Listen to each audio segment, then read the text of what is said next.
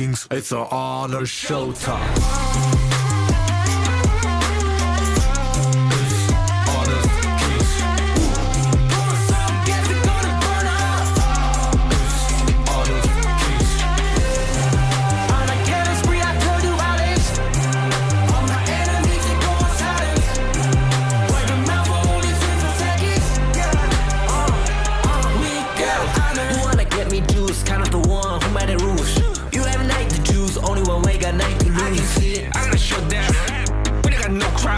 We burn it five as one, crash in pieces, you can G. First blood, double trouble, then I take a pen, I kill. All you do is sweat and look at me still with the rain. Say. I've triggered my soul down. For my pace. We the champions, screaming, I'm invincible. Just let them know I can show you all the glory I own. To the jungle, find a way to the palace, I'm waiting here. Go, live from how can we go? It ain't a way for tiny bits. Storm is coming, tired of your cold. It's my kingdom, fire, blow it up. We the kings, it's an honor showtime.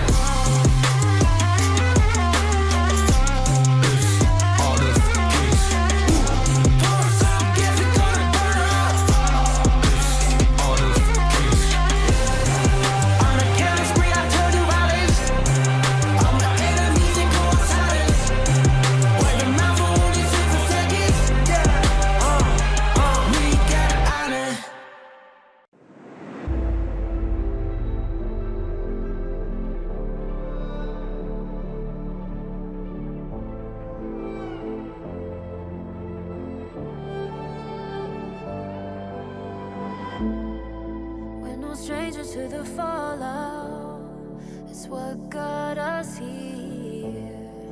Ever changing, some chameleon, blood, sweat, and tears. We'll never make it if we fall to everything that brings us down. With a comeback is now.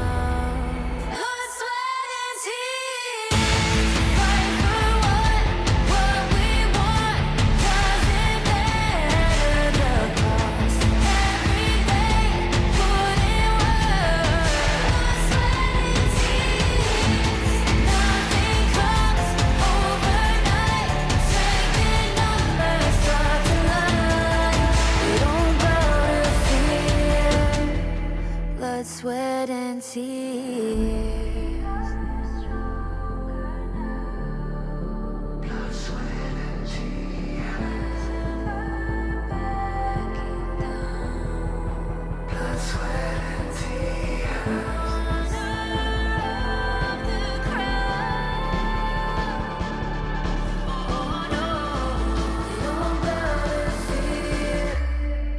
Blood, sweat, and tears.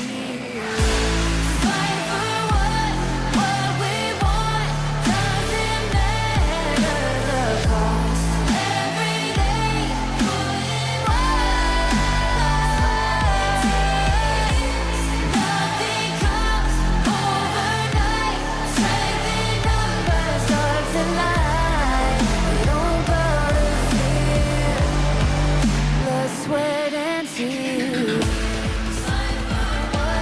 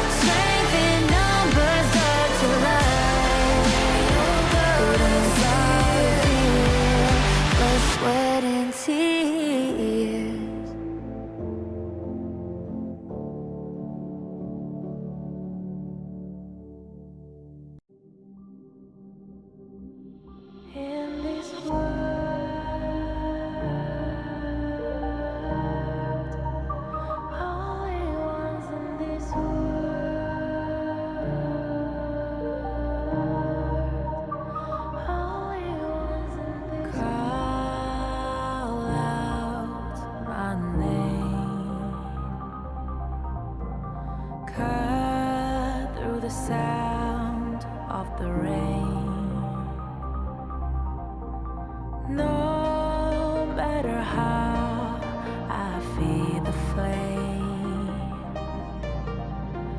you know I feel the darkness and the pain.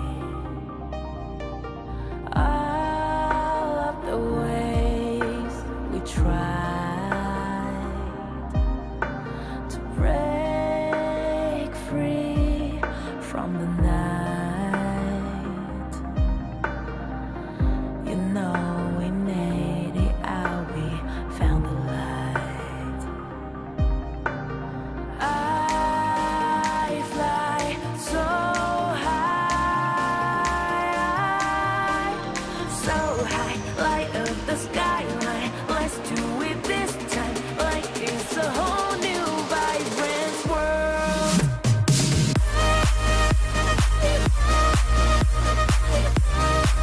Like we're the only ones in this world. Like we're the only ones in this world.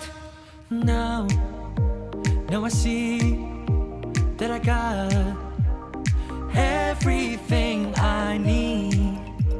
It's alright, I'm on fire, I'm alive, 'cause now I fly so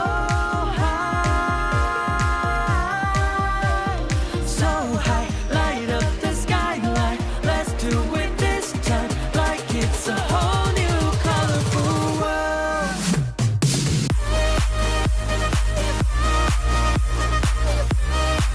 Like we're the only ones in this world.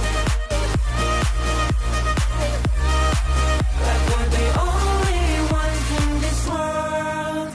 Never thought we'd get this far, burning like the stars. How we get this far, like we're the only ones in this world.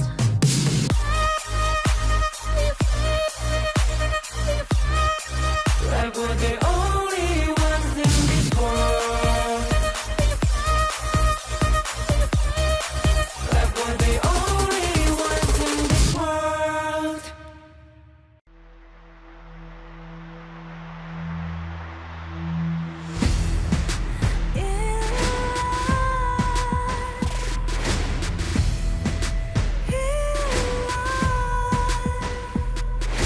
What's a life without its worth? Compromising with what hurts inside. When you let fear decide your fate, you don't choose which path to take in life. In life, I'm finally letting go of everything that still holds me. I'm against all odds, but I won't give up, 'cause it's my time to shine. Standing in the spotlight, and no one let me down. Destiny is calling high.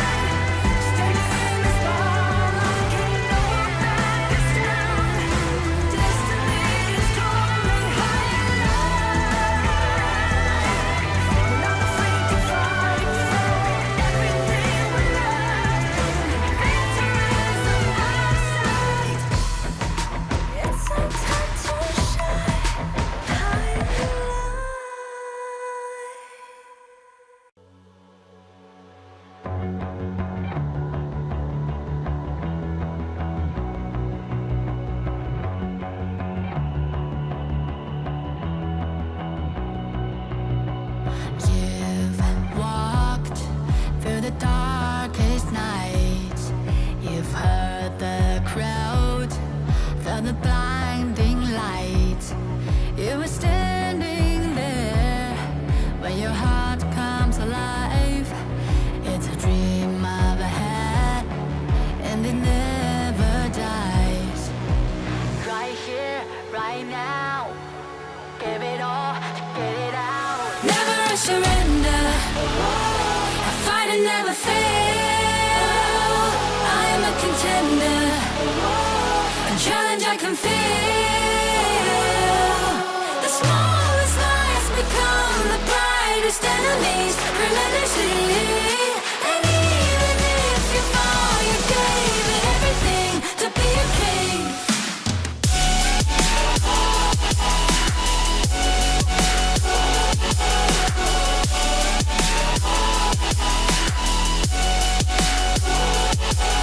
The smallest lies become the brightest enemies, relentlessly.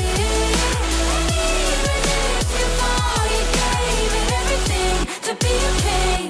You carved your way with a sharp attack. You watched it all burn, and you never looked back.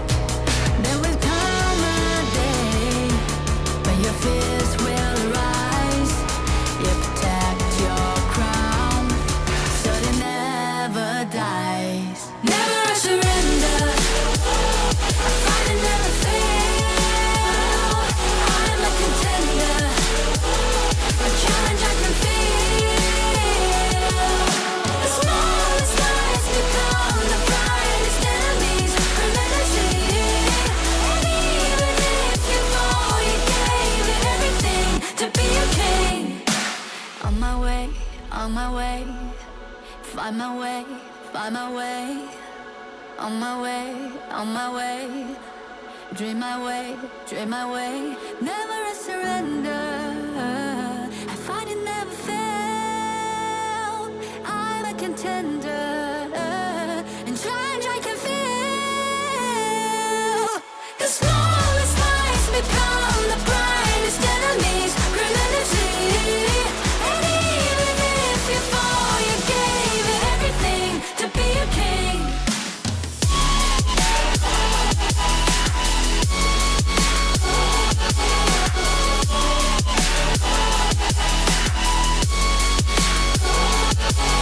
The smallest lies become the brightest enemies, relentlessly.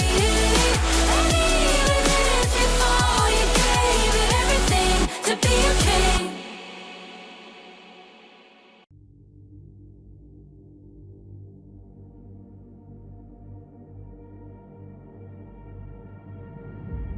I feel it deep, flowing through my blood.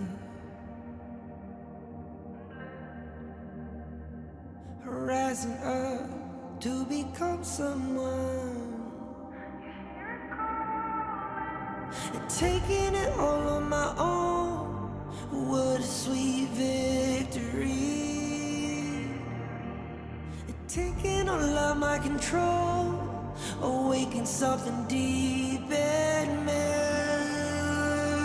Like flames, feel it burning inside. Take a hold of pursuit of the prize. I've been told ain't no way to survive, keeping all of this fire that's locked up inside. When this is the time, enter the ring. All those mental chemicals doing their thing. I got flashes of battles inside of my dreams. I was made for this moment. At least now it seems like it's time to come face to face with your fear. Been battling reasons for all of the years, and I learned how to fight them with style and grace no one's ever encountered. You say it's amazing, I'ma come out swinging when they open the gate. Go ahead, call passion, I'm calling it rage. I'm taking what's mine like I already own it. Watch but don't blink, going here to the moment. The sky rain down. Here's to the madness that's all around. For one time, who you are, you are, you are.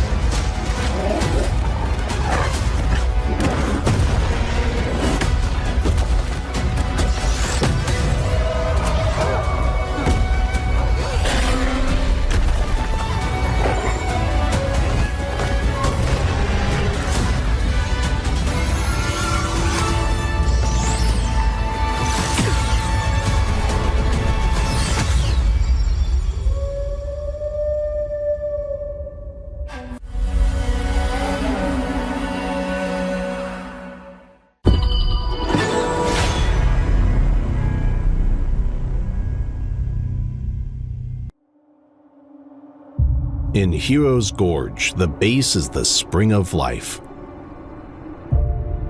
In the real world, every forest and plant is the Earth's spring of life. The base nourishes the gorge, just as Earth's ecosystems sustain all life. If the base is exhausted, heroes will lose their home. If ecosystems are destroyed, all life loses their habitat.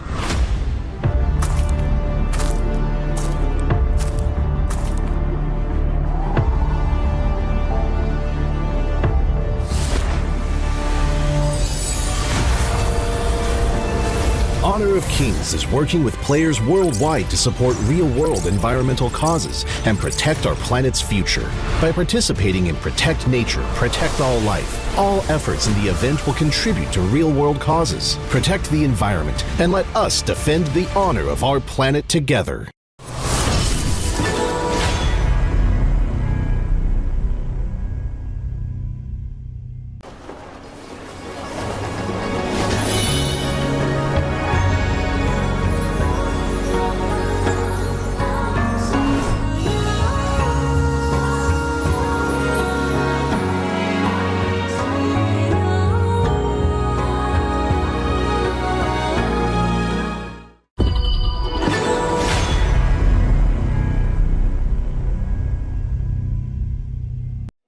Excuse me.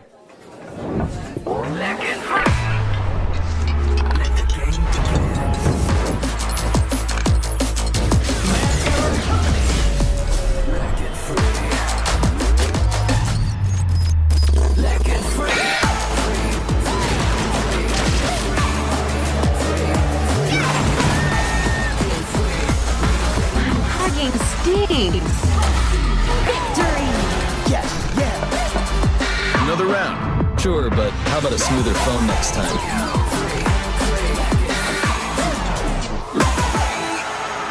Realme 14. Performance beyond limits. Welcome to the Honor of Kings Major East League Spring and Major West League Spring 2025. Two independent tournaments, each featuring 7 top teams from rising powerhouse regions across the globe. Major East features teams from South Korea, Japan, Middle East and North Africa, and South Asia. Major West brings together talents from North America, Latin America, Europe, and Turkey. Each league has a $50,000 prize pool and a clear goal to qualify for the Honor of Kings World Cup KWC. The majors will be split into 4 phases: Ranking Week, Survival Week, Knockout Stage, and Major Last Call. Running from April 17th to May 4th, each phase will become more challenging than the previous, ensuring teams to be on their best forms at all times. The global ban and pick format is in effect from the start, limiting repeated hero picks across the series. Both leagues begin with Ranking Week, a single round-robin best-of-3 format. While it is less punishing in a best-of-3, teams still need smart drafts and broad prep from day one. At the end of Ranking Week, the top 3 teams move to Group S, while the bottom 4 head to Group A for Survival Week. Unlike traditional slow-paced formats, this Week 1 is anything but forgiving. Every match counts. Survival Week ups the ante with double round-robin best-of-5 matches. Here, the global ban and pick rule really kicks in, and teams are put to the test. Hero pool depth, draft strategy, and flexibility becomes essential. There's no hiding behind comfort picks. Only teams that can adapt will survive. In Group A, it's a ruthless fight. Only one team advances, while the rest are eliminated. One stumble could mean missing the knockouts entirely. It's fast, high stakes, and decisive. In Group S, the top 2 reach the upper bracket, while 3rd place drops into the lower brackets of knockouts. The final stretch is the knockout stage, featuring a double elimination best-of-5 bracket. Each league's champion qualifies directly to KWC, meanwhile runner-ups get one last chance in the Major Last Call, a final best-of-5 to secure their World Cup slot. This format rewards consistency, creativity, and composure under pressure. Catch every moment live on our official channels. Every game is a chance to prove your region's strength and your team's readiness for the global stage. The path to honor starts now.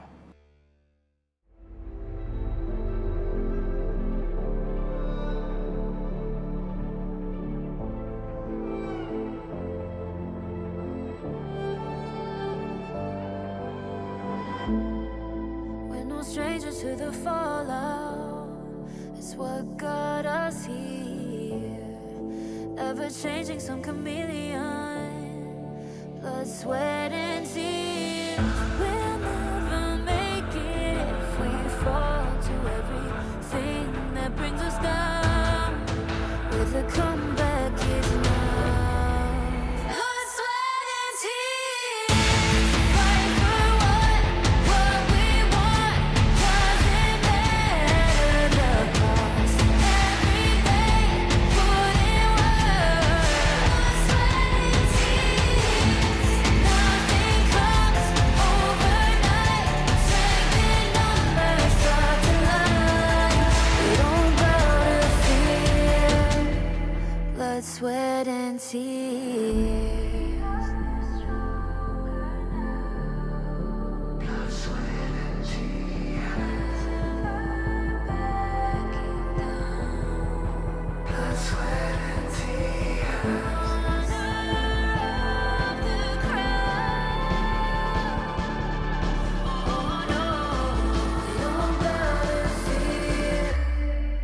Blood, sweat, and tears.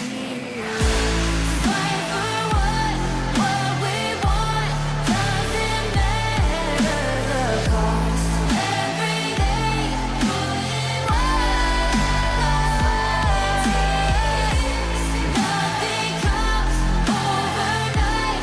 Strength in numbers start to line. We don't bow to fear.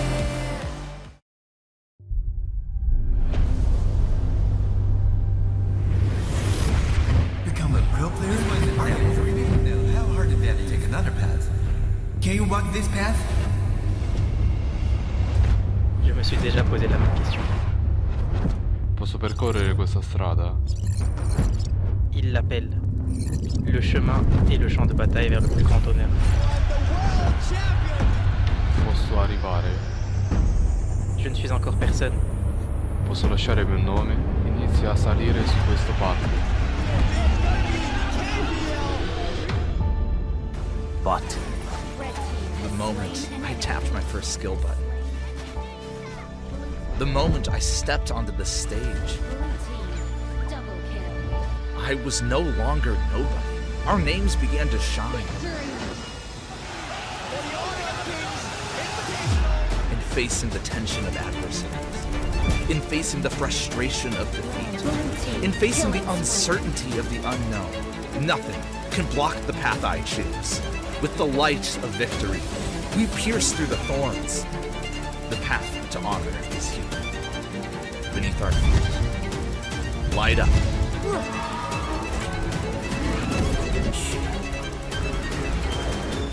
When our footsteps awaken the dawn of the gorge, to walk this path is to walk toward honor.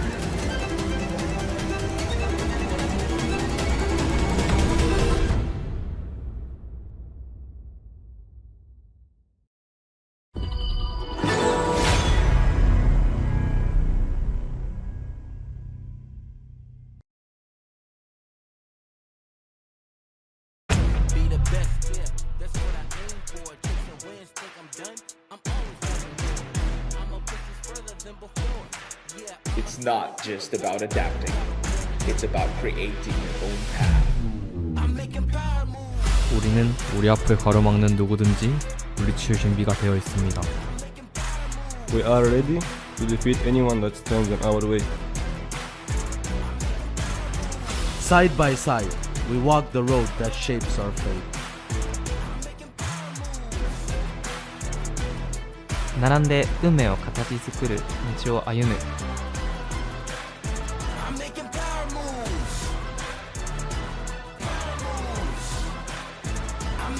It's time to walk the path of honor.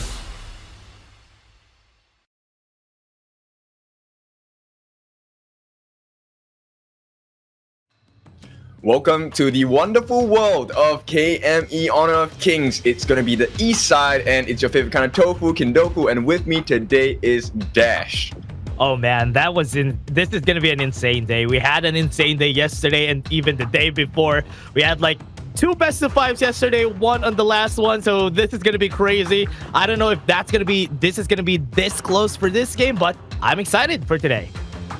Yeah, very exciting games. At the same time, I want to see the rematch. Nongshim against Gen.G. Have they improved on the side of Gen.G? Because it was a crushing defeat. But let's talk about the prize pool. First, they are playing for a total of 50,000 USD, with the champion taking the lion's share of 10,000 USD. Now, this is going to be followed up by 8,005, 7,000, 6,005. Of course, regardless of your position, minimally, you will be getting 6,000 USD.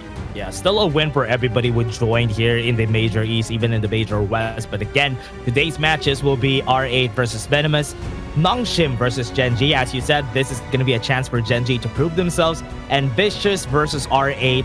And we'll see. It's going to be an R8 day today. Yep, R8. Very impressed with the performance so far. I want to see how far they can pull this as well. Right now, these are the standings of the group stage for Survival Week. Nongshim, of course, still all the way at the top with 2 clean wins, followed by Gen.G and Scars, respectively. Now, Vicious on the top, 2-1 with the win-loss ratio. Second to R8. Third to Crazy Raccoons. And we have in last place, Venomous, who has yet to find their first win. Yeah, R8, the reason why they're the second place is because they haven't played much games. This is the time we're going to be seeing them in a top 1 if ever they're going to be dominating Group A, because so far they have been the strongest team in Group A. And I want to see how they're going to be showing it in this double round robin setup we have. Yep, Vicious, actually, I think they played really well yesterday. They were also one of the teams that brought it to a full best of 5. And I feel their improvement is only going to be even stronger. But let's take a look at R8 first as they step into the gorge.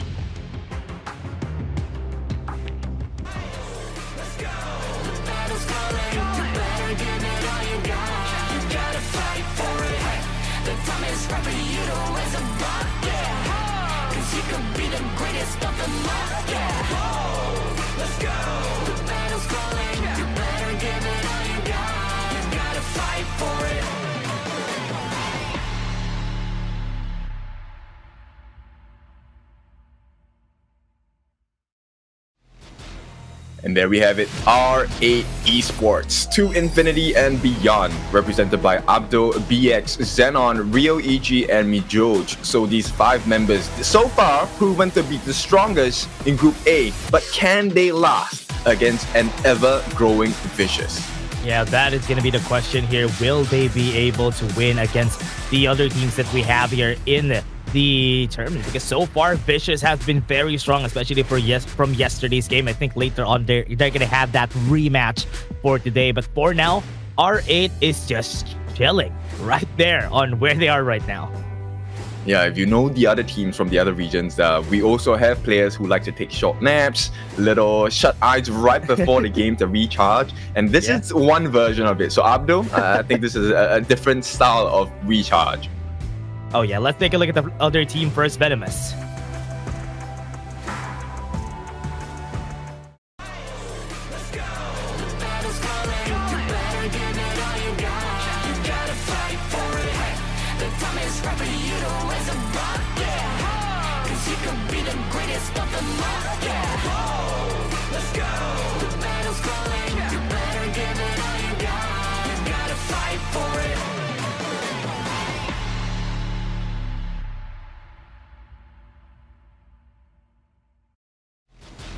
Venomous, the team that has yet to find a win, the Deadly Blades, but their blades have been very dull from the past few days that we've seen them. So Surge, Deeks, Ashir, Charming, and Thamid, they really need to find a win this time around unless they want to be the ones eliminated here in Group A.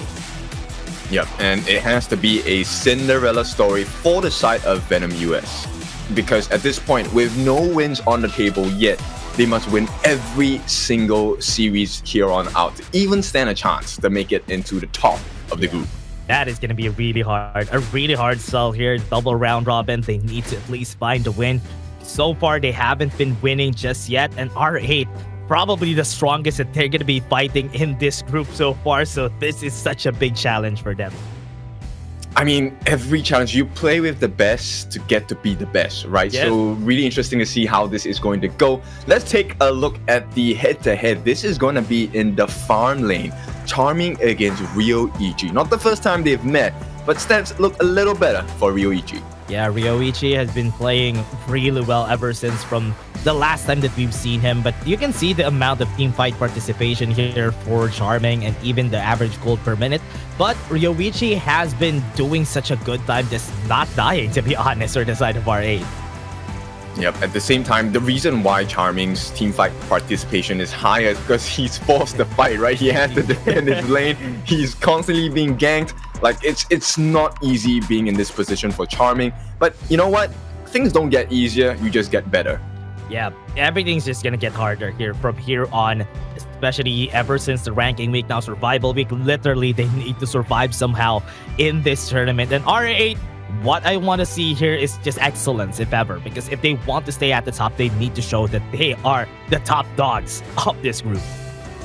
Yeah, it may even come down to one game in a series that could be a decider of their fate, whether they're in first or the second position at the top of the group. So every game is important. Now, R8, they're going to start on the blue side.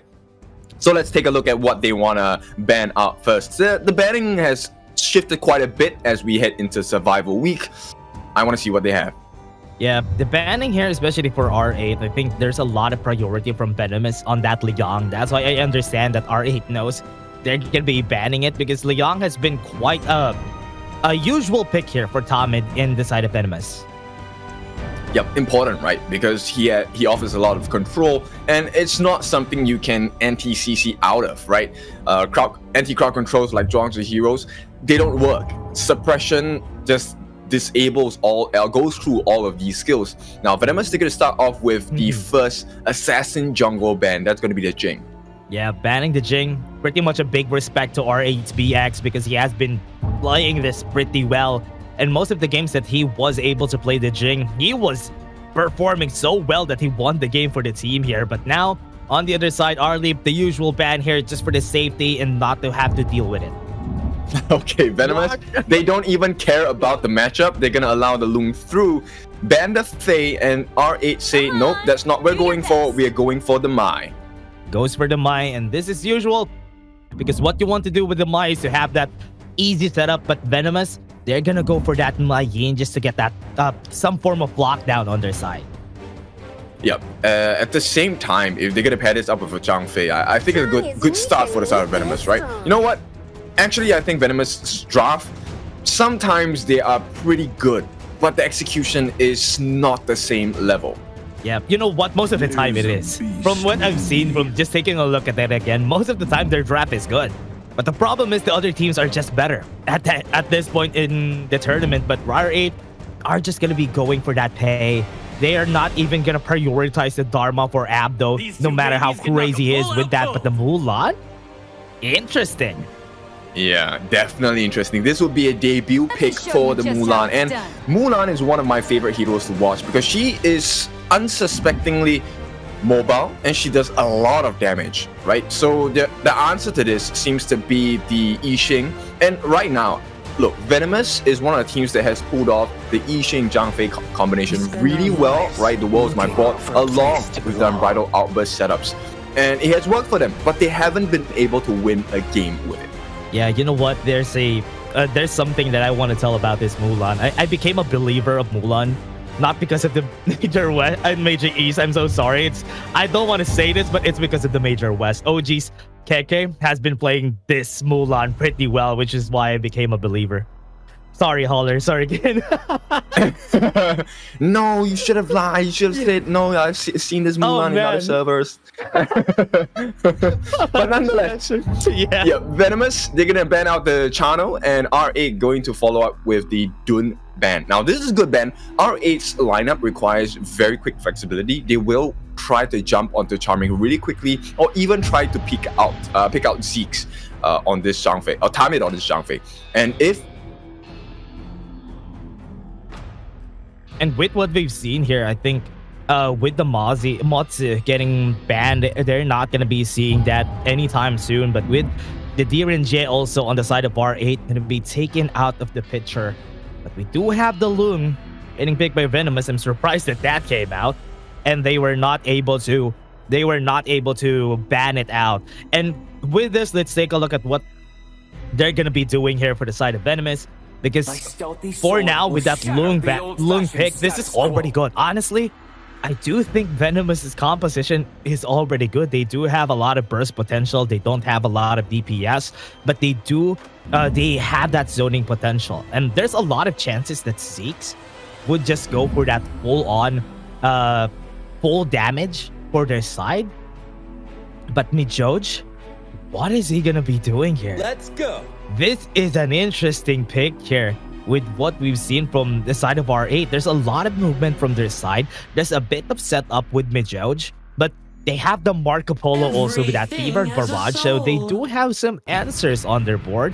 So this is looking really good for them. And with that Menki, with what we've seen here, I think Venomous, they do have a lot of tankiness, but will they have the DPS?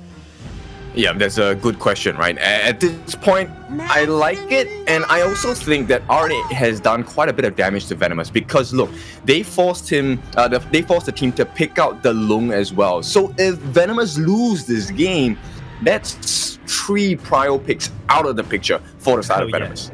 There's a lot of prio picks that they have here for side of Venomous, but R8 played around. I think this is really good. They do have something in the bank here for the next games. And I like how they start this. They started very boldly with the picks that they have right now.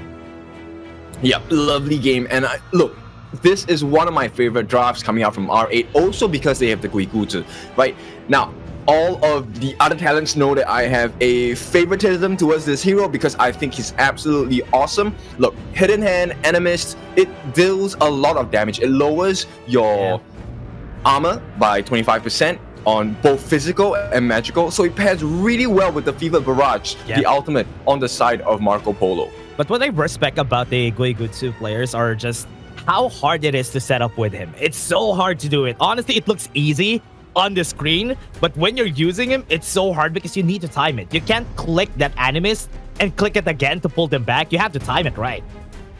Yeah, it is very time dependent, but at the same time, the draft on the side of R8 makes a lot of sense because it is quite debilitating, right? Yeah. It does mess your mind up. So whenever you're confused, whenever there's chaos, this is where Guiguzi shines.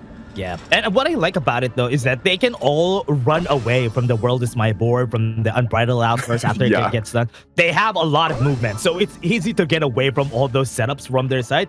But again, everybody, we would like to thank EWC that this thrilling season of the Major Leagues is made possible with the support of EWC, helping bring top-tier competition to fans worldwide. Yep, definitely. It's going to be a very exciting time. At the same time, we're going to be looking at our players who are geared up with the Realme 14 5G. Built for performance, made for gaming. Smooth, cool, and reliable, just as the way esports demands. Ready to level up? Get yours now and feel the difference. And while that was happening, there was the first blood that happened right here on the map. R8, they just became so aggressive there that Venomous was there to punish them out of the way, and that was a good kill from the side of Venomous. Yeah, and this is, I mean, the best start ever, right? Venomous, I think this is one of the best starts they have ever done in any game, any series. I think it's more that R8 just made a mistake there. They went to the they went to Venomous's jungle. They tried to go for that steal, but at the cost of one person's life. Yeah, I think they didn't really expect that there was going to be so much resistance. But, you know, it's not the end of the world. And, of course, it's a great start for Venomous, but they need to be able to build off of this lead. Yeah, that is true. They really need to find a way here on the side of Venomous. This is good. One of the things that I love about Venomous is they're good in the early game. The only problem is how they tackle the mid game, how they tackle the late game. But their early game usually is just good. Yeah, look, BX already getting that first steal on the camps. It doesn't matter whether there's a first blood or not. If Venomous continue to allow this to happen, it's going to be a very tough situation because the level lead and EXP and gold lead as well will all go into the side of R8. Yeah, and you always expect that a Pei would do that every time, right? He's going to go and try and invade, make sure that the early game is going to be his, and get that early gold and level advantage against the opposing jungler. That's just exactly what Pei does. Yep, and look, now they're going for a 3-man contest. Might be able to go to and jump in against Zeke's here. There's a lot of people on the side of Venomous. Dream roaming. Get some damage on the Joe. They have the World is My Board. Gonna jump on one. They might be able to get the kill on him, but here comes the answer. The fight back coming in from the side of R8. They're not gonna get any kills just yet. They were able to get one, but they're pulling back another, and they're gonna get two. But Venomous was able to answer back with the two of their own. All right, so still a lead in terms of kills for the side of Venomous, but you will start to see that goal lead swing over to R8. Look, Zeke's died, gave away the Crimson buff, and right now, BX is still alive, and he is a quick tiger. Yeah, very fast. And what we've seen here, they are going to be looking for more Animus. Going to be pulling back one. Oh, what was that? That was a great catch. Oh, but that Unbridled Outburst counter was there from Tomid, and that is a kill for Venomous again.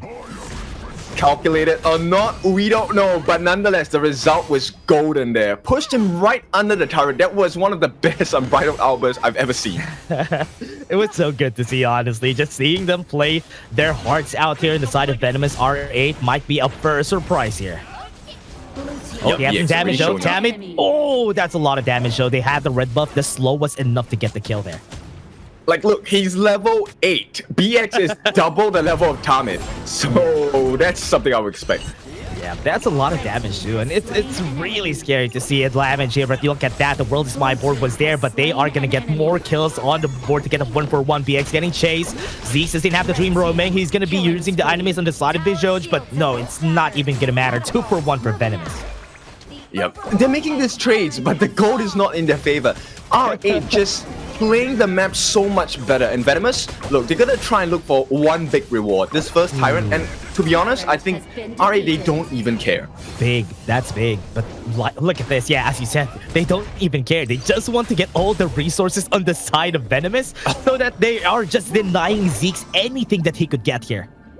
Yeah, so, you know, in their mind, on the side of Venomous, we've done everything correct. We've gone for the neutral objectives. We've tried to go for the kills, but your own jungle is taken up. It's a buffet for the side of R8, so it's not a pretty sight. And R8 with this lead, especially on a pay, there's no way you're gonna have a good time.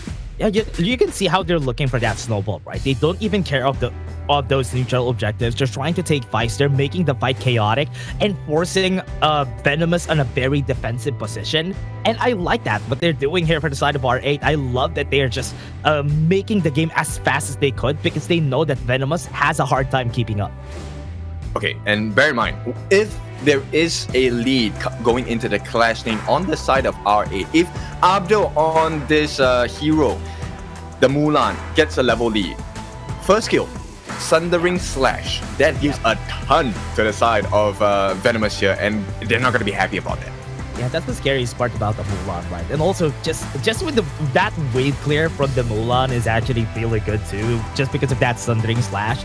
And just pulling everybody out with a Blade Flurry, that is one thing that I'm going to be expecting here in most of our fights. Yeah, one of the strengths of the Mulan is actually about her anti-CC properties, right? So the second skill, the second form of the second skill, the Blade Flurry, where she kind of pushes people back continually, that is going to, that's going to smash and make Tomid's life so horrible, right? Because even with the beast form, he's going to get pushed back into a 5-man composition on the side of R8. Definitely, I think that's one of the things you will see as the game progresses. You can also see how slow it is, right? It's so slow that you can't even do anything while you're getting pushed back, which is really the annoying part about that Blade Flurry. But I want to see that. I want to see how R8 is going to develop this. Right now, we have a tech boss, but they're going to be developing this in a different way. And the Venomous, they have to be ready. Yeah, I'm just curious about that farm lane matchup, right? A lot of people, they would say that, hey, Lung over DeMarco any day. I hold a very different stance. I think a good Marco destroys a Lung, right? Because you can play range. With your roaming gun, you're able to weave in and out in any angle, any direction. And for the Lung to really be effective, he has to be in range. Yeah, that is really true. I agree though. I think one of the things that I like about that is that matchup though, is that Lung will be winning the matchup in the lane just because of that range. But if the Marco Polo knows how to play weak side, he's just gonna be better as the game progresses. And he's just easy. it's easy to pull the trigger too with the Marco Polo, with the Fever Barrage and big fights, especially if you have the crowd control, which is easy to combo with most team comps. Yep, exactly. And you know, I forgot what kind of skill, common spell he took, but regardless of what spell that is, depending on the timing, it's going to be huge. Yep, so look, he has Purify, right? So for Purify, he can just go in with the Fever Barrage on the Charming, and it's going to be a trade of ultis, right? 1-for-1, and it doesn't really matter the real EG. Yeah, what I like about the Purify though is that even if he gets pushed by riding the wind, he's not gonna get cancelled if he uses the Fever Barrage, which is one thing that I like about it. And most of the Marco Polos that we see here always uses the Purify just to have that safety of not getting cancelled. Yep. Right now, the silver lining here for Charming is the fact that, look, they do have a goal lead for him. So at this point, it's still okay. But R8, they're just playing the map so much better. Okay, broke the smite board, not going to be hitting anybody. Mid-Joge onto the back line, would have the Animus pull back 2 people, but he's just going to be trying to run away. Dream Roaming's not available over Zeeks, but he's going to be dead. Mid-Joge is down. Oh, that's a big one. He's on point today on the side of Tommy. Yeah, he was hitting every good unbridled outburst there. Yep, so with that, they're going to recover some kills. But goalie now slightly in favor of Venomous. They need to take some turrets, or all of this effort is going to go to the drain at this point. Yeah, look at that. VX is level 11 at this point. Level 9 on Zeeks. Not really a good spot to be in. This is just so hard to see, especially if you're the jungler on the other side. Yeah, the concern here is less of like Zeeks, I think. The main concern here is Charming. He's going to get bursted in a couple of hits. Oh, yeah. Once BX gets in range, he's just going to be bursted. Especially if you have that item advantage on BX. If we see the... Wait, this is going to be good, though. Ruichi, bot side.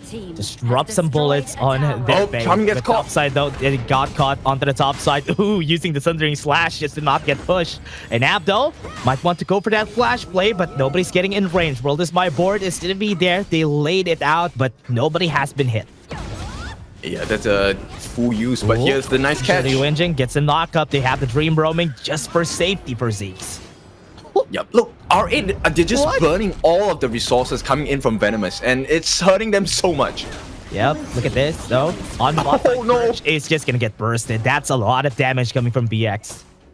Yep, this is a hunting ground. This is no longer the gorge, right? Right now, R8 just looking for prey. Yeah, they are just looking for anybody around the map that doesn't know. Out of sight gonna be used. He has the Animus, forces the flash out of the way. Those Zeeks, that they're ready. They might be getting the kill on Mid-Joge here. It's not gonna be able to get it. Unbridled Outburst wasn't able to hit. And I think, well, wait. Mid-Joge was able to get away. They got the tower down, so they have the space here to go into the top side. For now, they're just gonna back away. Okay, this is not ideal for the side of Venomous. Look, 7.5 minutes in.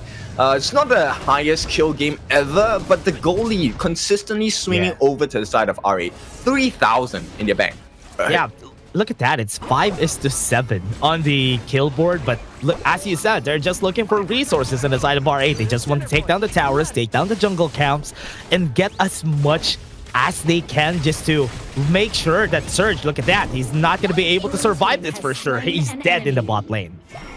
Yeah, this is where that disparity in farm, in experience, in items is going to start showing. Real EG is at level 12 at the 8-minute mark. This is one of the fastest growth coming in from R8. Yeah, and it's a Marco Polo they're using. Out of sight.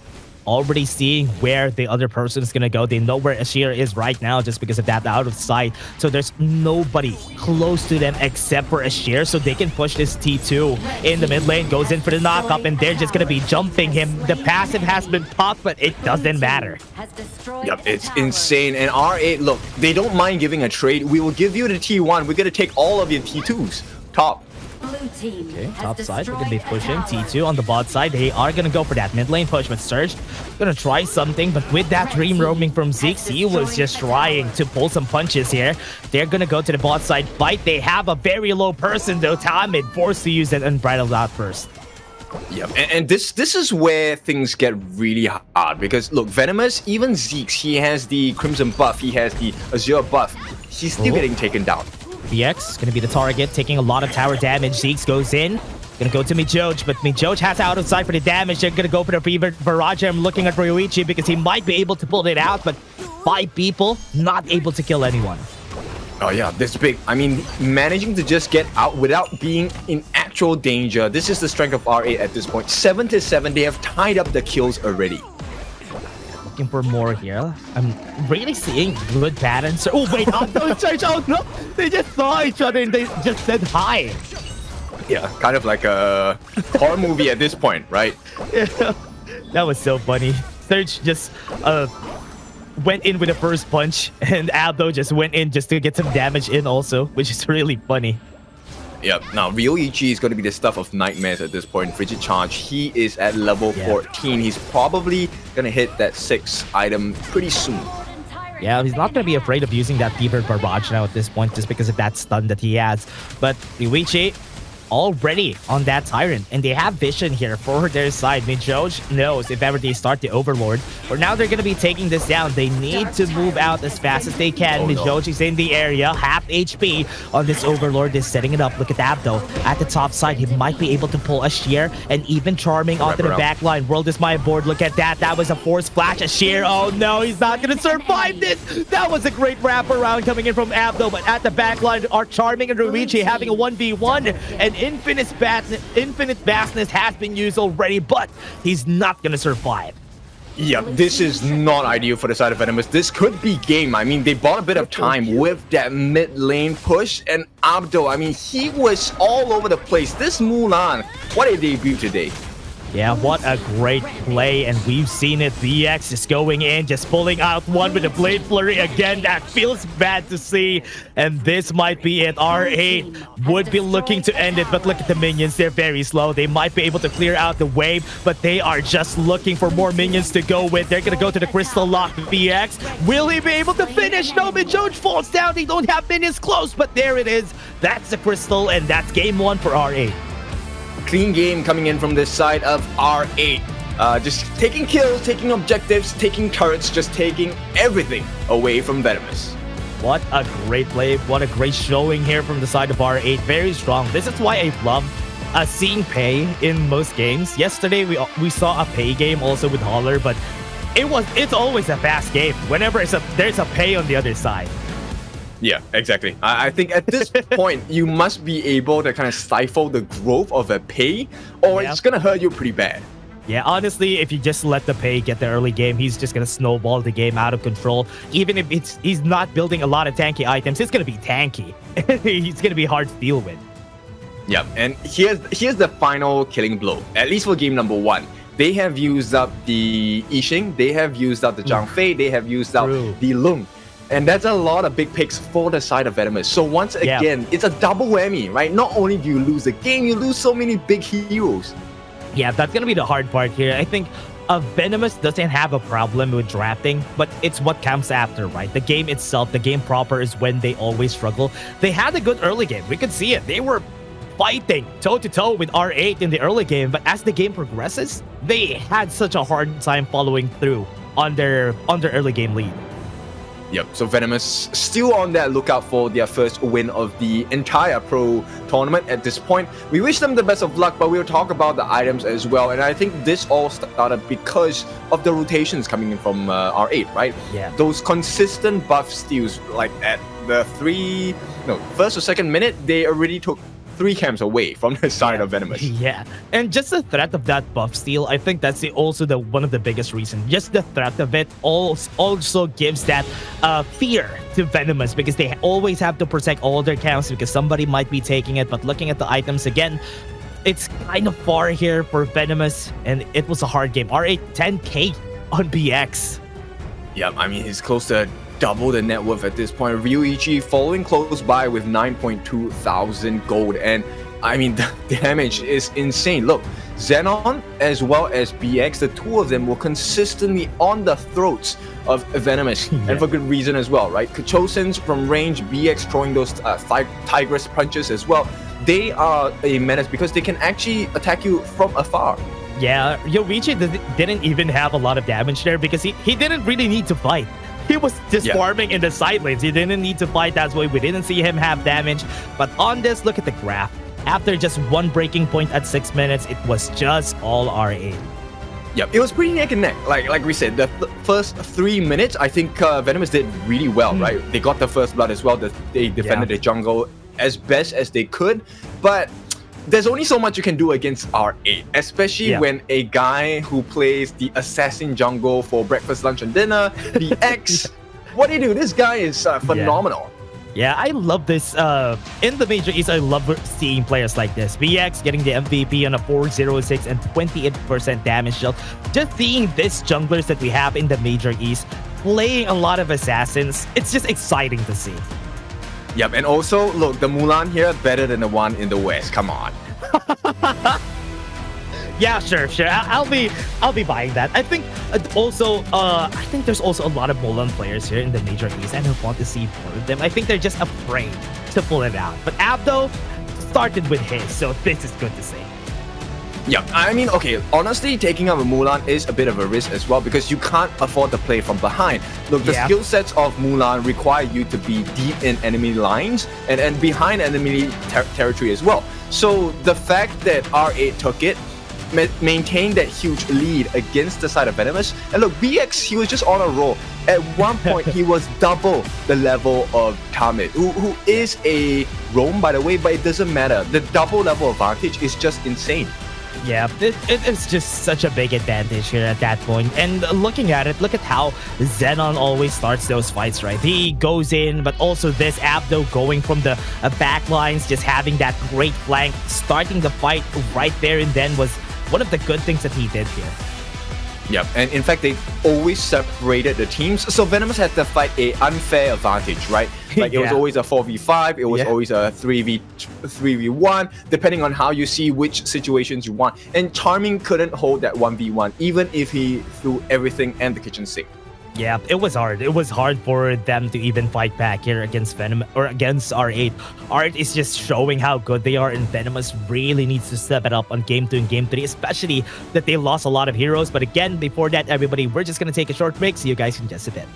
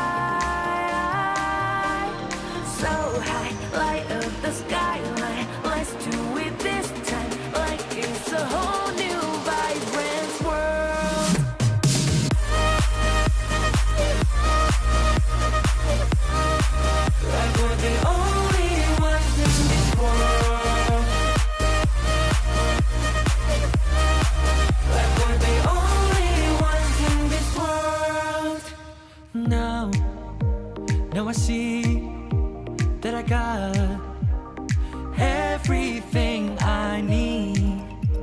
It's alright, I'm on fire.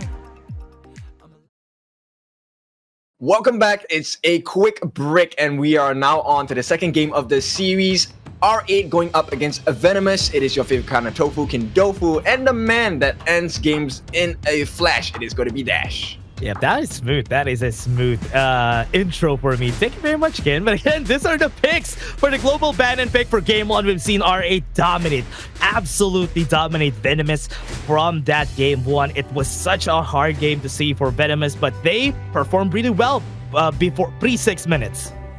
Yeah, look, this game, I think they're going to start banning out the Arlie as well, and maybe the Gun and Mo, the Nuwa. These are all the picks that are going to be in the minds of Venomous, and I think right now they're kind of in a ditch, and they need to get themselves out. There's no one else that can save them but themselves. Yeah, they really need to perform well here this time around, because with what we've seen here from the side of R8, they're not going to stop. They're not going to pull the punches in these games that we're going to have today. Yeah, I mean, that was a couple nice punches coming from DX in game number 1. So let's see what kind of punching style, what kind of martial arts they'll be pulling on the side of R8 as we go into the second game. Venomous now taking the blue side. Okay, Venomous on the blue side here and R8 on the other side. So they're still going to be prioritizing the usual picks coming from BX. I think it's still going to be a Gen.G, it's still going to be a Fate, opening up a lot of good heroes here for R8. Remember, R8 didn't really pick a meta hero, so they still have a lot of things, a lot of heroes in their belt. Yeah, I mean, it's not the heroes per se, it's the players, right? It's how you use the equipment as well. So right now, R8 just slightly better prepared compared to Venomous, and I think Venomous, once they are able to find their footing, it should be okay. Ooh, this is gonna be scary. Again, a Fade ban. There's just a lot of respect that we're seeing here for the side of R8, and they just want to give as much respect as they can for BX. And Arlie, Maisha, Nui, R8 is not gonna let them go. Yeah, like I said, this is not the time to let loose, and R8 didn't know about it. So they're going to tighten the reins around the neck of Venomous. And Venomous, this is a good start, right? They have the Dharma. I think this is something that should be able to work for them. But they need someone to be able to force the rest of R8 into a tight corner. Yeah, they need somebody in front. At least somebody in front that could help them do it. But the Zhang Fei a while ago could have been it. But R8 prioritizing their marksman, going to go with the Gen.G. And Sakir, they can go for the Agudo composition here. Yep, now this is going to be a tough lineup to fight against, just based off on the concept of item builds, right? Because this Gen.G for Real Ichi, he's definitely going to go for the tank build. So Spark Forge Dagger, Deep Frost Siege, these items will scale him up in the late game, but more importantly, make him more survivable. So even if, Surge on his Dharma gets his hands on the Gen.G, Real Ichi is not worried. Yeah, but he's not going to be anything. Actually, anything that they pull up. Wait, Venomous actually took it. They don't want to see it from the hands of R8. Yeah, that's true. That's a very smart choice here for Venomous, just denying it. And I love how they tackle this draft from the side of Venomous, because they know what is going to be next here for R8. Yeah, look, they couldn't give away the Agudo. Agudo, Gen.G, this is a standard combo that you will start to see in the pro teams, even across all the different leagues, right? Because these are known as the turret demolition team. They take towers extremely fast. They don't even need minions. That's true. It's going to be good at sieging. And taking that out on the hands of R8, they are not going to be able to pull out that combo. But this is good. At least that's a good start for them. Magin getting picked up here for the side of R8. Abdo now wants to have a chance on playing Magin. Okay, so I think Venomous, I think they do have something good on their hands. These are all big picks, once again, on the side of Venomous. Agudo actually more slippery than you would expect for someone of that size, right? So, I mean, with Furball and whatnot, anti-CC with the roll, and then you also have the Wild Growth getting more critics on your side. So, there is a little bit of sustain coming in from Venomous. And look, the counter punch coming in does hurt. Yeah, it's going to be really hard here. But looking at the picks and bans, we're still waiting for what's the next ban here for the side of Venomous. With what we've seen a while ago, Lady Jun is going to be banned for the side of Venomous, because they do need a bit of control from R8's composition. I mean, they have the Mulberry power, they have Magin with her crowd controls, but it's still not going to be enough at this point, so they need something else. Yeah, the channel ban is quite good, right? And R8, I think it's a good ban, because you want to be, you don't want to be put in a position where you have to chase in the channel. Channel likes to play way far behind, and that will make you overcommit and go into the hands of Surge on that Dharma. Yeah, the Loong is already out of the picture also, so there's not really a lot of picks. They could force the Lady Sun and go for that Ming, but not going to be a very good pick against a Magin. Gonna be really hard, but the Yuhu one for R8, kind of a safe pick for me. It is. In fact, it's also used as a countermeasure, right? So if they do get caught out by Surge, the Unending Sorrow change into the Melody of Peace definitely will be a triumph card that R8 can use to kind of save themselves in a dire situation. And this is going to be paired up with Mijoj on the Sakir. So bear in mind, there is a lot of sustain coming in from R8. Yeah, I like this also from the side of Venomous. The Yarya, this is like a Gen.G composition. The Marco Polo to the Yarya, they've seen it work for Gen.G, so they are gonna try it themselves. I mean, it's gonna be a hard sell for me until now. The Yarya pick is still not gonna look as good for me. The Verdant Protector is there, but I don't like it. Okay, I don't like it. Ooh. Yeah. This one's gonna be a tough one because you're going up against a Han Xing. And look, BX, we've seen nice Hansings, we've seen crazy Hansings. Shout outs to Gen.G again, that was one of the craziest games ever. But look, in order for Venomous to win this team fight, they have to get rid of Mijoj early in the fight. Either get rid of him or disable him. So Surge needs to do a perfect job of searching for this roam, because unless you stop the heals coming in, there's no way you win an extended fight against R8. R8 will destroy you.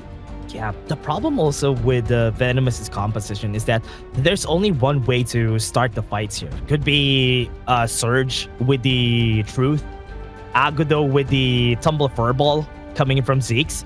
It's not really that easy to pull out, so that could be a problem. And remember, R8 does have a lot of movement again with their composition.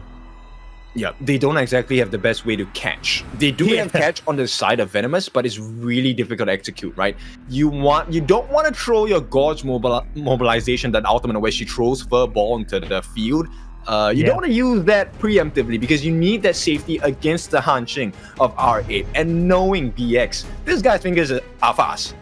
Yeah, he's not gonna let that happen. I think Han Xing has been looking like a great pick here for most of our teams recently, just because of the fact that Jing gets banned a lot, Luna gets banned a lot, Fade gets banned a lot. So yeah, let's go for the next best thing after all those three. Let's go for the Han Xing. And Gen.G has been using it, and I like that BX is also adapting it.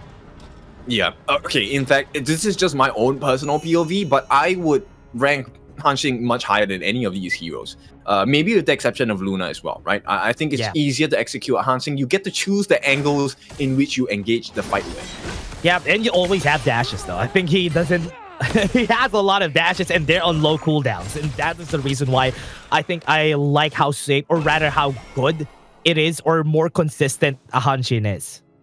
Yeah, it's the dashes that make you use your flashes, and I think that's not gonna be something that's nice on the side of Venomous. So once again, look, this lane is so difficult for Charming.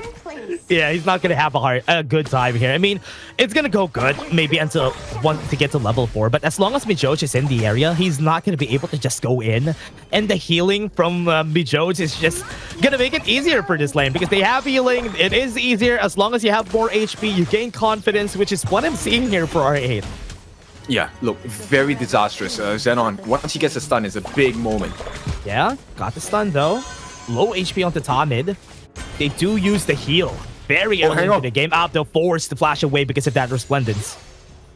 Okay, that's a good sign of life coming up from Venomous. Look, there always needs to be a fight, right? It doesn't matter whether you're down, you know, and out for the moment. You need to be able to find an opening. And Zeke's trying. Here it goes. Here's the Furball. Gets the knock up. Mijoj is just going to be running away. Force the flash out of the way. And that's for good measure for Zeke. Okay, but the counterplay is coming. If they get a nice Monfu tempo, okay, immediately scouted out. Not a good situation for R8. Yeah, that's good.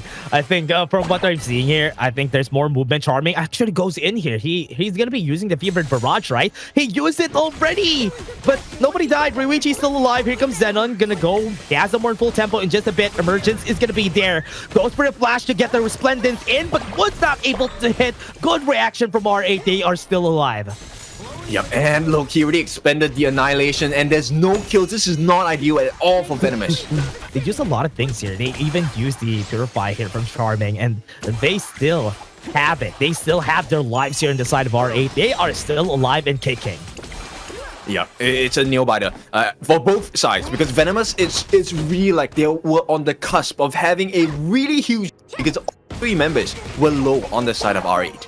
They were looking for kills. I like that they're looking for kills every time here for Venomous. That is where their strength lies at. Charming might be in danger. Not going to be hitting the right time here. Morphil Tempo is going to be there to get the stun. Charming wasn't able to get a lot of damage with the Fevered Barrage, but Emergence comes in, but they still don't get the kills. Here comes Zeeks. Might be able to get the kill though. Morphil Tempo to get the stun on him. Ruichi's going to stay alive. There's some healing coming from the Mulberry Power, so that's good for R8. But here comes Surge.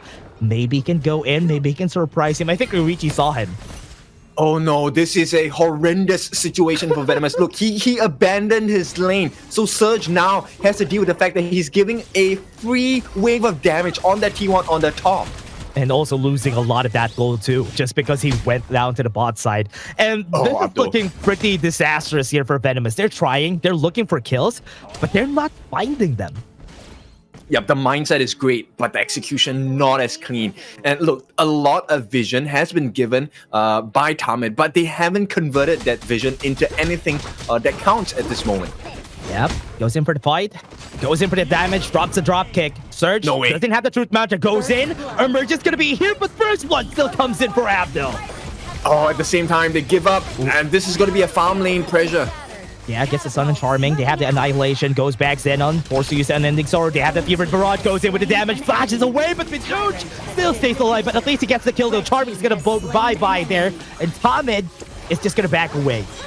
Yep, that's not a good trade at all for the side of Venomous. R8 now benefit of the overzealousness on the side of Venomous, and R8, they're gonna have a lead now, close to 1,000 gold as a share. He's gonna try and make a difference. Whether it's gonna make a difference or not, I don't think so. The T1 still falls. Okay, that was a good stun there coming in from Ryuichi, but here comes Zeeks. Right at the get-go, had the right time, gets the knock-up, but stays alive. Ryuichi is still getting some healing. Look at that, he's not dying anytime soon, and Zeeks is just gonna go out in shame. Oh, they just cannot do it, and Venomous, they try again, but RA just making it through the skin of their teeth. BX is approaching. This might be a kill.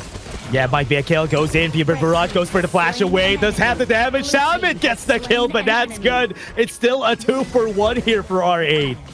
Yep. This is a huge cost.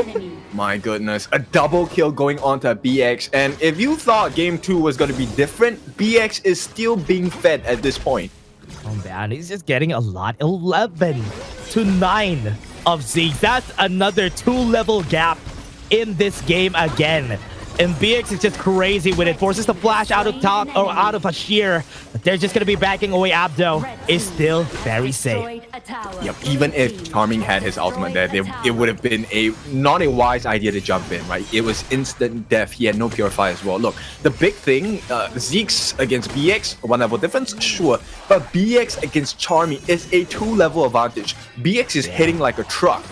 Oh man, it just feels so bad here again for Venomous. R8 is just stomping them left and right. And looking at it, the game didn't really start very explosively, right? We've seen a lot of attempts here and there, but the kills didn't really happen. That's why this game is going to the hands of R8.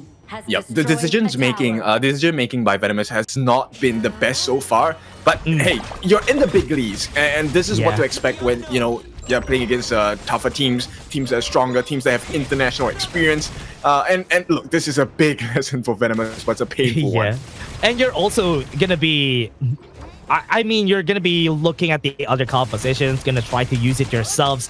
But if you don't have things to back it up, like what skills Gen.G has right now, they're going to go for the fight. Unending Sorrow is going to be forced out of the way, but BX comes into the backline. But there is Surge. He might be able to get the kill. Xenon falls down. Mijosh is going to be next. They got a double kill. Exactly what they're looking for here. And BX is still going to back off. Still very complete on the side of Venomous.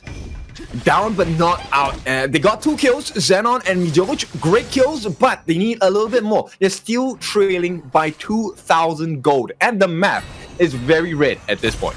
Yeah, still. R8 still taking down a lot of towers, but at least Venomous is trying to fight back. Winning a fight there was very important. Surge getting onto the backline is good. Luigi is going to fall down here. They have going to have the Imperial Order. Doesn't have a lot of resistances. Emergence is going to be there to try and save his teammate. Resplendence is at the ready if ever somebody gets close, but the chase is still on. Abdo is here looking for the triple kill. Charming, very close. They have the Annihilation at the ready. Goes in with a fever barrage, and they fall down, and Charming is just outplaying them here. Yep, somehow they're doing it. Venomous, they want to get this win and they're trying. They're clawing their way back, but it's a long journey. Let's see if Venomous can do it. They can go in. Charming doesn't have the fever barrage. He can go out, clears the wave, and that is going to pull the punches here out of R8. Zenon. Try and get some damage with the Mournful Tempo, but not going to work yet. Look, they're playing with fire at this point, and I'm worried because, okay, I understand the need to go for more farm. Is this really necessary? The stun comes in though. Yeah, it's the stun on one. Gonna be stealing that Crimson buff. It's not a good look. They're gonna go for this Tyrant. They have the timing here for the side of R8, so they can go. But Charming, looking for some battles, looking for some fights. Zenon goes in. He's caught in a trap, and Tabit is caught with the most members here from the side of R8. Gets the damage and gets the kill. A rampage comes out of BX, and they're just gonna be backing off after that. And Abdo still trying to get some chip damage. Yeah, this is a tough one. Look, instantly changed. The pressure is on now against Venomous. All the Vanguards are flying down in the lanes. BX at the back lines goes in for the damage. Unbridled Spear was used a while ago. They have the Unending Sorrow, at least backs off. They caught the wave, and they are just going to force BX to run away here. Charming goes for the 1v1. They have the Resplendence though, but it's not going to hit. Yep, so this is where we start the question, right? Venomous, where's the catch and how are you going to force the catch onto R8? Because you already have a difficulty catching BX. And if you don't deal with this Han Xing, he's just going to destroy your backlines. Yeah, he's always doing that. He's always a threat in the backline. Remember, he's level 15 at this point in the game, so this is going to be just 50? As hard. Yeah, he's 15 already. Oh my goodness. And go, Mulberry Power. That's a dead man. Surge is going to fall down. Yep, this is a very quick kill at this point. He too also under pressure as the next wave is going to be crashing down in a couple of seconds. We're going to hit the 10-minute mark, and now Venomous has to make a decision. Do we clear the waves, or do we try and contest for the neutral objectives? Charming at the bot lane, alone. But mid lane could be in danger. Could they clear the wave in the mid lane, the top lane? That's going to be the question here for their side. But BX doesn't even have a care in the world. They're just going to be pushing on the top side. They're going to get the Tyrant while they're doing it. Nice catch. The recall goes into the back line, gets the kill. And that was perfect from Abdo. And they are just going to be looking for more here. Zeke's trying his best to go for the defense. Surge looking for that flash set. And that's the true match I'm looking for 3 people. And he gets it. He gets 2. And that's a 2-for-1 for the side of Venomous. He's trying to bring them back to life. This has to be the shocker that gives RA maybe a wake-up call. You have been 2 lags, and right now Venomous, they start to work on this Shadow Overlord. If they get this, they can still stand a chance, but T3 on the top, open, and the base might be under pressure. Yeah, remember, BX still alive. Gonna push him back right here. They're gonna be using it. They have the Fever Barrage. That's gonna be 1 dead when Joe just gonna fall down. This is good for the side of BX. He's killing everybody together with Abdo, and they go for it. This dynamic duo just work things out.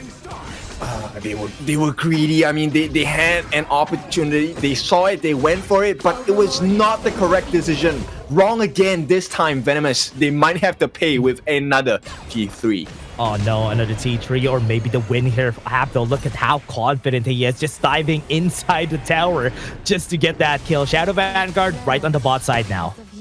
Yep, look, he forced a shear for the flash. BX, every time he jumps and with the Ruthless Assault, I'm like, okay, is that a kill? Yeah, he'll always get like half HP on whoever he jumps on. And that's the craziest part about BX right now.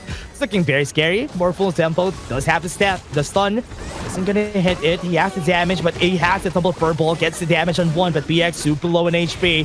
So this is just gonna push him back a bit with mid-Joge healing him. Tooth Matcha gets on 1. He has the Unending Sorrow, and he's gonna go back out of the way. Surge is gonna fall down, and they're gonna go for more even with that Fevered Barrage. Is not gonna do anything to the side of R8, and they're looking to finish this game. They have the Mammoth Dragon, and they have the Shadow Vanguard, and they're gonna go for this finish, and they're looking for it. This might be the end here, Kin. This is the last push, and the crystal lock comes in, and R8 will get game 2.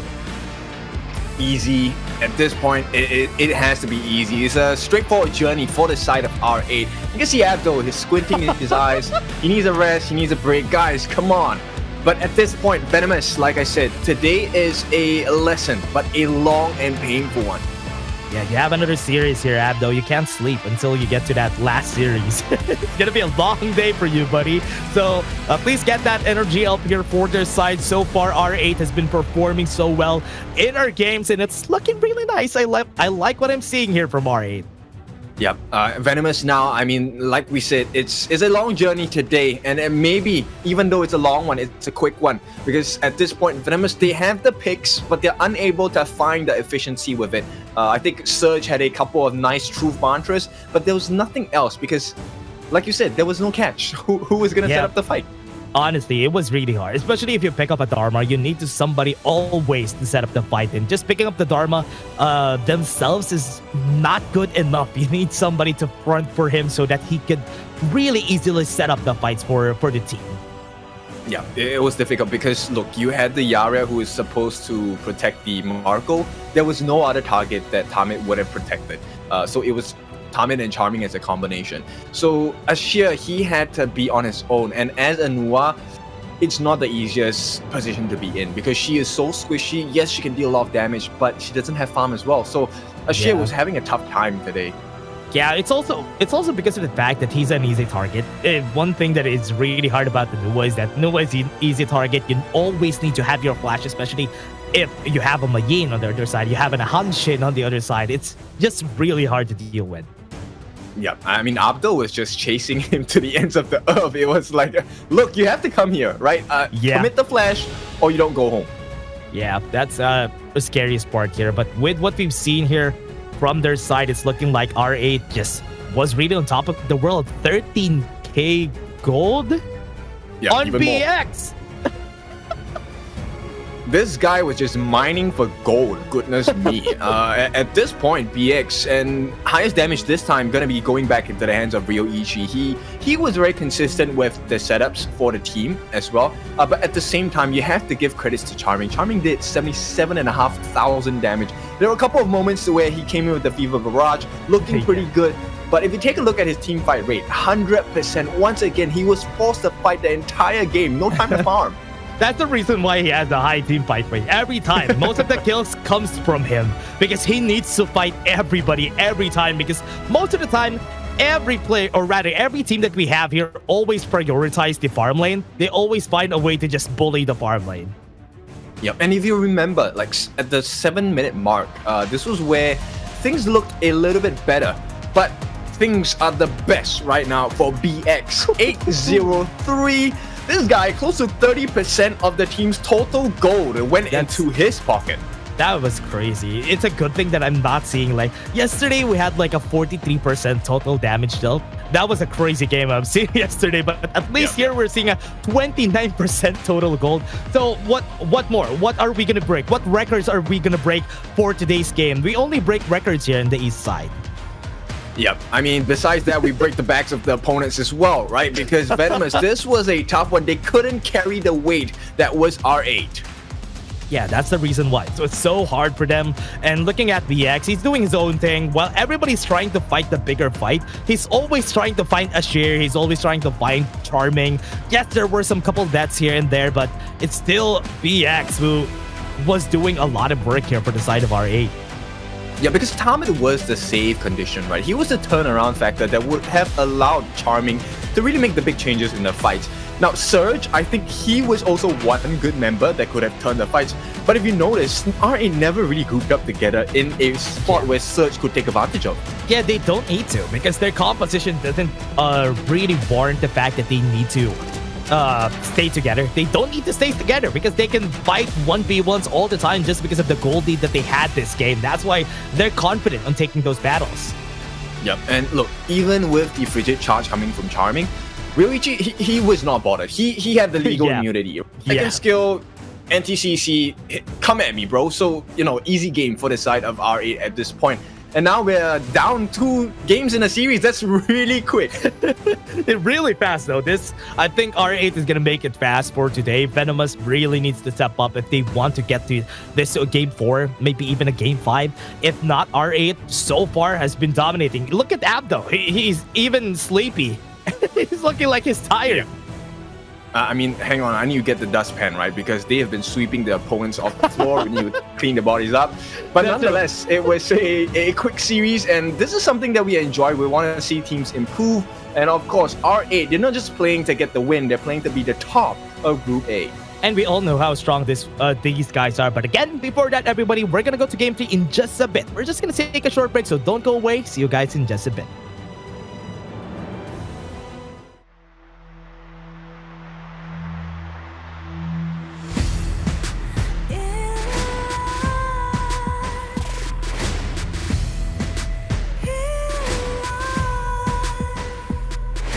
What's a life without its worth? Compromising with what hurts inside. When you let fear decide your fate, you don't choose which path to take in life. In life, I'm finally letting go of everything that still holds me. I'm against all odds, but I won't give up, 'cause it's my time to shine. Standing in the spotlight, and no one let me down. Destiny is calling high. I'm not afraid to fight for everything I love. Victory's on my side.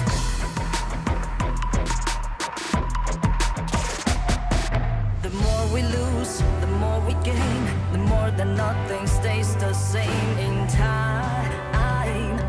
In time. Can't love ever, can't forget. What you see is what you get sometimes. Sometimes. Gonna show the world tonight. The light that shines inside us. We're against the odds, but we won't give up, 'cause it's our time to shine. Standing in the spotlight, can no one back us down. Destiny is calling high.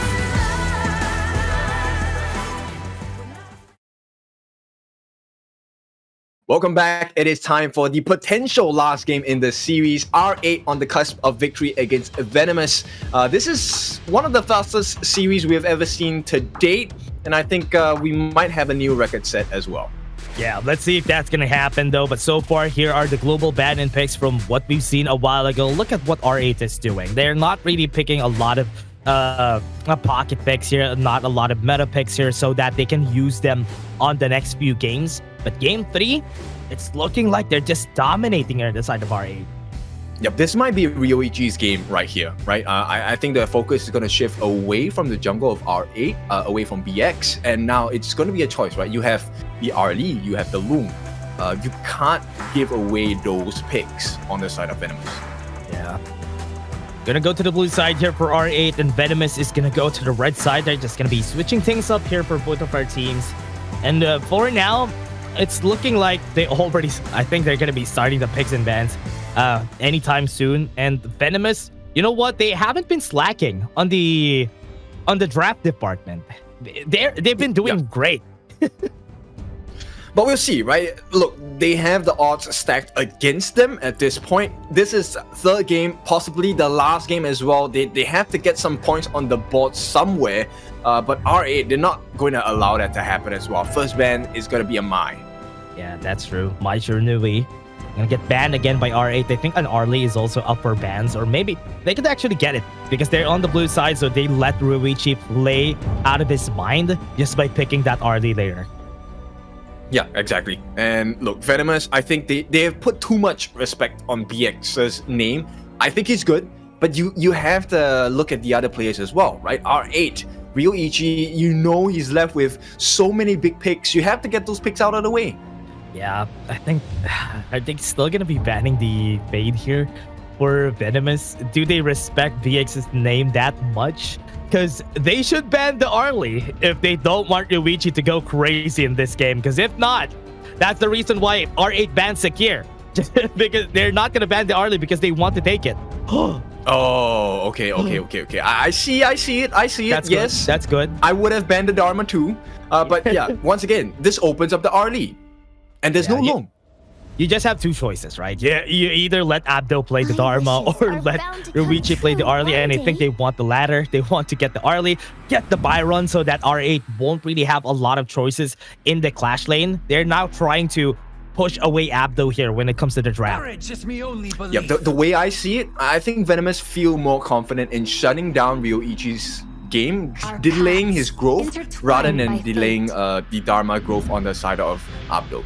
Yeah, and I think I like the Diadea pick also, especially if it's against an Arlie, just because they would be able to deny some of her movements with a bitter farewell, but Ishing to the Ogren, this is just a Triton. I like this combo already, and it's going to be hard to deal with. Yep, this is really shining bright like a diamond for the side of RA, right? Look, all the prio picks coming in. Venomous, I think they'll do well to maybe try the Pei and Byron combination. You know, Arlie doesn't do well against the Pei, pretty big, insane burst. But Venomous, I don't know whether that's worth the risk now. Yeah, right now it's going to be very risky if they do so. And BX being forced to play this Ogren, or maybe it could be a bait, could go to Abdo still if they want to do a Gen.G. But with the Lian Po getting banned out of the way, I think that's a good start. They also could ban the Zhang Fei because R8 could still have that.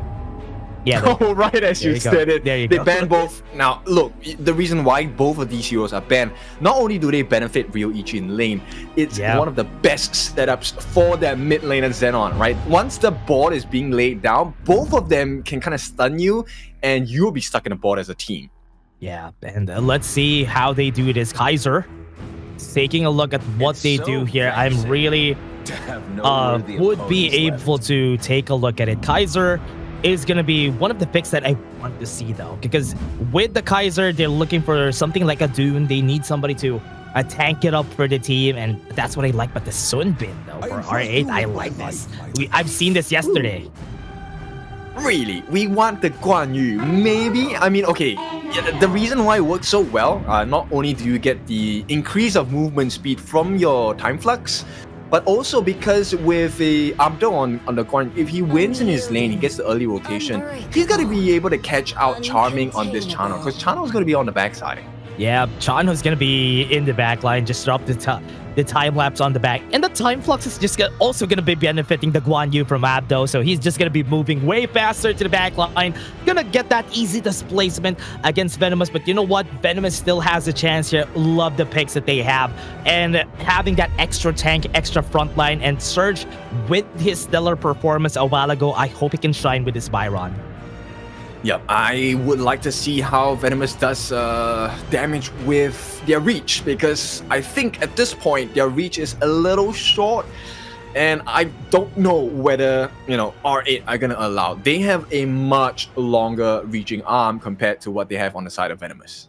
Yeah, let's take a look at how they're going to be tackling this, how they're going to be doing this, because for now, I really like what I'm seeing for both of our sides. It's still a 2-0, still not done, still not over. For Venomous, they can still come back from this, but R8, they are looking for excellence in this team. Yep, a lifeline is needed as Venomous. The poison is not being sunken in. R8 looking to finish off the competition here. Yeah, let's take a look at how they do this. R8, with this setup, they do have a lot of displacement. They're not afraid to go into the backlines, but Venomous still have some good picks. They still have some pocket picks on their hands, and I like this from the side of Venomous. Look, in terms of, like, on paper, I think Charming and Tamid, they should win their lane against Ryoichi and Mijoj. right? But once again, it comes down to the actual execution. And right away, look, the invasion potential by R8, you can tell that Venomous is so worried. They're looking for it. Look at that. Path of Fasting was already used, so they want to go for that steal. Maybe even go for... Oh, no. Even go for it. BX actually goes in for that BM with that steal. From what we've seen so far, Zeke's going to try and go for the challenge. So Abdo's already level 2. Might be able to go for this early fight. Goes in a push back, and they still get the Crimson buff in the end. Look, 8 members on the top side of the map, not even a minute. And once again, BX walks away with the Crimson buff. Walks again with the victory here. And R8, they are just happy to take this. And Venomous, how are they going to be dealing with this? That's a good question, because Ryuichi onto the mid lane, already at level 3. And they know how to deal with this lane, even against Charming, because they went in for that mid just to get that extra. Taking liberties, gets a knockup against Charming, goes for the 1v1, gets some stuns. But Xenon, okay, he's not going to die to the wolves. He's fine. He has his passive as well. So it's a difficult position to be in, right? R8 now, look, they're funneling the waves. Ryuichi is going to make his way down. He's going to hit level 4. That's so funny. When he got the heals, though, then he walked to the trap, so he didn't get any healing. And with that, with what we've seen, Ryuichi is going to be looking for some damage here for the side of Venomous. Level 4 onto Ryuichi already at this point. Yeah, look, okay, Xenon just wanted to make sure that the traps didn't activate. He wanted to give Ryuichi and Mijoj a little bit more breathing room in the lane. Yeah, onto the top side though. Surge might be able to do some damage, but Abdo super low. Gonna go for it. BX still making sure that this is going to be a hard fight for Zeke's. Not going to be able to hit. Has the invisible. Wario goes in with a destructive deluge. Gets the slow, but the conductor souls get him some HP. Now he sacrifices himself in the end so that BX can stay alive. But right now onto the bot side, Charming going for the kill with the leader stance. He gets 1, but this is still a 2-for-2 across the map. Yeah, is it a win for the side of Venomous? I don't think so. Charming got taken down. It's a double kill for the hands of Ryuichi, who's one of the main win conditions for the side of R8 as well. Yeah, it's going to be hard though. As long as he's getting a lot of kills here, it's not going to be fun for the side of Venomous. Right now, R8 just making sure that they have Ryuichi's back, and he would be able to get the farms he needed. Yep, and you can also tell, right? Ryuichi, he has one of the highest potentials to make the team fight so big for the side of R8, because he can just maple dance the skills from a sheer away. For now, I think Ryuichi is just in a good spot. Level 5 at this point in the game, but Venomous, it's a good thing that they still have equal gold here, because it's from the other sides of the map, they are looking for all those resources, which is a good thing. But right now, BX, Ashir already saw him though, so he needs to back away. Goes in, has the world is my board on the 3 people. They're gonna be going in because the third soul's gonna be executing 2 people right on the get-go. Ryuichi's gonna be backing off, and that leader stance is not gonna help them that much. They got some damage, but it's still a 2-for-0. Yep, and they didn't even manage to burn out the Xenon passive, right? So right now, Zeke's, he's just trying to chase shadows at this point. Oh, Surge gonna go for that fight though. Wasn't able to get a Storm Strike. He's gonna be dying right there on the hands of BX. Yep, there's no way. He's level 6. BX is level 7. He has the gold advantage as well, itemization advantage. And Xenon, look, he bait them in. He's so juicy, and you don't want to make the mistake of over-diving again. Yeah, that's true. I think that could have been a good idea for Surge here if they were looking for more, but BX looking for more. Conductor Souls gets the execute pretty fast in the fight though. It's gonna be Ryuichi going full down, but the Bitter Farewell was able to take him down just a bit there. It's still a 2-for-1. Yep, look, BX, every rotation he makes it count. And look, 2 kills, Charming and Tamid going down, sure, but they get the shutdown onto Ryuichi, but the rewards are worth the risk on the side of R8. Not only are they about close to 2,000 gold up, they have the first prior on the opening. Razor Cavalry onto the top side. I think Abdo's gonna fall here. That's a good kill from Venomous. They got one, but a tower, or never mind, the tower in the bot lane still alive. Yeah, they have to find more trades at this point. Take a look at the gold, right? 5-0-0. This boy, BX, close to 4,000 gold. Almost 1,000 gold ahead of Zeke's at this point. This is the hard thing to deal with, though, especially if you're playing against an Ogren. An Ogren getting the snowball is not a good step, a good place to be in, because he's just going to get stronger and stronger as time goes. But right now, you have the World is My board from Xenon, so he could lay that down, maybe even trap the members of Venomous here. Yep, it's a very scary combination because at the same time, if it's actually paired with the time lapse on the side of Mijoj, you're stuck. You have to eat that blow. Yeah, they have to. Gonna go in, they have some damage. Gonna go to the backline. World is my board. Gets 3 people on the board, and they just get away unscathed. They got the Disruptive Deluge though, but they got some damage on Xenon. Zeke's gonna try to run away, but there's a lot to bring a lot of damage. Zeke's is gonna fall down. Ryuichi goes away, but on the backline, here he comes, the hero of the story. BX is gonna get here, and Charming is gonna be no more.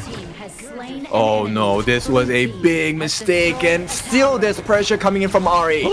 Ryuichi, oh no, that's not good. Storm Strike to get the kill, just a punishment right there, but on the backline, so Abdo really looking to try, but he's not gonna try and go for more. Surge, try and pull them back. This is good. They got the Taking Liberties, got some knockups on the Surge, but they're not gonna continue. Yep. What? Xenon, he still wants to keep in the air?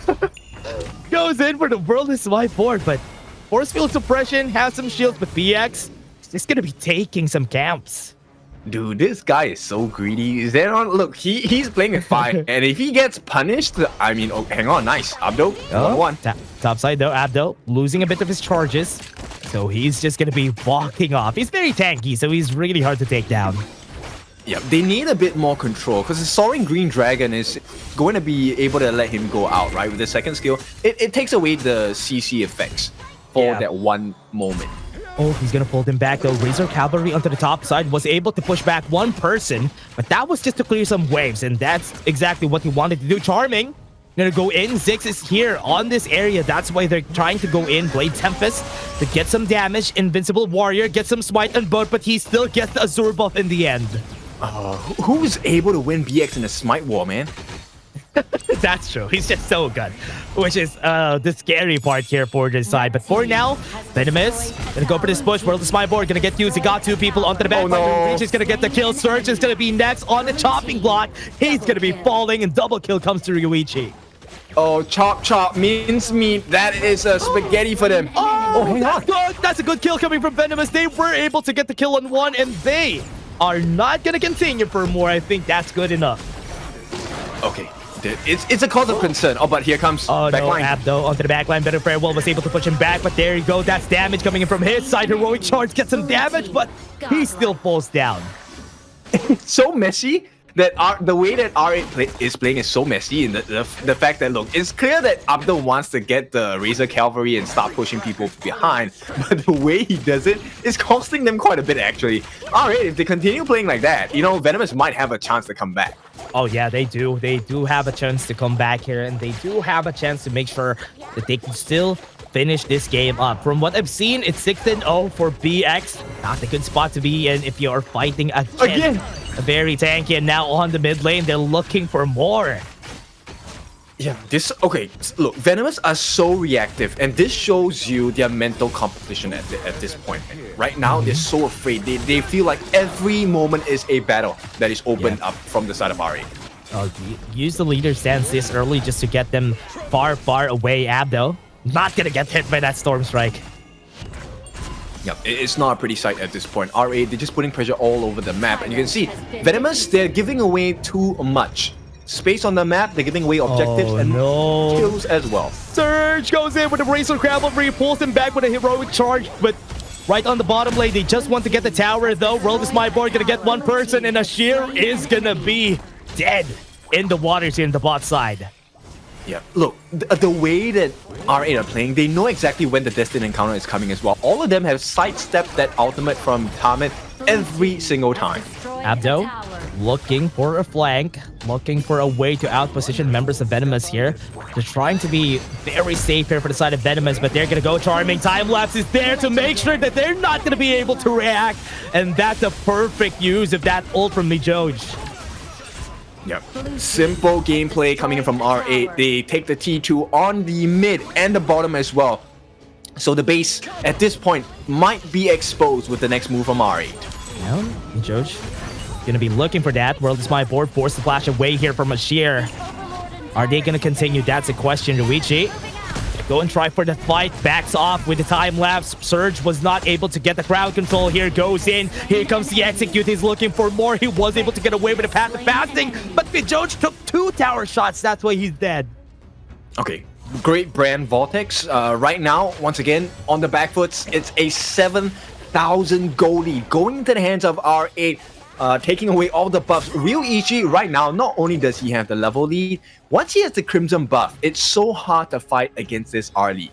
Could still look for the comeback here for their side, Venomous. I think this is good. Abdo looking for another one here. Maybe just scouting off the map just to make sure that Venomous is not going to contest this Overlord. I mean, if you're on Venomous side, what would you do at this point? Who would you go for?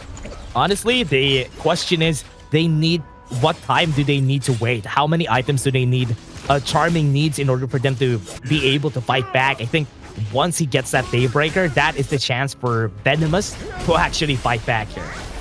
Yeah, I agree. Because right now, I think both Zeeks and Surge, they're actually able to buy a bit of time for both Ashira and Charming, but Charming doesn't have enough damage. That's true. That's the reason why it's so hard. It's like, one thing that's hard about playing a Chano is that it takes so long for him to fly out. Right now, he's just going to have a hard time getting close, but once he gets there at that breaking point, that's when he's going to start to fight back. I mean, it's okay if they lose the T3s, but...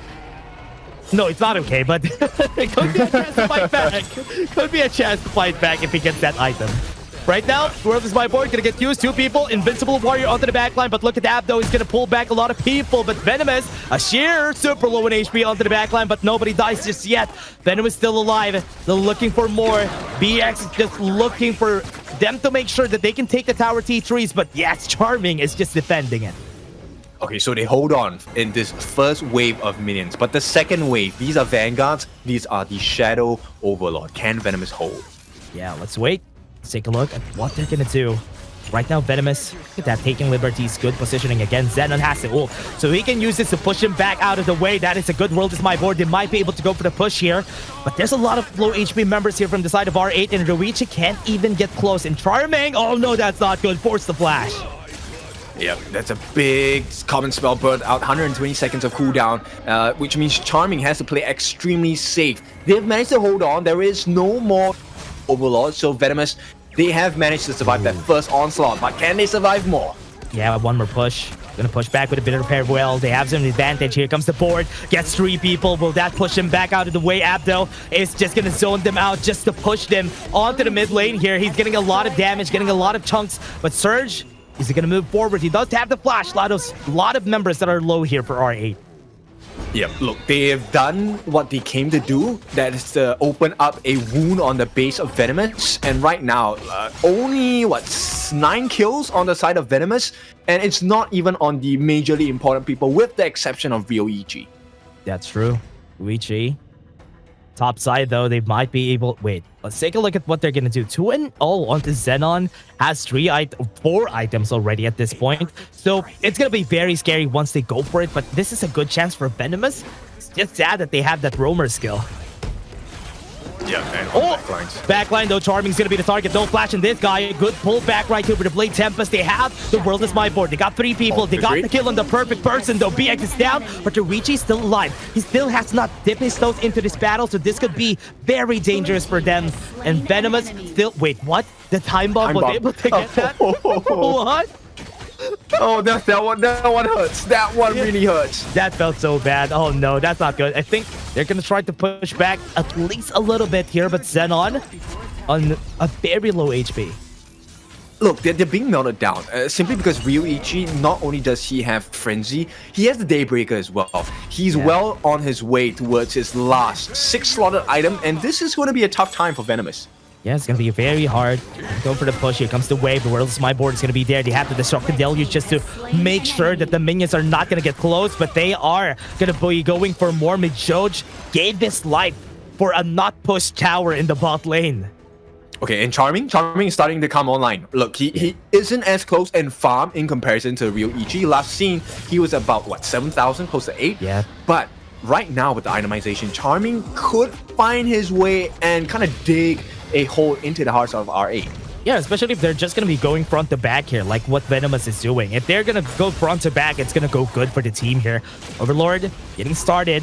Venomous Half HP already, could go for that execute, but Zeeks needs to pull the punches here. They're gonna go in, they might be able to steal. And they got the steal coming in from Venom, but the backline has been breached already. They have the damage racer cavalry to push him back out of the way. Ryoichi is free to hit everybody in the front lines, and there you go. Here comes the heroic charges coming from Apto. Ryoichi getting the damage. Surge is gonna be next. He gets the knockup, but it doesn't matter. 4 people are down from the side of Venomous. Yeah, at this point, it's looking like it's the start of the end here. Zeeks finally was able to outsmite BX in that smite battle, but not enough damage, didn't calculate it well, gave that last hit over to Xenon. Yeah, that was a nice try here from Venomous, but in the end, it's still R8 taking the lead, and this is gonna be a 3-0 game. R8 will be winning this series.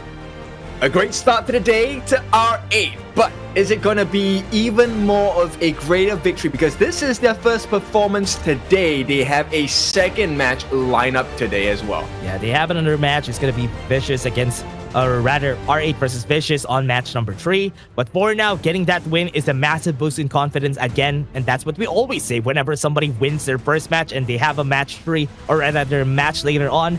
Getting that win is a major boost for them. Yeah, now, of course, we need to talk a little bit more about Venomous at this point. I think they've been trying, and we can all see they've been struggling, right? There are some gaps in the draft, there are some gaps in the execution as well, and I think it's going to be a tough journey for Venomous at this point. There's no other way to put it. It's going to be really hard, though, for Venomous. And as we said, they needed to win all the games starting today, but losing that really makes it harder for them to reach that unless some of them really, or R8 just goes in a losing streak. But you know what? Venomous really tried, and I love that in the major leagues they are really trying. This is like a wake-up call to Venomous at this point. They have good drafting. That's what I like about them, but they need to really work on a lot of the executions that they've been doing. They have step 1, which is good. It's easier said than done, right? There's so many things to kind of fix. You have to make sure you prevent the camp steals. You do it on your own as well. Steal the opponent camps, maintain the levels, feed waves into your jungle. There's so many components in pro gameplay that is so hard to explain. And you know, you only know it when you experience it. So nonetheless, let's talk a bit more about the game as well. This game, I think Venomous did hold on a little bit stronger, but it's just not enough. R8, you're too strong. Yeah, I was waiting for Charming to go and have his hero moment in this game, but it was there. It was there. There was a potential to go for that. But looking what R8 did in that last battle, BX was just in front of, was at the back line, was able to reach Charming, and with Charming out of the battle, that one piece in the puzzle that we're looking for was really out of the way after. Yeah, and I want to focus on Zen on this game. Look, this guy dealt 124,000 damage, hero damage to the side of Venomous. And this guy was also responsible for why R8 found so much success in this game. Look, his boards. This guy must have been playing board games his entire life. Maybe he's been playing it even before they went to this fight, though. Exactly. He always got like 3 people whenever he's using the World is My board. And look at that. Looking at this game, there was an easier time for RA, especially, remember, when this game started, it was 5-0. When the scoreboard came up, it was 5-0 for that Ogren. Yeah, very insane kill scores as well. And, you know, the synergy this time, they kind of, I think they caught Venomous off guard real hard this game, because you know they were reacting. They were feeling very stressed. They were looking for a moment to find an opportunity to find a gap in the defenses on the side of R8. And R8 knew that that was what they were looking for. They were baiting them in. Ryoichi coming into the list step and then just phasing himself out. But it's not Xenon who's going to be the MVP. It's going to be BX with the rotations 10, 1, and 6, dealing 22%. More than good enough. He came in with the Seer state, and it was the state of destruction for the side of Venomous. Yeah, that is a good play coming from BX again, and for a reason though. That's triple MVP for this guy. Was able to carry the team for most of the games just because he gets the lead, he gets the snowball, and most of the time gets the game. But here is what we were saying a while ago. There were some moments of brilliance here for Venomous. They know what to do, but it's just that R8 really just knows how to bully them when they're showing some weaknesses. Yep, look, Ryuichi was always on the back lines, and they felt like Venomous, oh, we caught him, but then suddenly, you know, you're the ones being caught with the board, and here comes BX every rotation, making it count, getting the swipes, getting the slices as well. Yeah, just making sure that everybody, or maybe if they get a kill, they get at least 2 back for the side of R8. It was not the cleanest game for R8 though. Venomous was fighting back. They were fighting tooth and nail to get at least a kill, to get an advantage. And game 1 and game 2, also the same story from a while ago. Yeah, look, there were a couple of moments where Ryuichi did have me because he went in, got bursted. Charming does have the damage. Yeah, and look at that though. I mean, Charming really tried. Whenever he pops the leader stance, it becomes easier for him to just deal enough damage, but that's the time bomb kill that we've seen there. Yeah, it's a crazy moment, but we also have to give props where props are due. I think Abdo had a fantastic game this game on Guan Yu as well, right? His flanks were pretty effective, and there were a couple of moments where he really just went from their backs, got them to the front on the side of R8 and said, welcome to your grave. Yeah, he was allowed to get those openings, to get that displacement on most of their players. And I like that, especially whenever I see a Guan Yu getting those types of plays. It's always great to see for most of our teams, especially for the Guan Yu players that we have out there, because there's not a lot. Most of the time, the Guan Yu players are pro players. Yeah, exactly. And look, I think R8 just did a number on Venomous. This was emotional yet physical jiu-jitsu for them, right? They beat them in the draft. They took all of the bans away from Venomous. Yeah. They were left with no options in this last drafting phase. Yeah. So props to R8. Yeah, it's going to be hard, though, to fight against R8 moving forward, especially with their strong assassins. But again, before that, everybody, we're just going to be taking a short break. We still have series number 2 and number 3, but before that, we're going to go on a short break.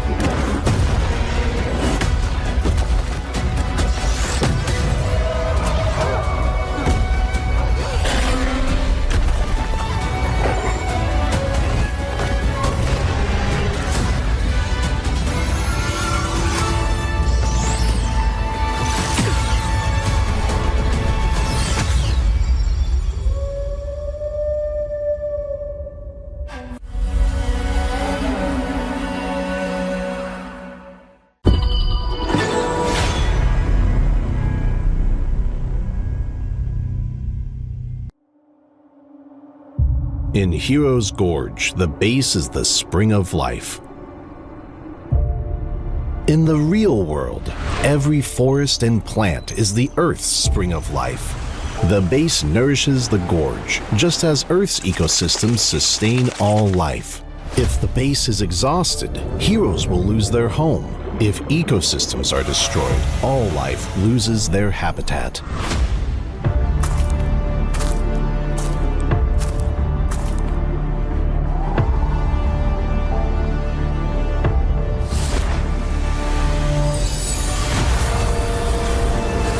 Honor of Kings is working with players worldwide to support real-world environmental causes and protect our planet's future.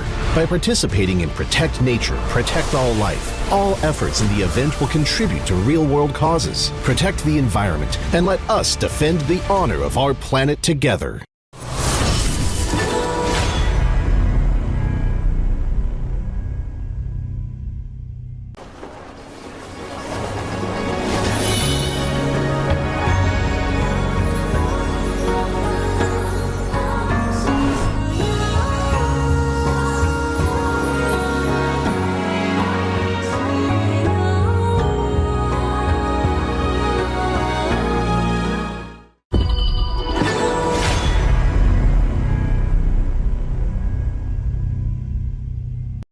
Excuse me.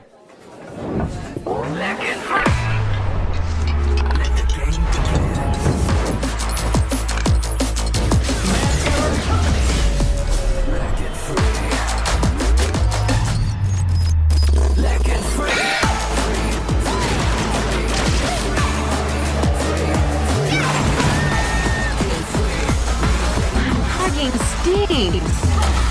Victory. Another round. Sure, but how about a smoother phone next time?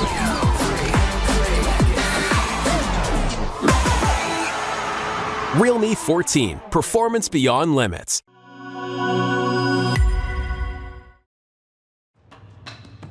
Welcome back. It was a great series between Venomous as well as R8. That was R8's first game today. They will have a second game later on. But first and foremost, we will be taking at Nongshim, going up against Gen.G. A big rematch as Gen.G got crushed yesterday. It is your favorite kind of tofu, Kindofu. And with me, the man that ends games with a flash, it is Dash. Yeah, and we've seen a lot of games yesterday for Gen.G. I mean, Gen.G saw a match against Nongshim, saw a match against Scars, so it was a very tough day yesterday, but they were able to pull through in the last game. And as we always say, we always love seeing Gen.G play games just because they are really good at making us, surprising us, which is what I like about Gen.G. Yeah, I really like their creative thought process at the same time. But also, we want to bring this back, right? So getting crushed 3-0, Gen.G experienced that yesterday. And look, there's only one way when you hit such a state, and that's to go up, right? There's no way but to improve and to get better as well. But let's take a look at the first team here on who is going to be fighting today.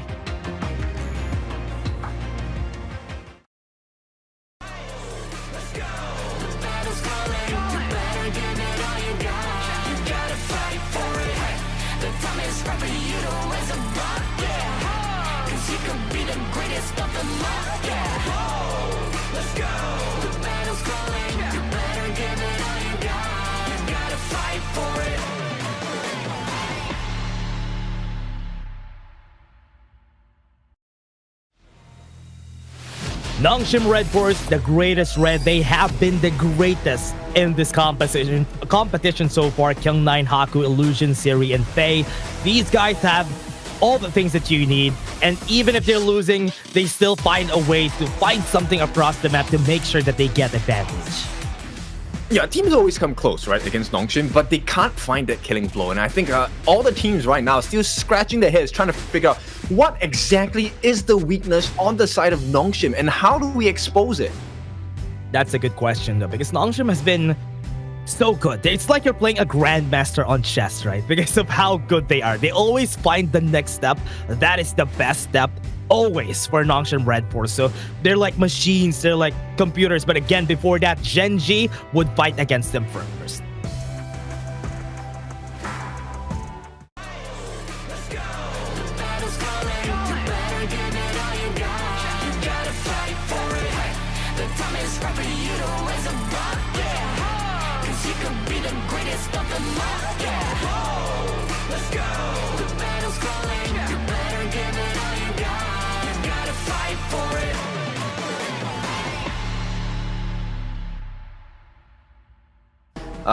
They have been super creative. Wawa, Ray, Inua, Rock, and Clue as well.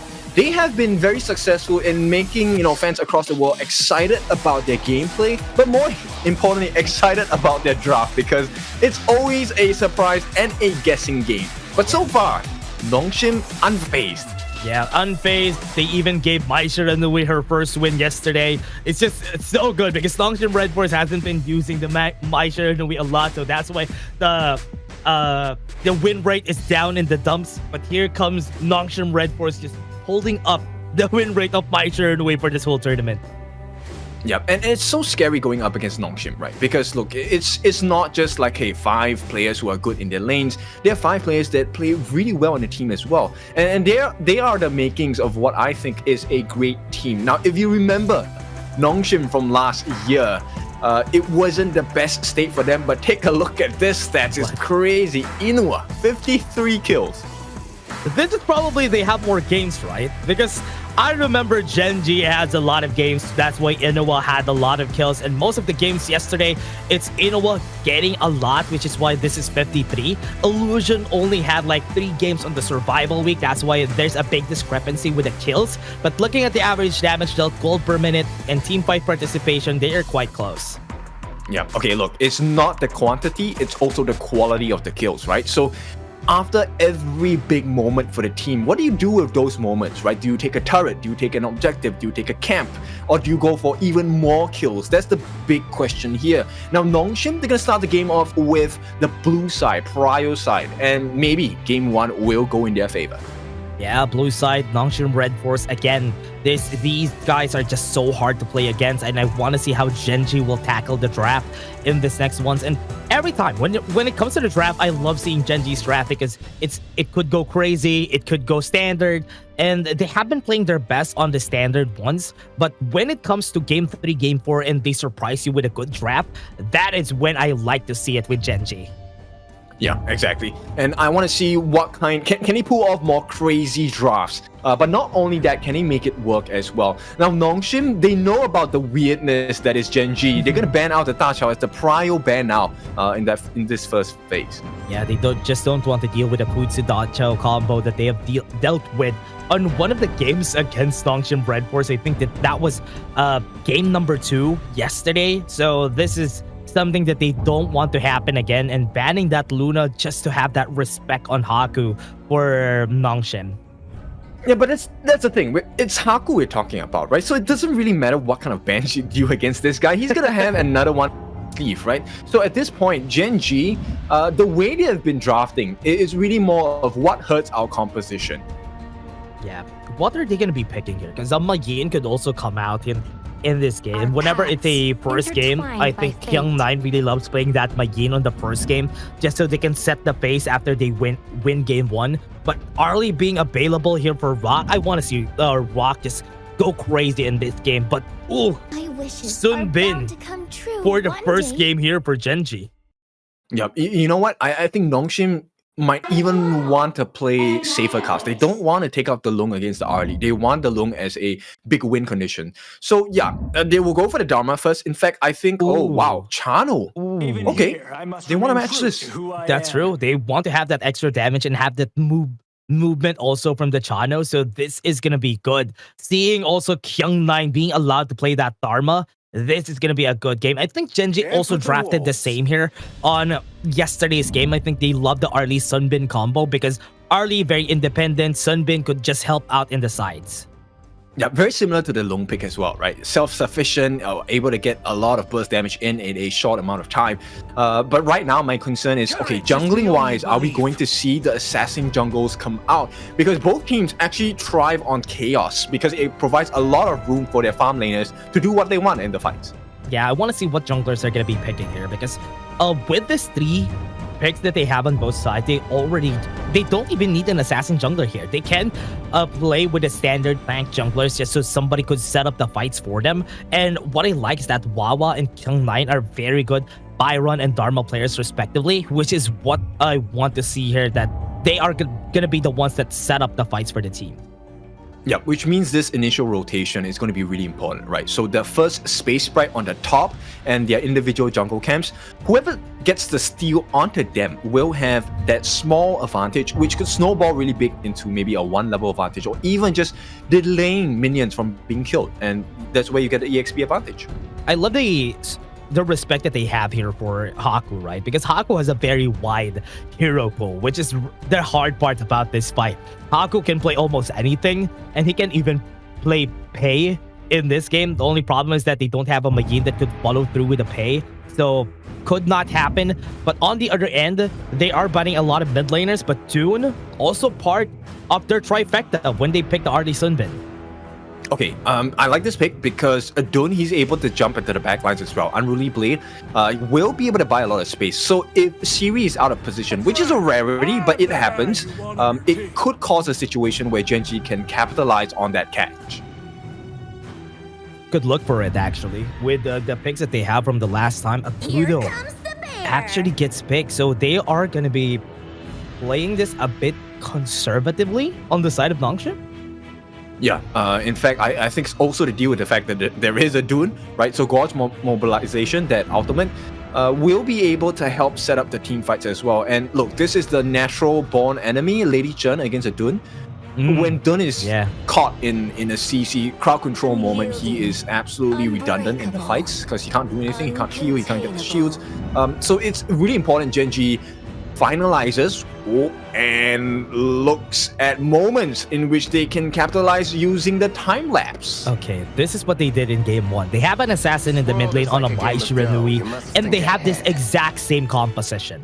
And I like this direction coming from Gen.G. They have those standard compositions that they could adjust somewhere, somehow, if somebody gets banned. And this worked against Scars. The question is, will this work against Nongshim?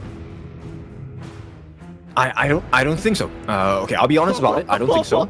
Because Gen.G's lineup requires a lot of expense. It's pretty expensive. Kong Ming needs items. He needs farm. So he might not be as willing to share the farm with Ray. And if he does, he's not going to be in a very strong matchup against the Lady Chen. Lady Chen doesn't need as many items as Kong Ming does.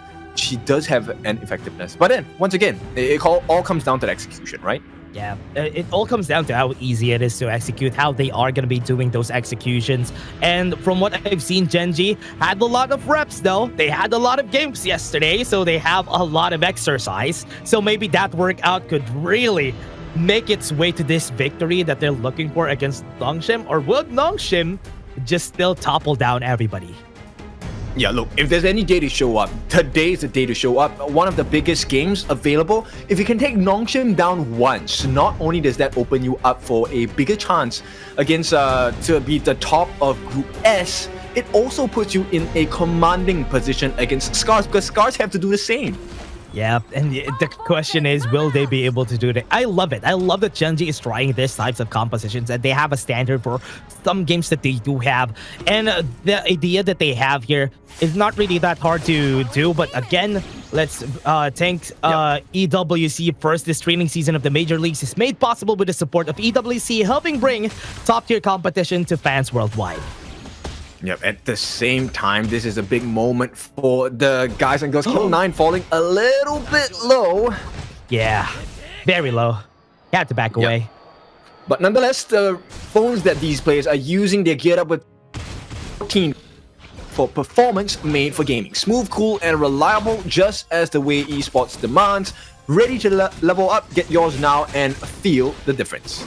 I like how the same they're thinking here, right? Gen.G and Nongshim RedForce, both of their junglers, they are trying to get some steals here and there. It's looking good from what I'm seeing so far, and I kind of like that they're doing such movements around the map, and they're making sure that Haku and Ray are going to be equal. Yeah, they need to make it that case, right? At the same time, it's also a race to see who has better farm, better EXP in the farm lane as well. Rock and Siri, another big matchup in this game. Whoever gets the advantage will be able to help edge it out for their team in the team fights. Yeah, they need to edge it out, but from what I'm seeing, there's a lot more reliability when it comes to engages on the side of Nongshim RedForce, especially Faye. The better farewell is just easy to hit. So Gen.G really needs to step their game up, especially on those first encounters. Right now, things are looking equal. I like this for Gen.G. Yep, both junglers are very close to 5, but no one hitting that mark yet. So really neck and neck. And in terms of gold, look, 100 gold sets us apart right now. Yep. Really really close for both sides. I like it. I like what I'm seeing from them, and Wawa winning the matchup. This is how you do it. A Byron against a Dharma matchup, you always expect the Byron to be winning. So with Kyung9 just being pushed back, just getting under-leveled against Wawa, it's a good thing for Gen.G. Yeah, Leader sense, Inuwa. Oh no, the wolves. It's gonna be eating him up. One more shot, and he's gonna be dead. And here it comes. Inuwa falls down. First blood goes into Nongshim. Yeah, a great start for the side of Nongshim. Once again, Siri just doing his best against the likes of Inuwa. And Inuwa, I think he has been really consistent, a lot of good growth, but it's, look, the pressure is too much. Yeah, against Siri, I mean, Siri has been really good. One of the things that you need, especially when you're a marksman, you need to have low deaths. And Siri almost always have low deaths in most games. Yeah, they're gonna try again. It's a slight goal lead, right? Going in a Siri at this point, about 100 gold. Every time he takes the Firehawk, it's a big moment for him. Yeah, that's why they're gonna try to go and try to steal it. But Rock, Inuwa, gonna be trying to do some damage here, but not really gonna be working out. So far, it's still equal. Still just a first blood here, just a 500 gold lead.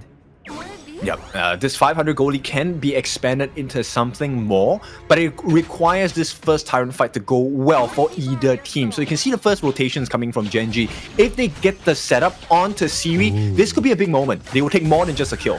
Could get the kill on Faye. Good thing they had the hard link there, just to stay safe. 20 seconds on the clock before the first objective.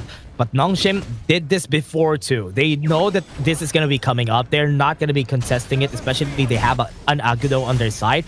And Gen.G has a little bit more firepower at this state of the game. So will they contest it? That's the question. I think they might, right? Look, the smite is not available for Ray yet. They're both down here. So both teams will get ready. It's really who has the better smite at this point. Yeah, remember, he has level advantage, so this is going to be good. And Kyung9 is also in the area. He might be seen, though, so it's not good for Kyung9. He's just pushed back. No more throughs for their side. They're going to be trying to follow up. Haku needs to be careful. Wind Slash going to hit him with the time lapse. It's going to be way harder for him to back up. But on the other side, the winning strategy was able to get it on Inuwa. Gets the knock up again on one more person. They were able to flash away, but Waba's going to be next here. Here's one, but they were able to block it. Haku not in a prime position to actually try for this fight, but it's still 1-for-1.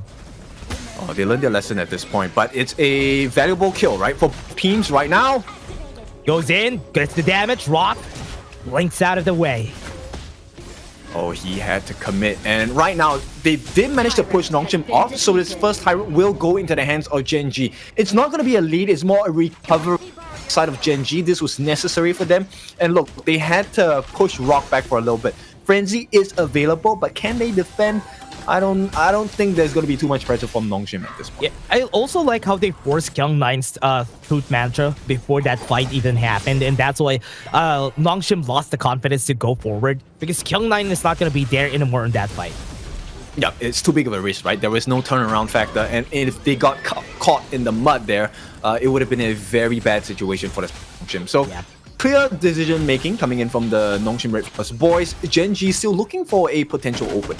Really love how Gen.G is playing this. They are playing on an advantage just because of that Tyrant. Yes, they are not going to be able to get one more kill, but it's already in a good spot here for them. They got a 1-for-1 a while ago. It's still just a 600 gold lead, so not really that big, but they're always trying to find anything that they can around the map to use against Nongshim. I would expect that this is going to be a very, very tight-knit game. Because, look, Gen.G experienced a 3-0 against Nongshim yesterday, definitely did their homework. Right now, it's really, can they apply what they have practiced yesterday? Yeah, they're taking time, making sure that Kyung9 is not going to have any confidence here on the top side, just showing presence on the top side enough to make sure that they're not going to get it. Haku going to be jumped on by a lot of people, gets the knock up. They're almost getting the kill on Rock. They got the tower on the top side. They got the knock up again on Ray. They might be able to slow him down. This is not going to be good for Ray. He's super low, gets some healing for just a bit, looking for that bitter farewell, but they are not going to continue. Ooh, that time flux saved his life. That was a big one. This is one of the reasons why Clue picked up the Sun Bin, right? So they can take extended fights, and look, they're going to try again. They need to clear this wave. Yeah. Trying to clear it. Right now, Haku making sure that he might be able to go for the steal here. Actually contest. Not a lot of people in his side, so he's not going to continue. It was a bit scary because Ray's smite was just off cooldown at that. Yeah, I thought he's going to be able to get that steal, but again, even with a very messy fight that we've seen there, there's no kills that's happening. This is just the two teams just making sure that nobody gets that first point in this game one. They're making sure that nobody gets advantage, because one advantage could pull them out of the way of winning this game. This encounter is going to get used. He might get pulled back. Good thing he had Unruly Blade to get that CC immune against Kyung9. They got the tower in the mid lane, which is good, but Siri's going to be nice. He's a bit forward though. He has some shielding for a bit, and he's still not dead. Oh, both teams, they're playing so close for this. I mean, Siri, I thought that was a big moment that he made a mistake. But nice save by the team as well. Nongshim, they covered their mistakes. Both teams now, they do have a slight advantage on the side of Nongshim though. Oh yeah, they do have it. They have a 1.5k gold lead, not really that big. I like that. That Gen.G is keeping things a bit close. They have 2 towers down already on both sides, so it's still pretty much equal at this point. 60 seconds, probably this neutral objective would be our next fighting point for Gen.G and Nongshim. Yep, look, the way the map has been done at this point, Nongshim now have a little bit of access into the Azure buff on the side of Gen.G's jungle. So they need to protect that particular side of the jungle pretty much. Which is also why Nongshim right now, they're trying to push this T1 on the top. And I think they will be able to do so. Wawa, the 1v3. Kyung9. Kyung9 has a very good position here. This is not going to be good. He killed good to the backline. Better farewell going to be used. Wawa is here to go and fight against them. They have 4 people. Kyung9 at the back. They have to be careful about this. Looking at the setup right now, Kyung9 is at point, and no, he's not going to go. Good. Gets the truth against 2 people. Gets the 3 kills on their side. Pretty fast on their side. And Nongshim is now winning the battle, and Gen.G needs to back off. Yeah, that was a big moment. Kyung9, like you mentioned, we caught him out. He knew what was the moment, right? He didn't even show. Most players would have been like, hey, I want to go in early, I want to get the catch, but he waited for the golden moment. Yeah, he was waiting for it. He knew that Wawa has him pinpointed, but he was waiting for somebody else to move forward, and that was Inuwa, the target that he was looking for. Yeah, and this is one of the weaknesses on the side of Gen.G's line, right? So the moment Ray jumps in and Wawa's away from the team, the backline is super exposed. And like I mentioned, look, this is a opening. There is no way Nongshim does not take advantage of this. No vision on the bot side, they will do it. They're going to capitalize for sure. Bot side, there's a lot of people, and this is just going to be easy for Kyung9 to take down. He saw 5 people on the top side, so he knew that he could push this. Yeah. The moment he saw 3, 4 members, okay, I'm going. Oh, he wasn't able to push it. Just a sliver of health in that T2 tower. But at least that was really close for them. And 4 towers down just like that. Just after 1 mistake, Nongshim RedForce knew what they had to do. Yeah, look, 4,000 gold ahead. We are reaching the shadow variants on the neutral objectives as well. They're going to try. That was a good chase. Splendor going to be popped here. Rob's going to chase down. Oh no, he's trapped. Better farewell is going to be used. He's getting a lot of damage. Everybody already back off, and Ray is going to be trapped here. Wawa looking for an opportunity. Might be able to catch Faye off, but it's still a 3v5, so not a good fight to go for. Oh, you do not give half a chance to the side of Nongshim. They will punish you for it. And Faye once again makes it out, pulls attention away, and suddenly there's 4 people on the T3s at the bottom. They have a minion. They have a small minion there. That's why they were able to push it. And this is going to be it. Nongshim might be looking to end this. They have 5 seconds. They just need to take down all of the members here. They don't have a lot of wave clear, so they have to be careful. They're going to go in. Penta pulls back a lot of people, and that's going to be 1 kill on the board. They're going to chase for more. Wawa gets some shielding right here, but they're going for the crystal, and that game was insane for Nongshim. We are in the Nongshim clinic here, boys and girls. This one was clean, and this one was painful, surgical from the side of Nongshim RedForce. That was a crazy game, right? It was quiet. It was like the calm before the storm. And once the storm just broke out, Nongshim was just on top of it. They knew how to deal with it. They knew how to fight against Gen.G. And that's the beauty of their playstyle. I mean, for some people, they see it as something slow, it's very surgical. So it isn't really that easy to watch, but they are doing a lot of things around the map perfectly. Yep. Now, there are a couple of moments that you would start to notice when you play against Nongshim and when Nongshim games are here. Number 1, when Ray jumps in as a Dun.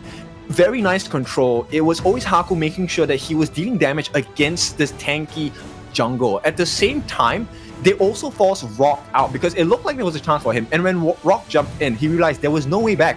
The bit of farewell from Diadea. Faye doing a good job of keeping his eyes on this farm lane Rock. And once those 2 weaknesses were exposed, suddenly you're out of damage, suddenly you're out of life, there is no more tankiness, and Nongshim, with the lineup they have decent control. And look, this has to be one of the easiest setups for Kyung9 ever. All he needs to do is be patient. Yeah, he just had to wait. He had a lot of setups that he was waiting for, and every time that he has the flash, he knows that he could make sure that a Truth Mantra would be hitting like 2 people. And also, Illusion with the Destructive Deluge, the biggest reason why they picked the Lady Jun is just to not let Dun play. He was not able to move forward a lot. Yeah, the Destructive Deluge really effective in this game for Nongshim. This is one of the reasons why you see Lady Jun being picked up against heroes like the Orgrim, being picked up for heroes like the Dun. It's really effective. It's not as easy as it looks. Let me tell you first, Nongshim makes it look too easy. It does not work like that in your rank games. That is true. That is true. That is the biggest difference because Nongshim has been so good so far. And looking at the items here, it was not even that far though. I mean, the gold lead just ballooned at one point, but Ray really had a hard time in this game. It's because he was countered, so it's really understandable. Yeah, I would like to report Kyung9, please. He gave away a kill. The rest of the team did not. Yeah, that's true. But Kyung9 really did so well in this game. I think the damage from Siri and also being able to hold his own against Inuwa on the bot lane alone for Siri, that was a good touch here for this game. Yeah, you could see, right? They were always bubbling under. And this is the strength of Nongshim, right? Things may look calm on the surface. They have a very slight lead, 300, 500, and suddenly you give them an opening and it explodes. And this explosion, no team in the east side has been able to contain the powerhouse that is Nongshim RedForce, and that trend looks to be continued today. Yeah, and that's the reason why they're they're undefeated. And until this point, starting ranking week, they haven't lost a single game. That's the reason why they're the strongest here. Kyung9 getting the MVP. He had 2 sets. They didn't really have a lot of kills anyway, but getting 2 sets on a Dharma really puts you up there. Doesn't really have a lot of damage, but the set was there.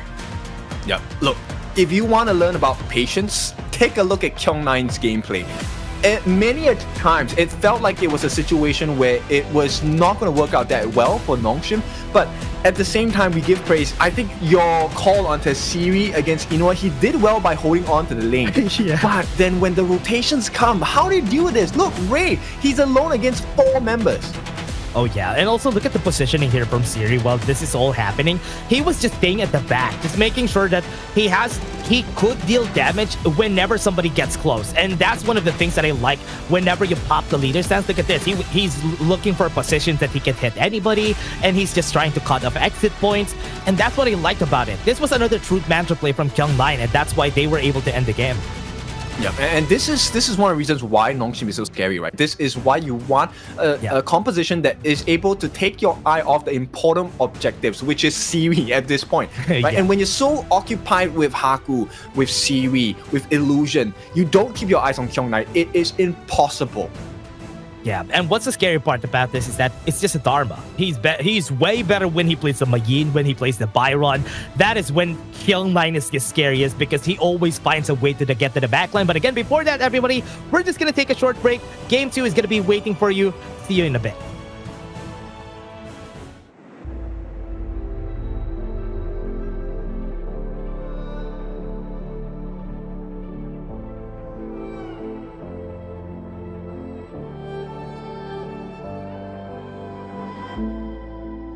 Stranger to the fallout, it's what got us here.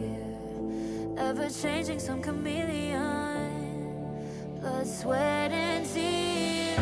We'll never make it if we fall to everything that brings us down. With a comeback is now. Blood, sweat, and tears. Fight for what we want. Doesn't matter the cost. Every day, put in work. Blood, sweat, and tears. Nothing comes overnight. Strength in numbers start to line.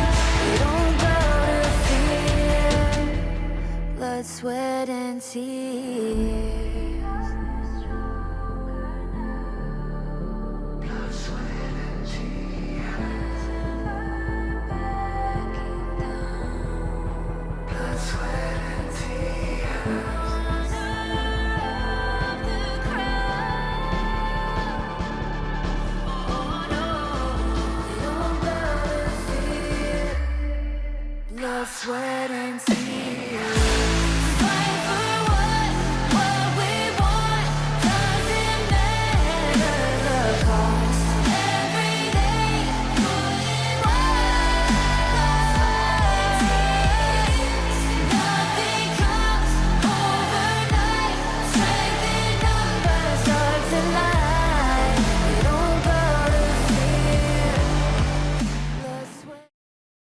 Welcome back. We are looking for the best out of the best, and so far, Nongshim RedForce has proven to be a force that is unstoppable. It is your favorite kind of tofu kindofu, and with me is the man that ends games in a flash. It is Dash. And we have seen the games from a while ago. Nongshim RedForce, it was the calm before the storm. It was a very slow game, everyone. That is how Nongshim RedForce plays this. Once the 6-minute mark breaks, that is when they start to actually do damage against the other team, and that was a good time. At least Gen.G really did a good time holding on. Yep. Okay, if you don't know a bit about cooking, look, boiling oil, it's calm on the surface, but when it pops, it scalds you pretty hard. So that is like Nongshim at this point, right? They're so hot that it looks calm on the surface, but the moment they boil over, yeah, they're tough to handle. Yeah, that's true. That's true. That's the scary part about Nongshim RedForce. It's just a slow burn for these guys, but they're always going to be performing. Gen.G, what are they going to do? That's a good question to ask here, because what they used here against Scars didn't work against Nongshim RedForce, so this time around, they need to go back to the drawing board. Yeah, for sure. I'm looking at what do they want? Do they want to play the unorthodox, caveman strategies? Do they want to mess with the minds of Nongshim? But can they even mess the minds of Nongshim? That's the big question here. Yeah, really good question though. I mean, Arlie, Maishiro Inui gonna get banned, classic. Even the Loom getting banned here for Gen.G. You just don't want to have those easy marksmen to use. Will Gen.G prioritize a first pick marksman here? That's a question, because it's gonna be hard, because they're gonna lose a lot of choices here. Yeah, look, there's so many options available for the side of Nongshim still. Gen.G, they're gonna start off with the potential Ma Yin. Look, there's still Direns here. There is still Ho Yi. We've seen many setup compositions by the side of Nongshim. Right? The stuns coming in might be something that is very dangerous for the side of Gen.G to deal with. This is interesting. And another show lot coming out of the picture here. It's the first time that Nongshim RedForce is going to be... Kyung Knight is going to be playing this in this game. So this is interesting. And also having the Sakir on their side, this could signal that they want to pick a D-Ren for Siri later on. Yeah, look, this is a good setup for the side of Nongshim, because the range of heroes left on the side in the farm lane, they're not exactly super mobile as well, right? So Gen.G needs to be careful about the way that they play, especially with the fact that Nongshim now has a huge amount of sustain, right? Coming in from this phase Sakir, the Spice will do a lot of work for the side of Nongshim. Ooh, I like this trio. This is a classic trio. The Ogren to the Yixing to the Mai Yin. This is really good, but Luna getting out on the hands of Haku. Oh man, this is crazy. Luna with the Sakira, this is a lot of movement. And together with a Charlotte, that's a lot of movement. Yeah, is this game over? I think that's the big question here, because look, it's... I'm going to call it now. This is a very scary draft, because how do you deal with a mobile lineup such as the one Nongshim has, as an Yixing, as an Ogren? Look, Haku's not going to care about Ray. He's just going to bypass this guy and go for the backlines. That's the scary part, though. Who are they going to pick for the marksman and the roamer? Because that's a good question. Because if they need to find a way to deal with Luna, and they ban the Da Chao, so they know that that's going to come out. Yeah, they knew it. They knew one of the best strategies here is lock, right? Fuji's Da Chao combination definitely works in the favors of Gen.G, and it just absolutely smashed right now. What a great way to draft this. This is the first part of the war, everybody. So that's why drafting is always fun, because you can see how players are thinking on what else is going to get picked. And you look at that. Nongshim RedForce just had a checkmate moment there. And they even picked up the Shoyu that the Rock wanted to pick up. Yep, and this is a full rounded composition, right? So in the early parts of the game, Sakir is really good in the team fights with the heals, with the Mulberry power. Mid game power spike, you have the Luna, you have the Charlotte that's able to jump onto the backlines. Late game, you have the Soyue to come in, deal the massive damage. So it's a very well-rounded draft coming in from Nongshim. Not to say Gen.G doesn't have it, but the risk is greater on the side of Gen.G, because we know how proficient Nongshim is with these heroes. Yeah, that's the scary part about Nongshim, especially that they want a weak-sided laner. This is going to be a different draft. What are they going to be picking here on their side? Because they don't really have a lot of marksmen that they can pick here on their side. They went in for the Pei and the Liang. That's interesting. Okay. it's a huge risk. It's a huge risk, but we'll see, right?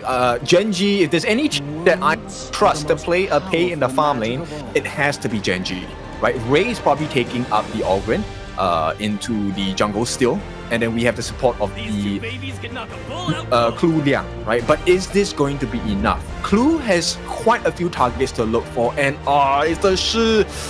This guy doesn't need items, doesn't need gold. He's just here to get the control. Catch one member, burst them down. Luna goes for the backline. Yeah, Gen.G. Yeah, the scary part about Gen.G's lineup here is the Liang, especially that they have a lot of movement here from the side of Nongshim RedForce, and they don't really have a lot of tanks. So that's a good touch. Coach really knew what he had to do here, but going in for Rock again with this Pei, this is very interesting because they want to control the early game as much as they can, so that Nongshim RedForce won't be able to reach that breaking point. Yeah, but okay, I hate to be, I don't know, let me be the devil's advocate here. Okay, right? sure. You're going up level 1, right? Looking for maybe the level 1 invade as an Ogre and a Pei. Very good level 1 engage, power spikes, but they have a secure, and the Mulberry power at level 1, level 1 is very strong. It destroys lineups here. So do they want to take the risk, right? And if the risk doesn't pay off, suddenly you are putting Haku in a very, very precarious position where he's able to snowball out of control.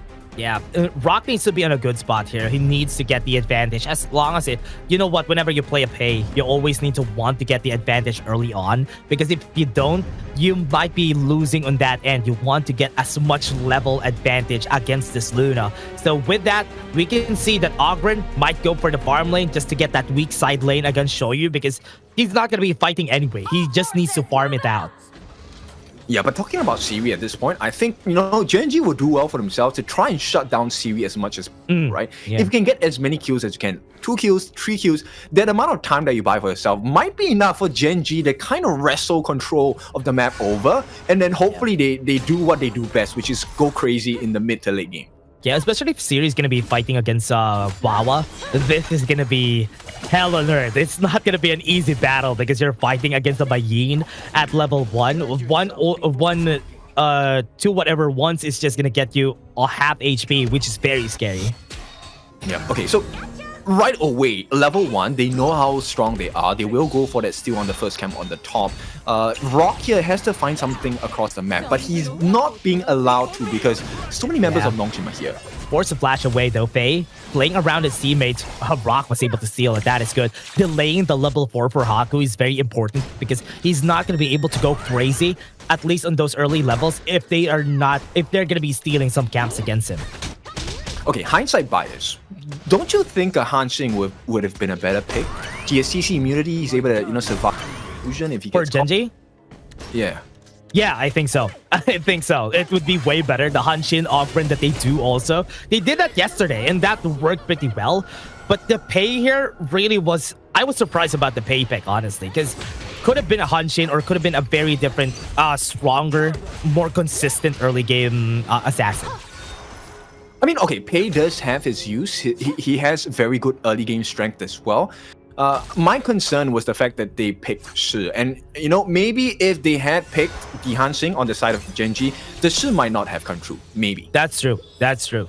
Shi's not going to get played if ever Hanshin gets picked. So, with that, could have been a good idea, honestly, but this is going to be a different game that we're seeing. Look at that.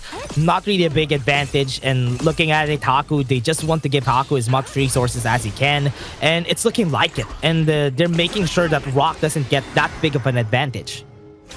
Yeah, and let me be clear. Nongshim, this is a big improvement from them. They didn't even make it through qualifying last year. Yeah, that's true. Right now, look at that. That's a good power control, good catch. First blood comes into their side, Faye backs it off. And this is what they're looking for Gen.G. The early kills is what they were looking for. Wawa goes out of the way, but that is still a first blood on Haku. Oh, that was a good save. Nongshim, they made it out. It's not the biggest deal at this point, simply because Faye did not die. If Faye died, they gave the EXP to Wawa, I think this game could have, snowballed a little differently for the side of Gen.G. It's a big play and a rare mistake from Nongshim. Yeah, as long as you don't have advantage here for Haku, it's gonna be really good. They thought they had the battle power to fight against them, but Illusion doesn't really have damage into the early game, which is what, and even Siri. So that's why it's gonna be hard for them to deal with them in the early stages of the fight. Mulberry power is gonna get used. Blue doesn't have the power word control just yet. They got the pullback from the imprint, almost getting the kill on Rock, but that was good. Forced him out of the way. Okay, now I see the value of the Rock. He's able to get out of sticky situations. As long as he's able to survive the damage, he should be able to kite away quick enough before Nongshim actually gets the finishing blow on him. Right now, this is a scary situation. Oh! Power control again. This is not good. Haku at least was able to dash in. He has the mulberry power, but the board is not letting him get away. That's why he tried to fight back. Oh my goodness, Cool is just pulling out all of the cards from his sleeves here. And Nongshim, they're suffering for the first time. Someone is dealing consistent difficulties to the side of Nongshim RedForce. I think this is good. Because they picked up Plus Liang, this is good. They're making it so that it's going to be hard for Haku to do any combos against them, because as long as he's around, it's going to be bad. Illusion got pulled back. Mulberry power almost gets the kill on him, but he falls in the first place. And Wawa is going to be next. Double kill on Siri. That's not good. That's an overextension if I've ever seen one. They fought a 3v4, especially when they were low on health. And with the addition of Illusion inside, look, Siri along with Illusion, he buys him so much time. And Siri early game now, he has double buffs. He's not going to be easy to play again. So the advantage is going to swing back into Nongshim's favor once again. Yeah, as long as he gets Daybreaker, that's the point then where Gen.G needs to be scared, because that's the point where Siri is going to hit like a truck. For now, they're accelerating it by giving him double kills, but Nongshim RedForce, they still have to be careful in what Gen.G is going to cook up.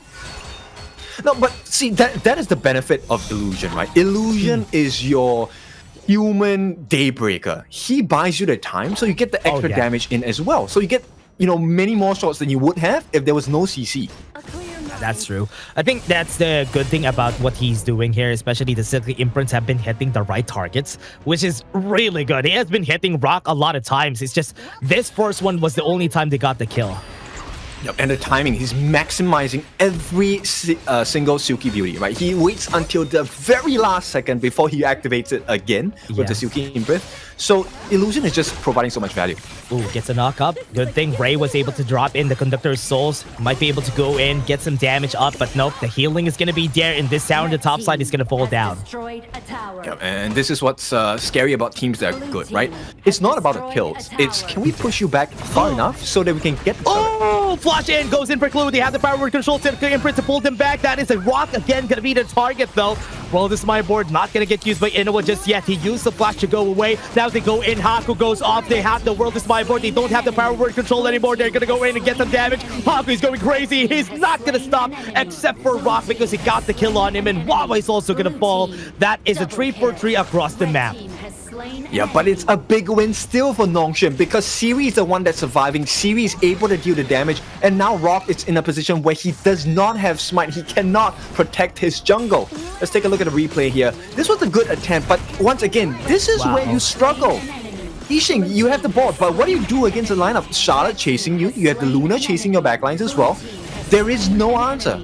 And even Faye just went in because the World is my board got nobody because they are just going to be moving forward. So you always need to preemptively use that the World is my board before an attempt from Nongshim RedForce, a fight, an engage is going to happen. Yep, this places so much emphasis on both Inoue and Clue to have the Venomous stuff, either one of them. At the same time, Ray, he needs that Blazing Cape. The anti-regen, anti-healing is so important for the side of Gen.G. And as long as they're losing objectives around the map, like turrets, and even neutral objectives like the Tyrant and Overlord, it's not going to work out. So they need to buy some time for themselves and stop the growth on Siri. Siri is level 11. Yeah, Siri is just getting a lot of items. Once we see the items right now, I want to see how many more minutes do they have on the side of Gen.G before Siri becomes crazy. And also, Siri has not been dying, so it's looking really good here for the side of Nongshim RedForce. Yeah, look, Siri is just a ticking time bomb, and Wawa 1v1, he's not... Power gradation gets the knock up a while ago. Wawa getting chased, and Kim9 is just going to be getting the kill on him. Milbear power a bit too early there, but they still not going to be able to back off. Wawa used the flash to get away, but Siri is using... Oh no, he's just backing off. Yeah, look, they force the flash out. Once again, Gen.G in a bad position. There is no more comeback back. Oh, goes in for Flash, Bear Power, gets it on Clue, but they have the World is My board and 3 people, but nobody there to get in! But they still got the kill on Inuwa. Yep. Look, sprites though. This 700 gold advantage is not 700. It is like 3,000 or something. Because Nongshim, they just know their power spikes. They're so effective in getting and putting them in such a horrendous position on the side of Gen.G. Yeah, close to that Daybreaker also on Seri 2, 0, and 3. Splendor, first item for Illusion, just for him to be safe. Just gonna be a very good crowd control bot here for the team, and that's good things that we're seeing here for Illusion. Yep, and look, they're training in terms of farm. Series behind by about close to 200 gold. But I want you to notice the way that Gen.G are taking fights. Nongshim, they're setting up in such a way that Rock is not able to even lay eyes on Siri. Siri comes in at the very last moment, and that's where he has the most value. And that's why you're always seeing him just farming. He's always farming, not looking for fights. Nongshim looking for fights so that they could start the fights before Siri could even come in. So it's very efficient in that sense. So Siri's just going to be taking some gold, but right now Rock might be looking for fights, but it's hard though. Clue needs to have Flash for you to start the fights. Yep, it's a multi-pronged approach, right? Rock, you can give them all the buffs that you want, but unless you are able to touch Siri, it's not going to be effective at this point. Kyung9, he should be able to make this out. Rushing out of the way, has no HP though, that's going to be it, power gradation, but they're still going to be staying alive. Illusion might be in danger, power word control was used against him. Faye wants to get that knock up on Clue, he doesn't have any ult anymore, but they can't move forward because Ray is here in the area. The idea was there, but the execution was not clean here. Okay, I thought Illusion's gonna die. That was scary. Daybreaker already built for Seri. This is when it starts. Tyrant already started. They have the firepower to fight this against Gen.G. Nobody's here. Kyung9 is at the backside, so they have to be very careful. Wawa goes in. They have the damage on the back. Oh, and it's Haku looking to go crazy on the backline. They got the kill in 2. They got 3 already, and Seri staying alive in the end here. It's just gonna be the cherry on top for their side, and Ray's gonna be next to the chopping block. Kyung9 is not gonna let him through, and that's an ace for the side of Nongshim. This is the Nongshim that everyone fears. There's a reason why they're called the greatest red, and right now they are marching. T3 no longer gonna be open soon. Gonna go for that T3. Clue was not able to find value out of that power word control. They back off. Look at how they are not committing it, even though they had a chance to go for it. They're not risking to give Gen.G any of that shutdown gold. Yep, super disciplined. And look, the decision, a correct one, because they're going to take a double objective. And once again, they can come back and knock on the doors of the T3s on Gen.G. And there's absolutely nothing that Gen.G can do. Oh, that's so smart. Nongshim, RedForce, oh man, these guys are just... Ooh, it's like they're playing it on a cycle. They really know what to do every time and every decision. Look at that. In this replay, you can see Haku going crazy. They are not able to reach Shiri. And Haku being allowed to play like this is a no-no. Yeah, look, Illusion has so much value in this fight. We were expecting Wawa to be the one to jump at the backlines if Rob cannot reach him. And that's exactly what he went for. But Illusion always made it a point to stay near Siri. It's not even Faye. Faye is in the middle of the fights, giving the heals and giving the CC for Nongshim to get the kills instead. So Siri, once again, he has a... I don't know, what is a walking frigid charge in a way in the form of Illusion? Yeah. That's true. I think it's also really easier to hit, which is why I think Illusion has been doing such a good time here. And the pullback also buys themselves some time. That's why you just need to protect Siri at this point and let Haku and Kyung9 just mess up the backline.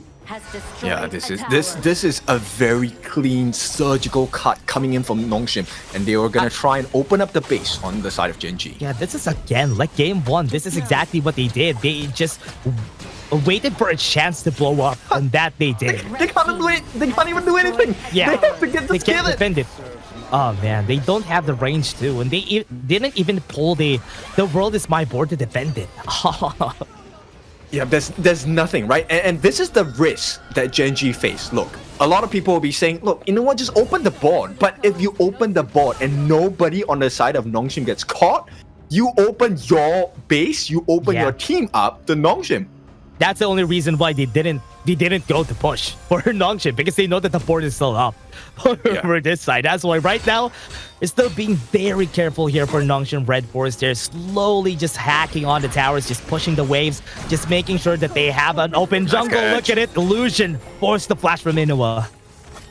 Yeah, and that was going to be a quick kill as well, right? Yeah. Siri is at the point where he's able to one-shot you.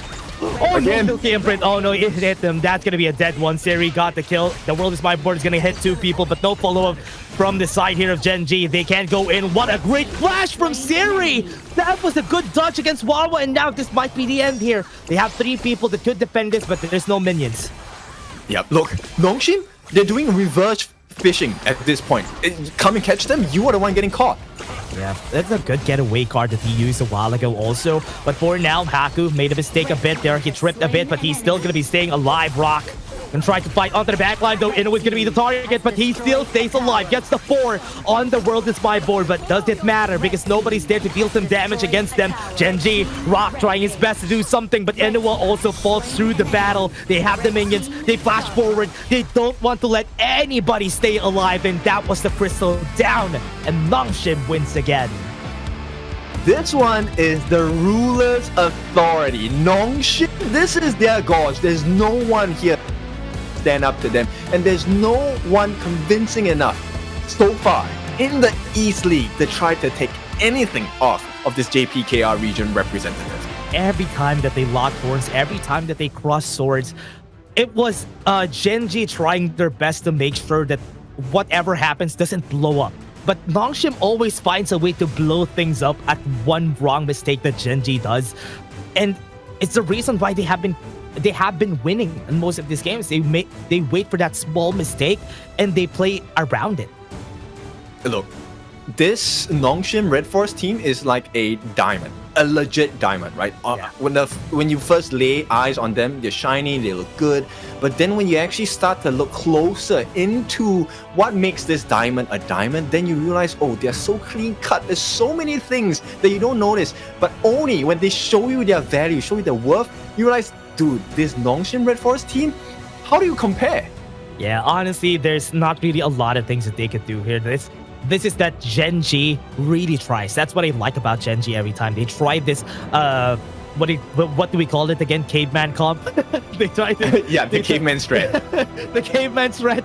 They try this every now and again. It works on other teams though. It works against Scars. It works against the other teams that we have in the league. But against Nongshim, they just know how to deal with it. Yeah, it works when you're able to catch people off guard, right? But I think Nongshim have had too much experience. And look, Nongshim have also been a team where they have been on the back foot. They have lost so many games. They have been clean swept. But they have learned so quickly. And right now, there's nobody to compare in Nongshim RedForce in this East League.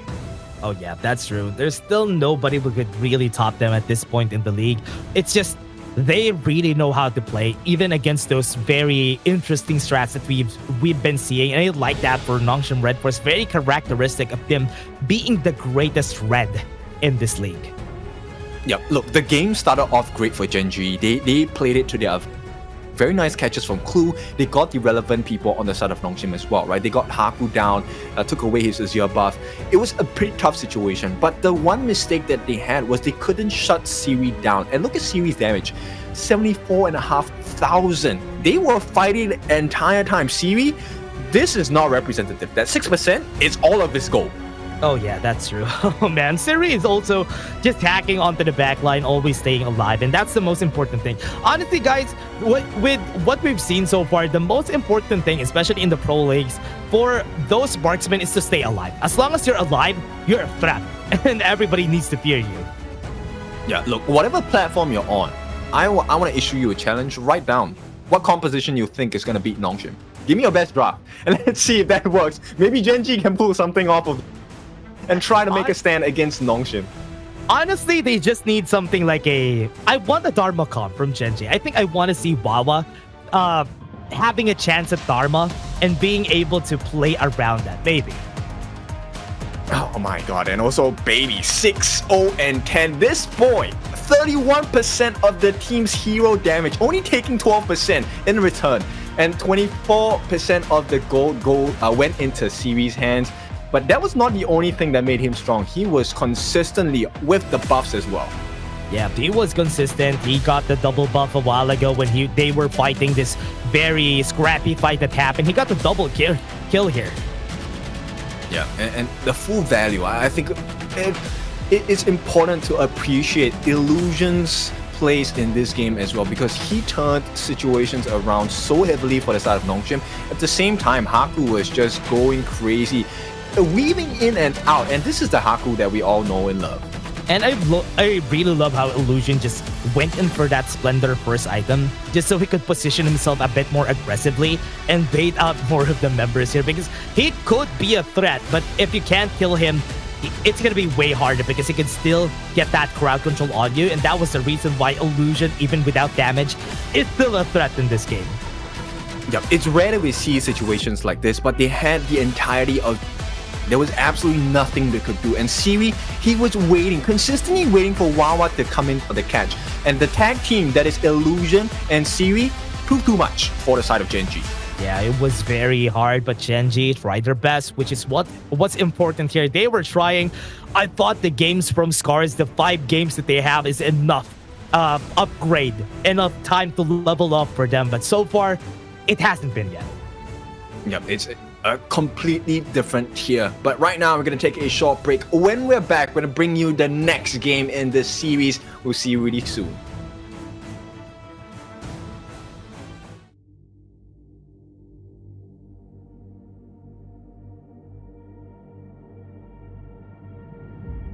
I feel it deep, flowing through my blood.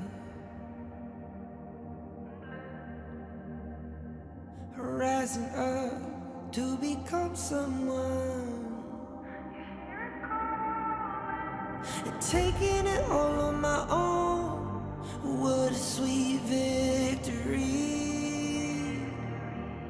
And taking all of my control, awaken something deep in me. Like flames, feel it burning inside. Take a hold in pursuit of the prize. I've been told ain't no way to survive, keeping all of this fire that's locked up inside. When this is the time, enter the ring. All those mental chemicals doing their thing. I got flashes of battles inside of my dreams. I was made for this moment. At least now it seems like it's time to come face to face with your fear. Been battling reasons for all of the years, and I learned how to fight them with style and grace no one's ever encountered. You say it's amazing, I'ma come out swinging when they open the gate. Go ahead, call passion, I'm calling it rage. I'm taking what's mine like I already own it. Watch but don't blink, going here to the moment. The sky rain down. Here's to the madness that's all around. Go on, tell them who you are, you are, you are. Go on, tell them who you are, you are, you are, you are. Here's to the moment, the sky rain down. Here's to the madness that's all around. Go on, tell them who you are, you are, you are. Go on, tell them who you are, you are, you are, you are. My name is Honor, my name is King, my name is Champion, my name is Strength. Tell them who you are. My name is Pentakill, you think it's strange? My name keep ringing inside of your brain. Welcome back. That was one of the best games ever in the East League for our Spring Season 2025. And it's been a pleasure bringing you these games. Right now, we are on what seems to be the third, but final game for the side of Nongshim. Could be the final game with how Nongshim RedForce has been doing.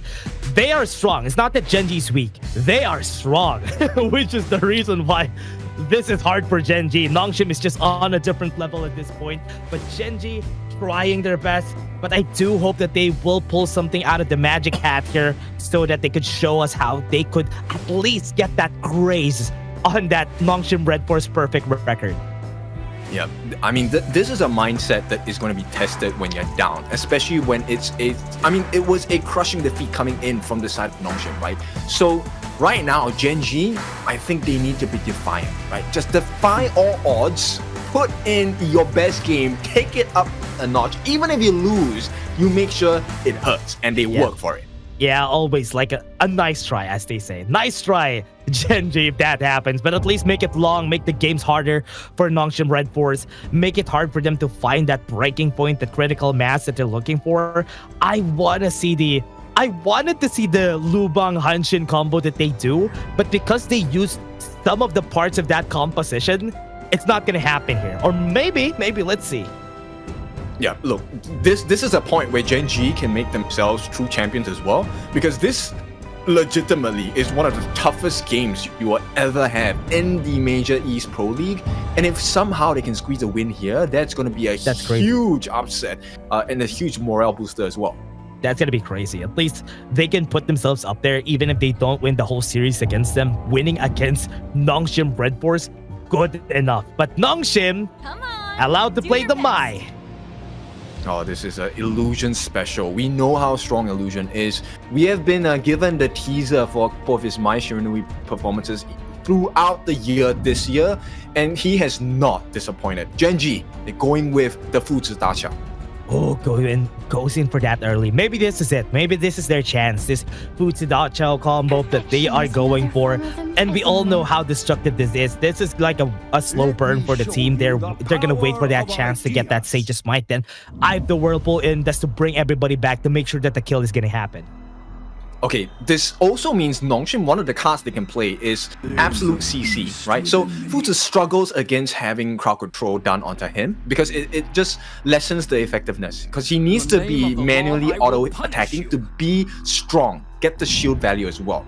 So Nongshim, they pick up 3 controlling heroes, Mai with the knockup with the Ryu engine, you have the Unbridled Outburst, you also have the Imperial Order coming from DNG. Yeah, that's what you need, especially if you have to deal with somebody who's very tanky like Rox Futsu. This is a good first step. But Ganenmo on Inuwa, this is like a match made in heaven, always gonna be the most pick of Gen.G because Inuwa just loves picking the Ganenmo. Yeah, this has slowly but surely become one of his signature heroes, right? This is one hero that I love to watch when Inuwa plays.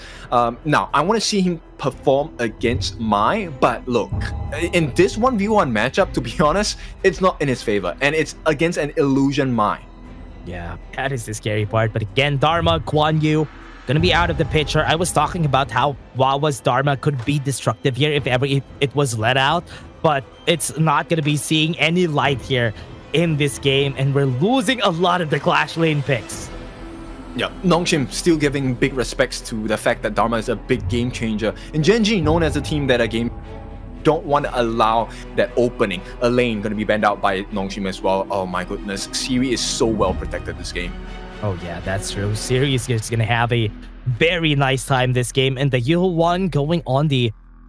This is going to go to the hands of Ray? Really? Yeah, probably. Is that a good thing? I mean, okay, look. I remember you're expecting Nongshim to come in, Gen.G to come. So they're going to be huddled up together. Unending Sorrow, I think that's a good ultimate to benefit off of as a group. I actually think that is going to be the case here. Going together with the Yuan could work out. But Mai Yin and the Ogren, they have a lot of things that they could look for here. I think it's a nice touch that they had the Yuhu one, just because Ogren would have one less target here. Yeah, but everything is itemized, and you know, it's geared up to Nongshim's success at this point. Because when you fight as 5, Mai Yin hits full value, Ogren, Conductor Assaults, full value, Mai Shiranui, Ryu Engine, full value, Zhang Fei and Bridal Arbors, full value as well, and everyone creates so much space. All Siri needs to do is to keep hitting that auto attack. Ooh, and Wawa even left with that Mulan. I think we've seen this also from yesterday's games, but it wasn't really successful. But actually was successful for Gen.G, so I hope it works out for against Kyung9 here, because Kyung9 is just hard to deal with, especially with a Mai Yin. So with these composition, who do you think has the edge here, Kin? If Gen.G can play clean, play off of Ray's Mournful Tempo, the second skill, the stun, it can create a lot of situations where Inuwa is going to benefit with the couple blades. Along with the freshly forged couple blades combination, it could be big damage from Gen.G, and a 4v5 definitely works in our favor. right? Yeah. So it really is about execution. I don't really have a preferred side at this point. Both teams have openings they can expose. But Clue's feeling confident. I'm feeling confident that they will do well as well. Put up their best foot forward. Let's see how this game goes. Yeah, I want to see how they will tackle this in the side of Gen.G. Will they graze that record from Nongshim RedForce, or will Nongshim remain undefeated in this series or even in this whole tournament because they haven't lost a single game? And just to refresh your mind about the composition, look at this Futsu Da Chao combo from Gen.G. They have been pulling this out a lot, and I would love to see it go to success for Gen.G against Nongshim. Yeah, it's a two-man double combo. So you have the Ray and Inua combination. You also have the Rock and Clue combination. I mean, there's a lot of flexibility with it, right? I have the Whirlpool. There is a lot of potential for the side of Gen.G to have very nice setups. But Nongshim, if they play their cards right, save their ultimates for the right time, it could also be an opening that is beneficial for Nongshim.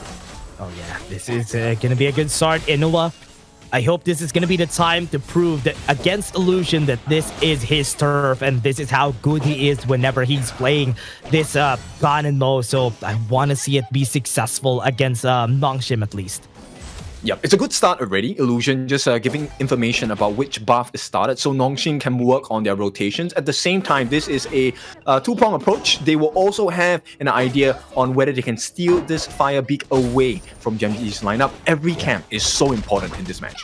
Yeah, that is where it all starts, especially for our last series. Whoever steals the camps will be winning the game, and right now Nongshim RedForce just knows how to deal with it. And giving Haku all this farm, this is like the Illusion special. Just give Haku the mid lane right up on the second wave so that he would be able to get a lot of resources. Yes, you definitely want to have that level lead, especially going up against Ray. Now, one of the strengths on the side of Gen.G's composition is the fact that they are able to deal quite a bit of burst damage. Not sure whether Ray will go for that massive amount of magic damage build because they are not exactly the tankiest composition. So it will be curious to see, does he go for the magic build, Staves of Sorcery with the Holy Grail, or does he go for the tank build with the Frostguard Embrace, and how that affects the later parts of this game, because they need to be able to deal damage, but they need to survive against Nongshim. Yeah, that is true. They really need to survive here because there's still a lot of things that they have to deal with.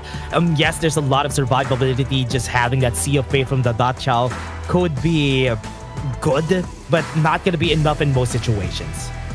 Yep. Okay, and Clue, I think he has been quite phenomenal. Pretty sick on this Da Chao pick, right? His Sea of Fates have been on point. His Eye of the Whirlpool has been even cleaner, but those were not against Nongshim. So I'm curious to see how Nongshim performs against a composition and execution that we know what is coming, right? How does Nongshim does this? Yeah, and we all know that Da Chao is also like a feast or famine type of hero, right? Because if they're losing, if they're getting pushed, there's no chance to use that Eye of the Whirlpool a lot of times, which is the scary part about this. So they have to keep things at a steady pace and not give too much to Nongshim RedForce so that they can make use of that Eye of the Whirlpool a lot of times. Yeah, I like the way that you pointed that out because it is a double-edged sword, right? You can bring your team over, but at the same time, you could be bringing your team into a death ball. Yeah. So, we'll see. That's the scary part, though. Yeah. I think it's okay now. I think the players are nodding, so we're going to be back in our game in just a bit, everybody. We just had a bit of a technical pause here, but we're going to be back in a bit. For now, we were talking about how their compositions are going to go here for both of our teams, but I think we're already back in the game. Okay, this is rare, but based on the facial expressions of Nongshim, you do feel that they are under a bit of pressure. They know the strength of this lineup from Gen.G. That's true. It's like they're kind of scared of this. They're kind of pressured with this lineup of Gen.G. Maybe they're surprised about the Mulan pick of Wawa because yesterday it wasn't successful. Scars picked it, wasn't successful, but it's still a very scary pick and it's rising in the picks. I mean, not really that high. It's just because there's no other Clash laner to pick. Okay, they can try. Yep, they're gonna try and go some damage, and then the Xor was already used. Ray gonna get chased down, but not enough DPS to get the kill on him. Okay, that's a good first attempt, kind of showing you the power. Okay, this will be a bit precarious. Yeah, I thought he's going to be dying there, but going for that Sea of Fate just to go for that reset. And this is good. They can't leave him alone. Now going to push back. Going to back off. Sundering Slash. Not even going to be using the flash there. And Kyung9 could go for more here if ever he wants to. Could go for the chase. Flashes in. Wawa is in a bit of danger, in a bit of a pickle. But Inoue goes in. Normal blades. Gets some damage. Will he get the kill? The dodge from Kong9. Will he get the kill himself? Though he gets him to half HP. But here comes Wawa to save the day to get the first blood. Oh, the mind game's coming in, and it's worked out, but right away, mid lane.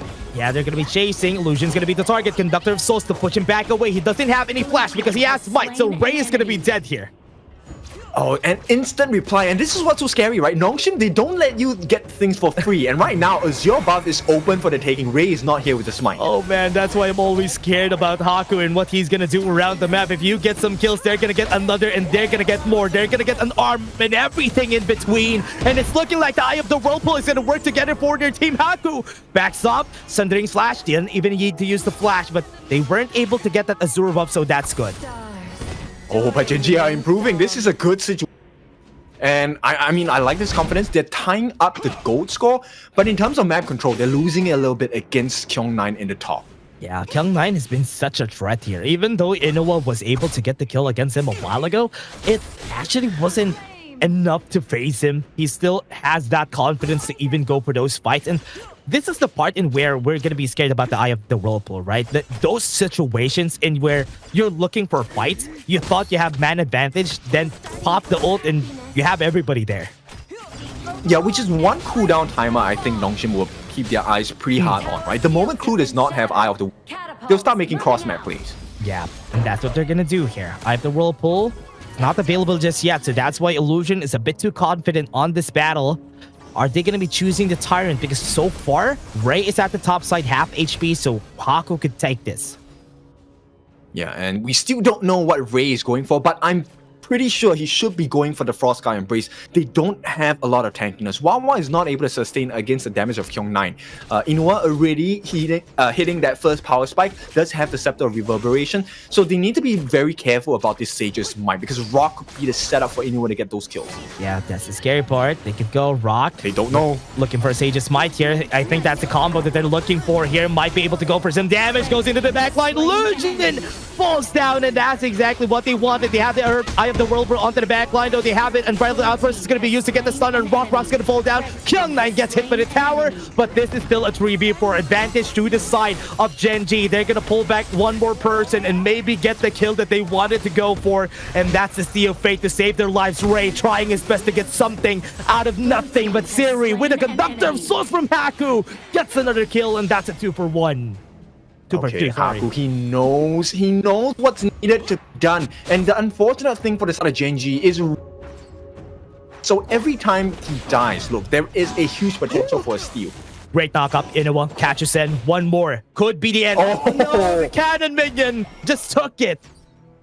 No, that was a bit heart-wrenching for the side of Inoue. I would have, my heart would have been in, but that's not the expectation. Illusion is still wanting more. Yeah, Illusion, for the fight. Rock.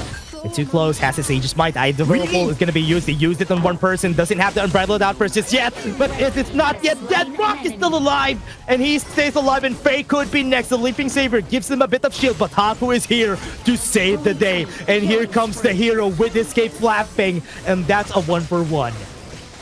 I'm not sure how I feel about that. You get Illusion, but you trade away access into the jungle once again. Ray does not have Smite.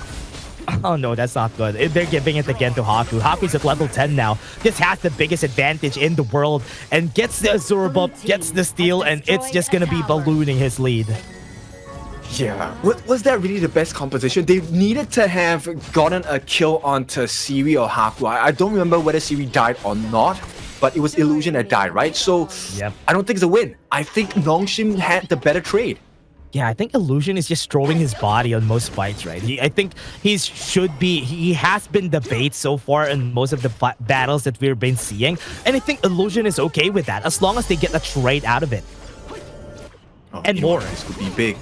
Ooh, Siri could be in danger though, but I think he's not going to be dying just yet. Was able to flash away. I'm just looking at the map. He was able to flash away. Yep. I think Inoue showed a little bit too early, right? He should have waited, a little bit more. Maybe he could have gotten the snipe on Theory. But we'll see. Nongshim, they take T1. Oh, hang on. Yeah, Kyungnain's gonna die here, but what are they gonna take out of that? They're gonna be pushing mid. They're gonna go for Ray, or just that push in the mid lane is just gonna be okay for their side, but they don't have Siri here. They're just gonna be taking the bot lane tower, which is also a good thing. This is Nongshim, right? They always have something to trade with. This is insane. Yeah, even if Kyungnain dies, they find a way to get something. That could have been 2 towers, but they didn't have the pushing power in the mid lane. Yeah, you get the EXP, sure, I'll take the turret for the gold, I'll get the Tyrant buff for the attack, and suddenly, you know, Gen.G find themselves in a horrendous place. Again, Haku, once again, putting pressure on this Azure buff. Remember, that's the reason why he's level 12, got the smite in, and will be able to go for the chase here. Doesn't use the unbridled outburst, gets it on 4, and they get the knockup. That was perfect, and now Illusion just chasing some kills. Ray gets some heal with an ending sorrow, but is it gonna be staying alive? No, he's not, and that's 3 people down on the side of Gen.G. Another big trade for the side of Nongshim. They give some pressure on the T2. They don't care. They take the T2 in the mid, and suddenly Gen.G now have to fence against a 4-man pressure coming in the mid T3. Yeah, the 2k gold lead, not really that big, but they always find ways to balloon this lead once they get to that point. And looking at it, Illusion not losing his confidence, even though there were some deaths that happened before that rock. Looking for kills, looking for a Sage's Smite. They don't have the Eye of the Whirlpool available, but they want to get something. Yep. Okay, so they protect the Crimson buff, but look, once again, Nongshim, they're already way out of that area. They make a beeline for Tyrant. This is not the Shadow variants just yet. Once they get this, they can start another fight with Gen.G. Yeah, 1 more minute before the Shadow variants are gonna come out. 50 seconds on the clock, but Gen.G looking for scraps, looking for anything, maybe get a shutdown gold. That's why they're sticking together. They shouldn't fight now though. Look, if they fight now and they lose the Shadow versions as well. So Gen.G would do well for themselves not to overcommit. Haku gonna go in, get some damage, has the Sage's Smite onto Haku, has the Conductor Souls maybe, get the damage here, but Siri was able to flash away, still safe on the side of the map. Look at the back line though, here he comes. Illusion is gonna fall. He threw his body in front of everyone, so he died.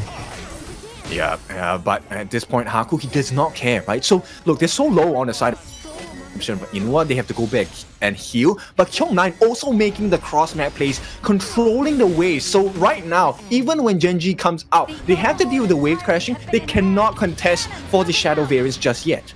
Yeah, remember, they don't have any information here. The Haku backed off, and they don't have the damage to kill this pretty easily, so they can get contested. Look at the backline. Kyungnain is already setting up for that flank, and Siri is also here. Haku could go in for the steal right now. This is the perfect time, and he can go in. Mournful Tempo gets the stun, but they still get it in the end. Siri's gonna be the target. Goes to the backline. They got the damage that they're looking for. Siri's gonna fall down, but at least they got the 1-for-1. Ray is now the next target. They have 3 bodies down the floor on the side of Gen.G, and they're looking for a 4th one. What was gonna be the next one? Was able to flash away, and this is still a 3-for-1. Yep, look, it was a bad trade. I think, yes, they got that Tyrant, but end of the day, they gave away 3 people, Ray, Inuwa, and Rock, the main damage dealers on the lineup of Gen.G. Wawa cannot hold on his own against members like Haku and Illusion. They're just too mobile. Yeah, and you told us about that a while ago, right? And whenever you're playing a Bulldog, you don't want to be behind the other team because you're throwing your body in front of everybody, which nets you a lot of damage on your HP. And now, while that's happening, Nongshim RedForce starting onto the Overlord, and the 90-second Tyrant wasn't able to do much here for the side of Gen.G. Yep, and it's going to be a rinse and repeat, right? So with this, they're going to send the Overlord down onto one lane. That's one lane that Gen.G has to focus on to clear the waves before they can even take a fight. And at the same time, this opens up the jungle for the side of Gen.G for the taking. So Nongshim, they have options. They can always choose. And so far, they've been choosing right. Gets the damage. Kyungnain still alive, just backs off a bit. No way. Just ejecting himself away from the battle, and that's a Mayin. You can't kill a Mayin pretty easily. Yeah, exactly. Oh, nice catch. Sage Smite, that's good. That's a good target. Illusion doesn't have a lot of HP. Couple blades hits him 2 times. He's still alive. Gets a stun of 4 people, and that's perfect. Onto the backline to go in. Ray is going to be the next target. Godlike onto Haku, and that's exactly what they needed.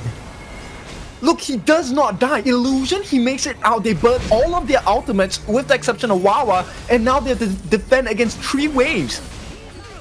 There go, top side, they're pushing bot lane, so this is good. Haku getting the slow, the Death Precipice is getting some damage out of the members here, but they're looking for more. Sage just smite onto Haku, but he's a very tanky target. Look at the backline, Kyung9 just got the kill onto Inoue. He's gonna die, but at least he got Inoue in the end there. No more wave clear for the side of Gen.G.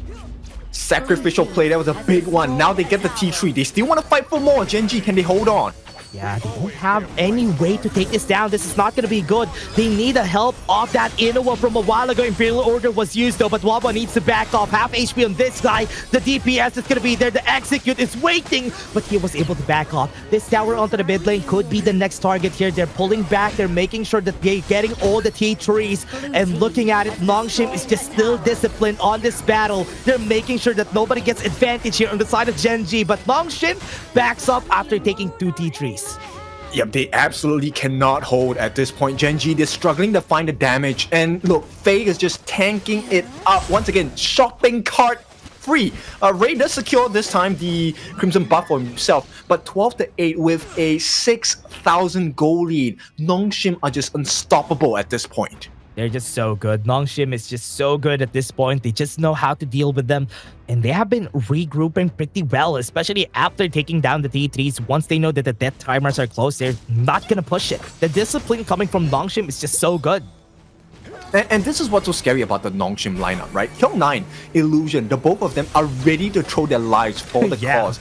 And once Gen.G is exhausted all of the resources, you realize that they can't fight against Haku. And they still have that beast from Faye. Yeah, those are the scariest people who throw their bodies for the cause. And they do it every time on the side of Nongshim, and that's the good thing. Tyrant going to be starting. Right now, Ray is in position to go for that steal, but they need to push him back. Look at Kyung9. He is looking for Inoue. He's looking for the right target. An ending sorrow. Ray is in front of everybody. Would he be able to survive? No, he's going to be dead. And nobody to contest that objective later on. Rock is going to be next in the chopping block. They're going for more. They have a checklist. Rock is going to be next. But they are still giving chase. They're just running forward.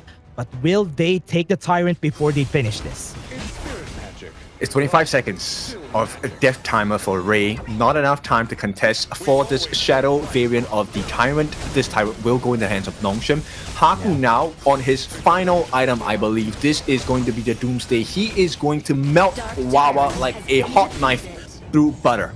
Ooh, Illusion. Illusion. Inoue could be. It goes in for the flash in the knockup, but Inoue's still alive. That's good. At least they got this, so they got the kill on Illusion without any kills to Inoue. Oh, that's a lifeline. All right, this is exactly what Illusion did to them. Who are now playing the same card. Gen.G, maybe they can benefit off of this, but it's 2 open lanes in the mid and the bottom. Super minions for Nongshim. Yeah, they have the Overlord on their sights for sure. Gen.G could take that, but Ray is already positioning himself for it. Right now, Nongshim doesn't have any capabilities to start this because they don't have Illusion to start the fight for them. But Faye, moving forward, Kyung9 in prime position. Haku, would he go for the steal? He has the HP, they have the Unbridled Outburst at the back. Oh, it's going to be the target of Kyung9. Good thing he has the Gardener Grave, but it doesn't matter. Drops down the kick, and they have everybody in front. They got the Overlord, but at what cost? They're losing a lot of people in the process. 3 people are down, and there's only 2 to defend. Out of options and out of life right now. The double kill on Haku providing so much value. They get put that Shadow Overlord in the mid lane, but at what cost? They're gonna try and run for their lives. Wawa and Ray, they can't do anything here. Minions taking so long though. They could go for the push here even though they don't have any minions. That's gonna be the T3, the last one down, and they don't even care if there's a tower there. Yep, this one is instant delete here. This is not a Shadow Overlord, it's just a shadow, and they have shown the light. Yeah, that's true. I think there's 5 more seconds before Clue comes in. They can finish this game anytime they want, and they need Sorrow to just pull them back. They're just trying to clear the wave here on their side. Will they be going in? I'm looking for Kyung9 goes into Inoue. Half HP on just 1 drop kick, and 2 people are just gonna get executed for their side, and they're vanquishing their foes. Nongshim RedForce surgically winning the 3 games that we had. Playing a repeat from yesterday, Nongshim crushed Gen.G once again. What a great game. Nongshim RedForce, they are the greatest They are the greatest of the major East so far. No defeats. just yet. Gen.G was our closest bet, but they haven't won against Nongshim yet. Okay, wait.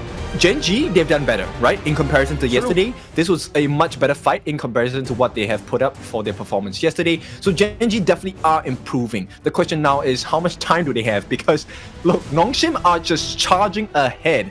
And at this point, it doesn't look like Scars have a good chance as well. They need to, I don't know, suddenly level up like 10 times.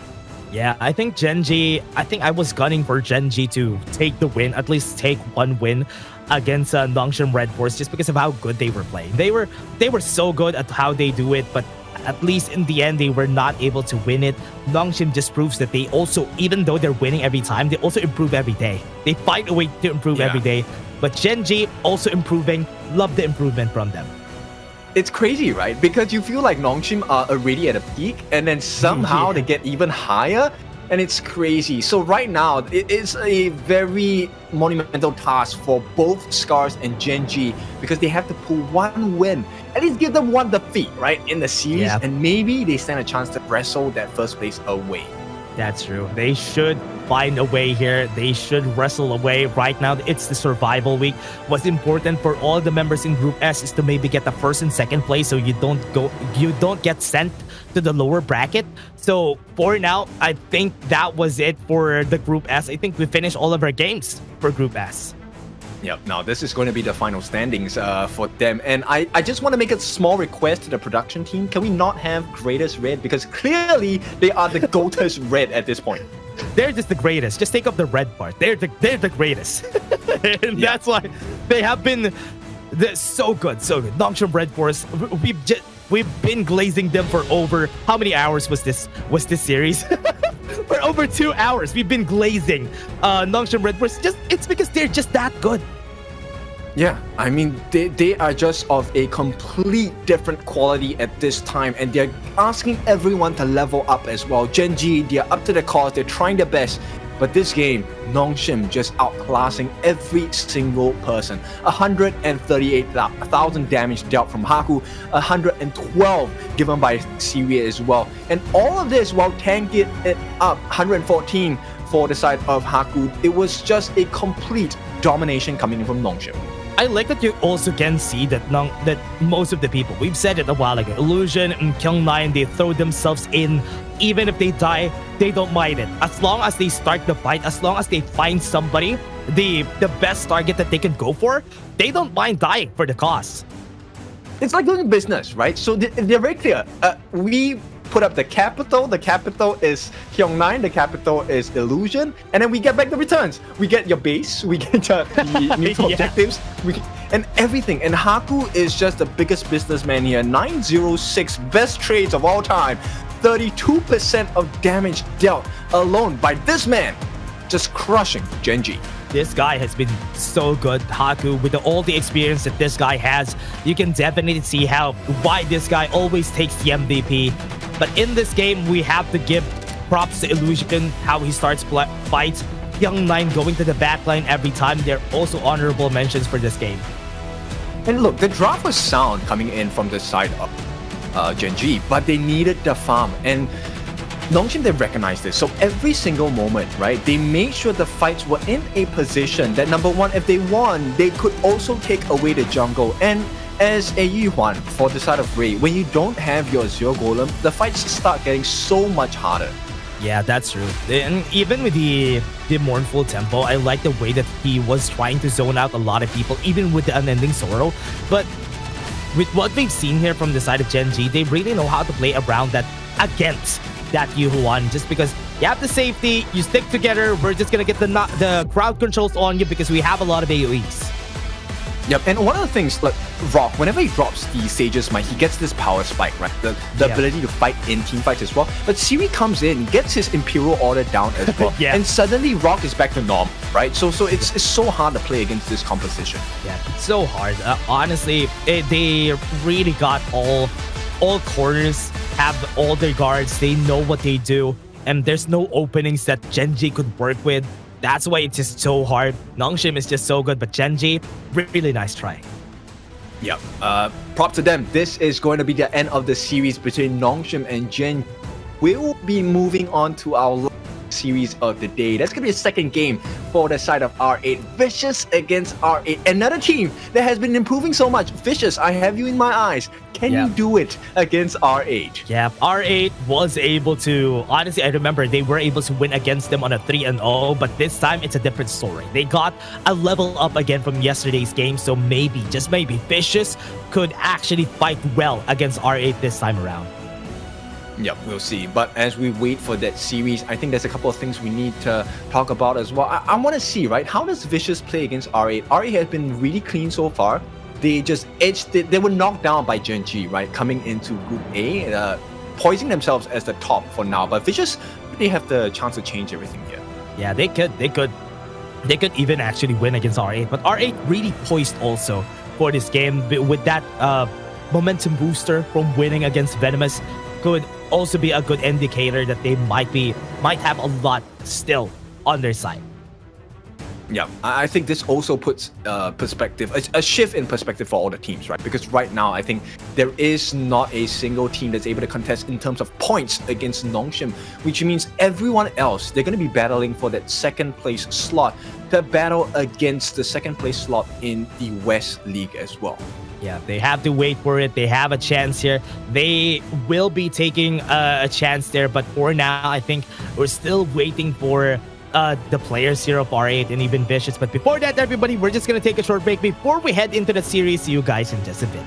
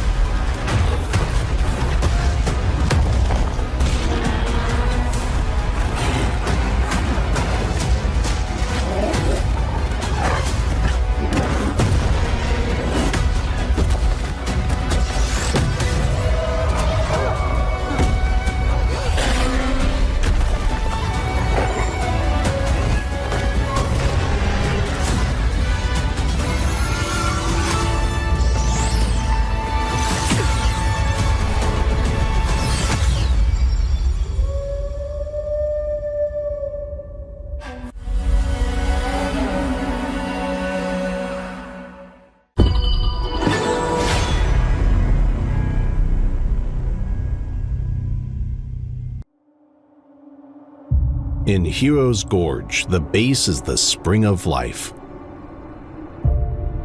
In the real world, every forest and plant is the Earth's spring of life. The base nourishes the gorge, just as Earth's ecosystems sustain all life. If the base is exhausted, heroes will lose their home. If ecosystems are destroyed, all life loses their habitat.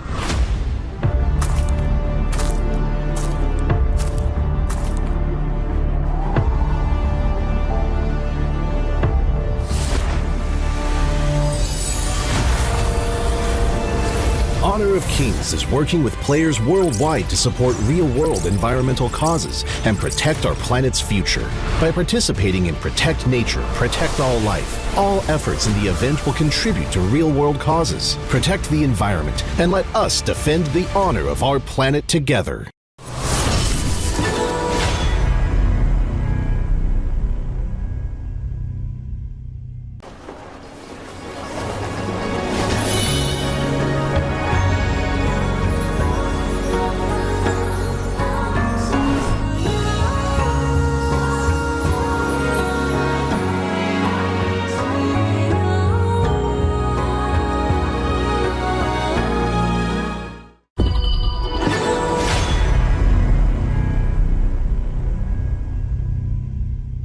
Welcome to the Honor of Kings Major East League Spring and Major West League Spring 2025. Two independent tournaments, each featuring 7 top teams from rising powerhouse regions across the globe. Major East features teams from South Korea, Japan, Middle East and North Africa, and South Asia. Major West brings together talents from North America, Latin America, Europe, and Turkey.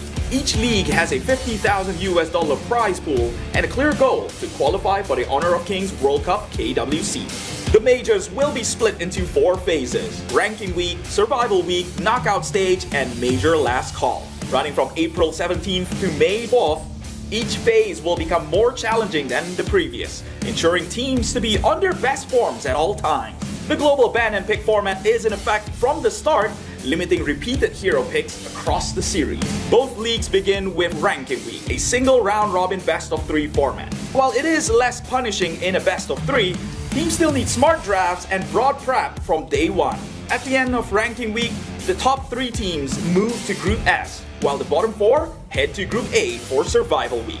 Unlike traditional slow-paced formats, this Week 1 is anything but forgiving. Every match counts.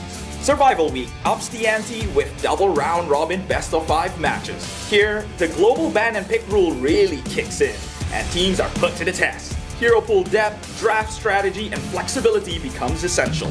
There's no hiding behind comfort picks. Only teams that can adapt will survive. In Group A, it's a ruthless fight. Only one team advances, while the rest are eliminated. One stumble could mean missing the knockouts entirely. It's fast, high stakes, and decisive. In Group S, the top 2 reach the upper bracket, while 3rd place drops into the lower brackets of knockouts. The final stretch is the knockout stage, featuring a double elimination best-of-5 bracket. Each league's champion qualifies directly to KWC, meanwhile runner-ups get one last chance in the Major Last Call, a final best-of-5 to secure their World Cup slot.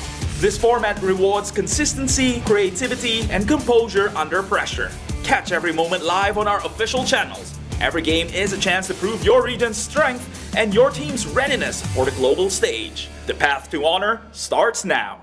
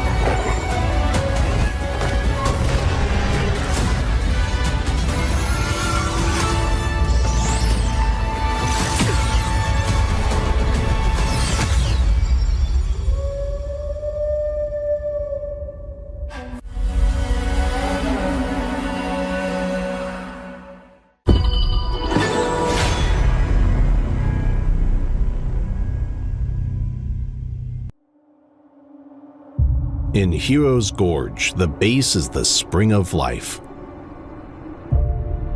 In the real world, every forest and plant is the Earth's spring of life. The base nourishes the gorge, just as Earth's ecosystems sustain all life. If the base is exhausted, heroes will lose their home. If ecosystems are destroyed, all life loses their habitat.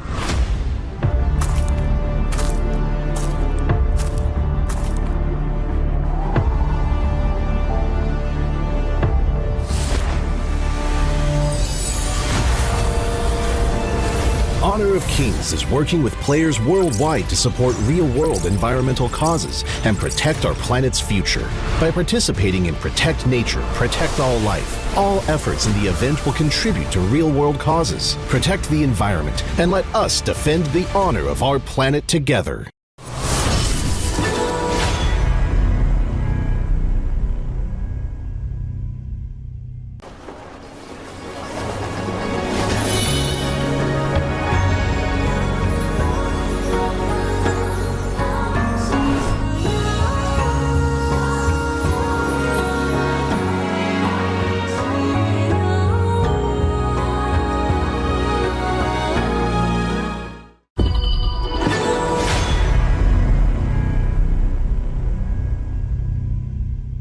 Welcome to the Honor of Kings Major East League Spring and Major West League Spring 2025. 2 independent tournaments, each featuring 7 top teams from rising powerhouse regions across the globe. Major East features teams from South Korea, Japan, Middle East and North Africa, and South Asia. Major West brings together talents from North America, Latin America, Europe, and Turkey. Each league has a $50,000 prize pool and a clear goal to qualify for the Honor of Kings World Cup KWC. The majors will be split into 4 phases: Ranking Week, Survival Week, Knockout Stage, and Major Last Call. Running from April 17th to May 4th, each phase will become more challenging than the previous, ensuring teams to be on their best forms at all times. The global ban and pick format is in effect from the start, limiting repeated hero picks across the series. Both leagues begin with Ranking Week, a single round-robin best-of-3 format. While it is less punishing in a best-of-3, teams still need smart drafts and broad prep from day one. At the end of Ranking Week, the top 3 teams move to Group S, while the bottom 4 head to Group A for Survival Week. Unlike traditional slow-paced formats, this Week 1 is anything but forgiving. Every match counts. Survival Week ups the ante with double round-robin best-of-5 matches. Here, the global ban and pick rule really kicks in, and teams are put to the test. Hero pool depth, draft strategy, and flexibility becomes essential. There's no hiding behind comfort picks. Only teams that can adapt will survive. In Group A, it's a ruthless fight. Only one team advances, while the rest are eliminated. One stumble could mean missing the knockouts entirely. It's fast, high stakes, and decisive. In Group S, the top 2 reach the upper bracket, while 3rd place drops into the lower brackets of knockouts. The final stretch is the knockout stage, featuring a double elimination best-of-5 bracket. Each league's champion qualifies directly to KWC, meanwhile runner-ups get one last chance in the major last call, a final best-of-5 to secure their World Cup slot. This format rewards consistency, creativity, and composure under pressure. Catch every moment live on our official channels. Every game is a chance to prove your region's strength and your team's readiness for the global stage. The path to honor starts now.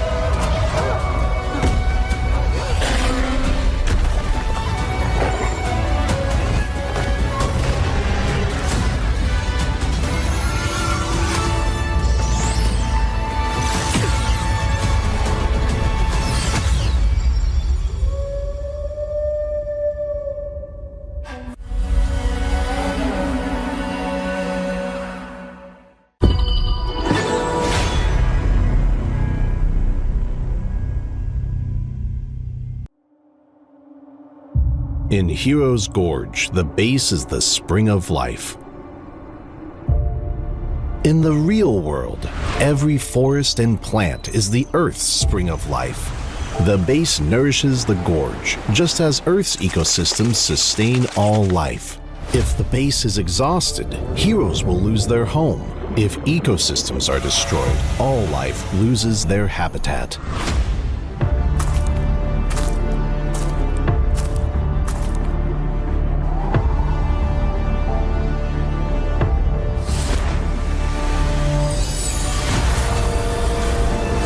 Honor of Kings is working with players worldwide to support real-world environmental causes and protect our planet's future. By participating in Protect Nature, Protect All Life, all efforts in the event will contribute to real-world causes. Protect the environment and let us defend the honor of our planet together.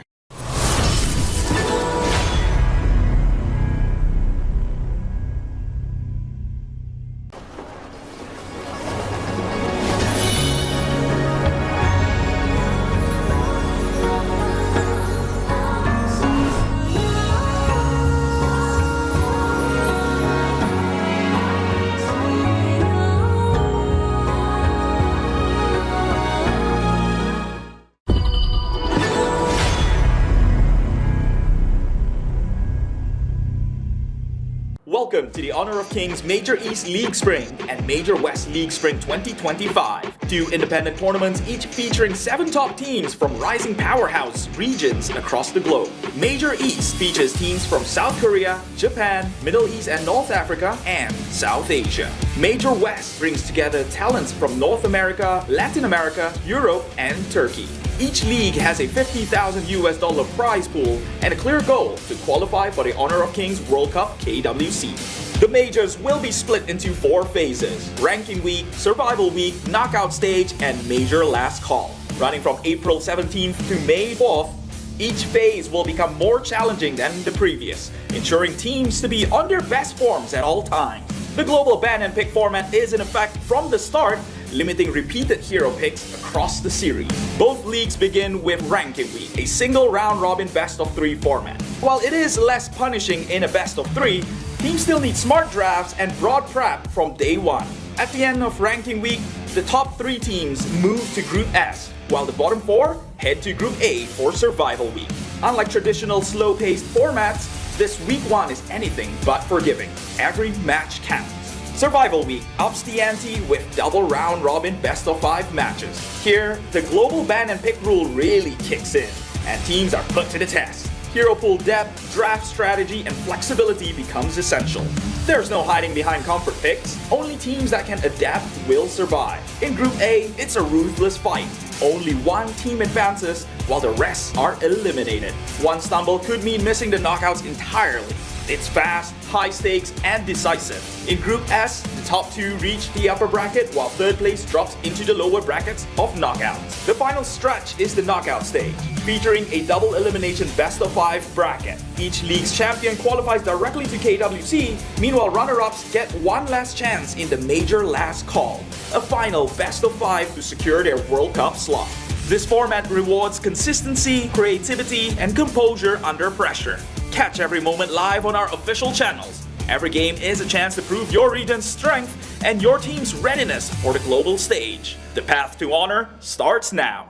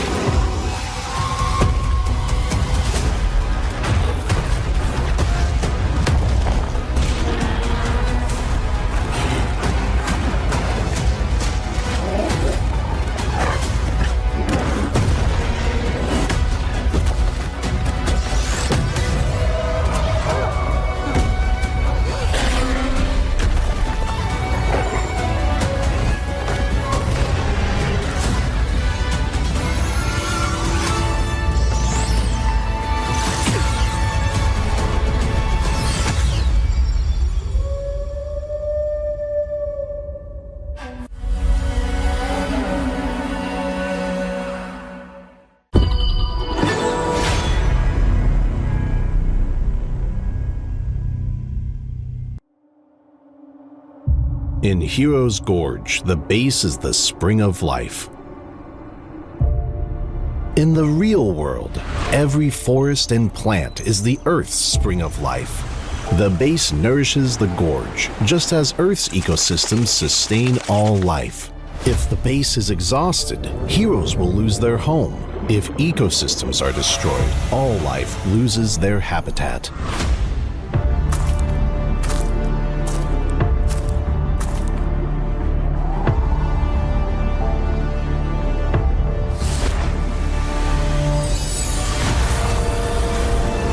Honor of Kings is working with players worldwide to support real-world environmental causes and protect our planet's future. By participating in Protect Nature, Protect All Life, all efforts in the event will contribute to real-world causes. Protect the environment and let us defend the honor of our planet together.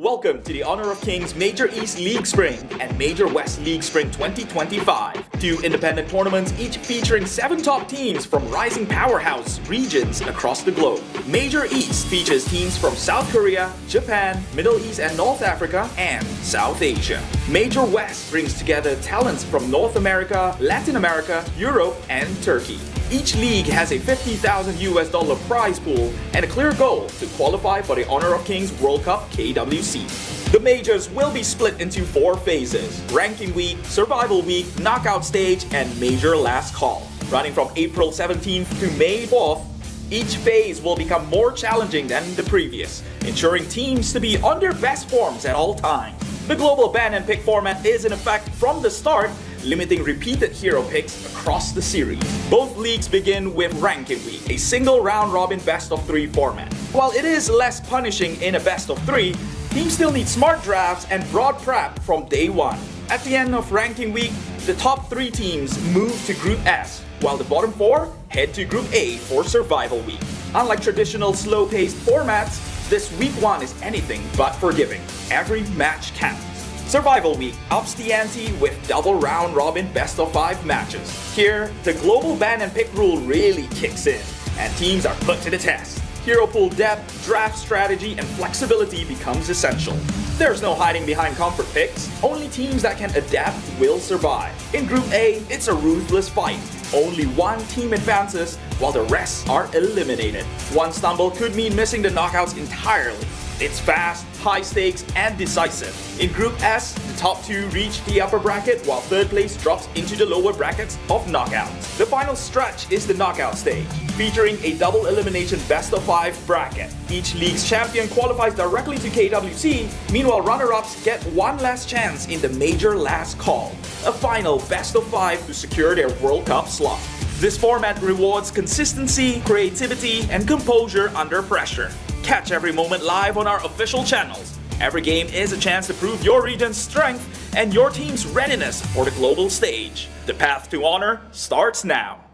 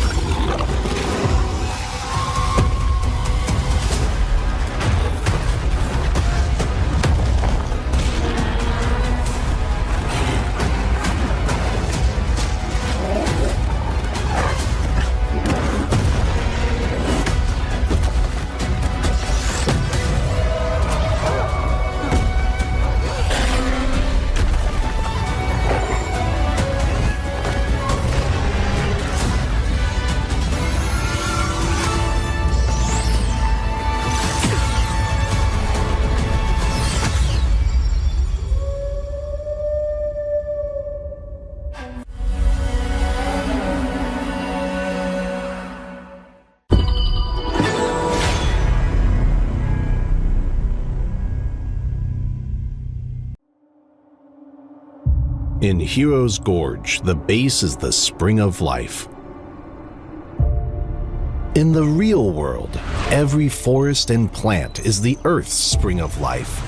The base nourishes the gorge, just as Earth's ecosystems sustain all life.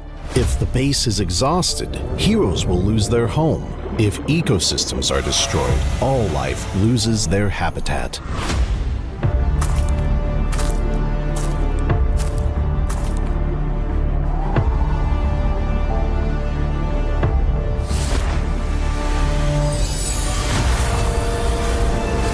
Honor of Kings is working with players worldwide to support real-world environmental causes and protect our planet's future. By participating in Protect Nature, Protect All Life, all efforts in the event will contribute to real-world causes, protect the environment, and let us defend the honor of our planet together.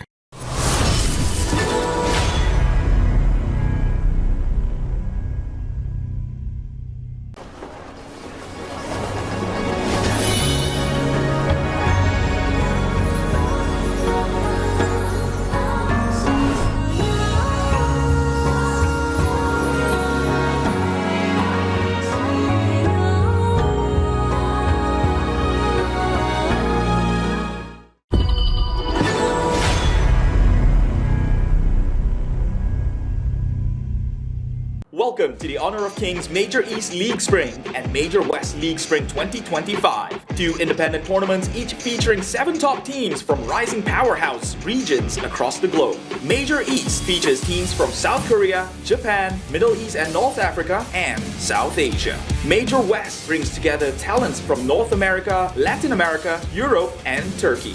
Each league has a $50,000 prize pool and a clear goal to qualify for the Honor of Kings World Cup KWC. The majors will be split into 4 phases: Ranking Week, Survival Week, Knockout Stage, and Major Last Call. Running from April 17th to May 4th, each phase will become more challenging than the previous, ensuring teams to be on their best forms at all times.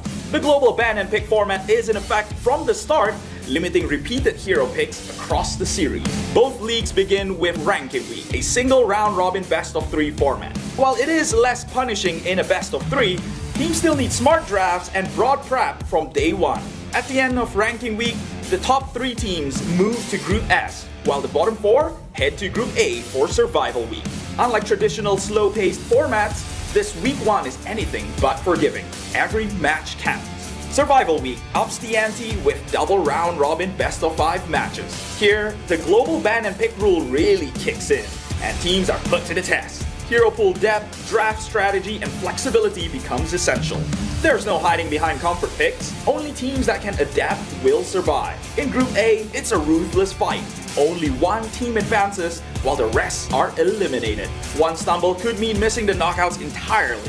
It's fast, high stakes, and decisive. In Group S, the top 2 reach the upper bracket, while 3rd place drops into the lower brackets of knockouts. The final stretch is the knockout stage, featuring a double elimination best-of-5 bracket. Each league's champion qualifies directly to KWC, meanwhile runner-ups get one last chance in the major last call, a final best-of-5 to secure their World Cup slot.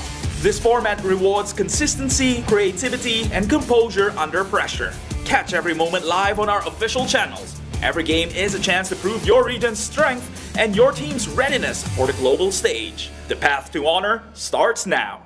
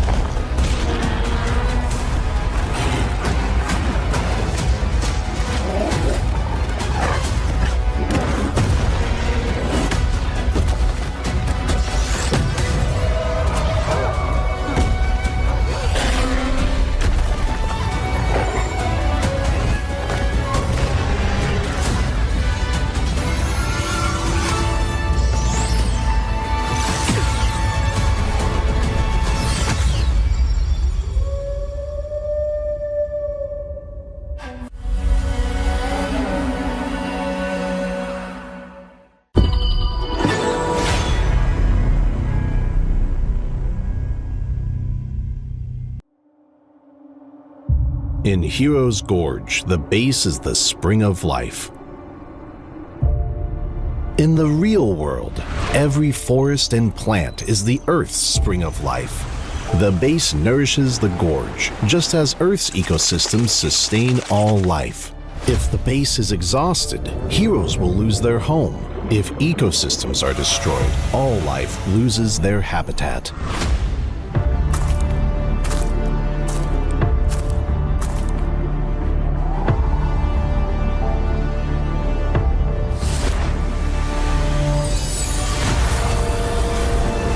Honor of Kings is working with players worldwide to support real-world environmental causes and protect our planet's future. By participating in Protect Nature, Protect All Life, all efforts in the event will contribute to real-world causes, protect the environment, and let us defend the honor of our planet together.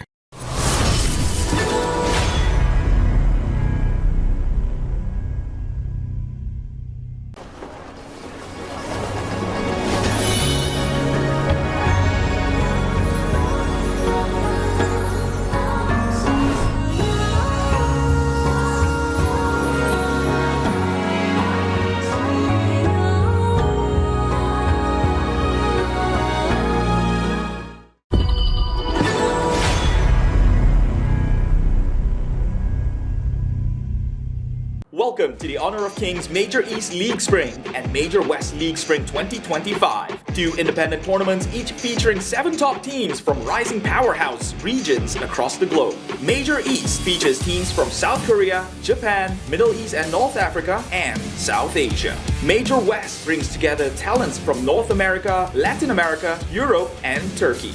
Each league has a $50,000 prize pool and a clear goal to qualify for the Honor of Kings World Cup KWC. The majors will be split into 4 phases: Ranking Week, Survival Week, Knockout Stage, and Major Last Call. Running from April 17th to May 4th, each phase will become more challenging than the previous, ensuring teams to be on their best forms at all times. The global ban and pick format is in effect from the start, limiting repeated hero picks across the series. Both leagues begin with Ranking Week, a single round-robin best-of-3 format. While it is less punishing in a best-of-3, teams still need smart drafts and broad prep from day one.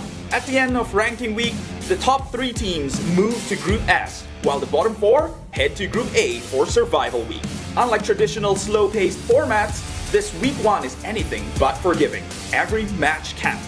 Survival Week ups the ante with double round-robin best-of-5 matches. Here, the global ban and pick rule really kicks in, and teams are put to the test. Hero pool depth, draft strategy, and flexibility becomes essential. There's no hiding behind comfort picks. Only teams that can adapt will survive. In Group A, it's a ruthless fight. Only one team advances, while the rest are eliminated. One stumble could mean missing the knockouts entirely.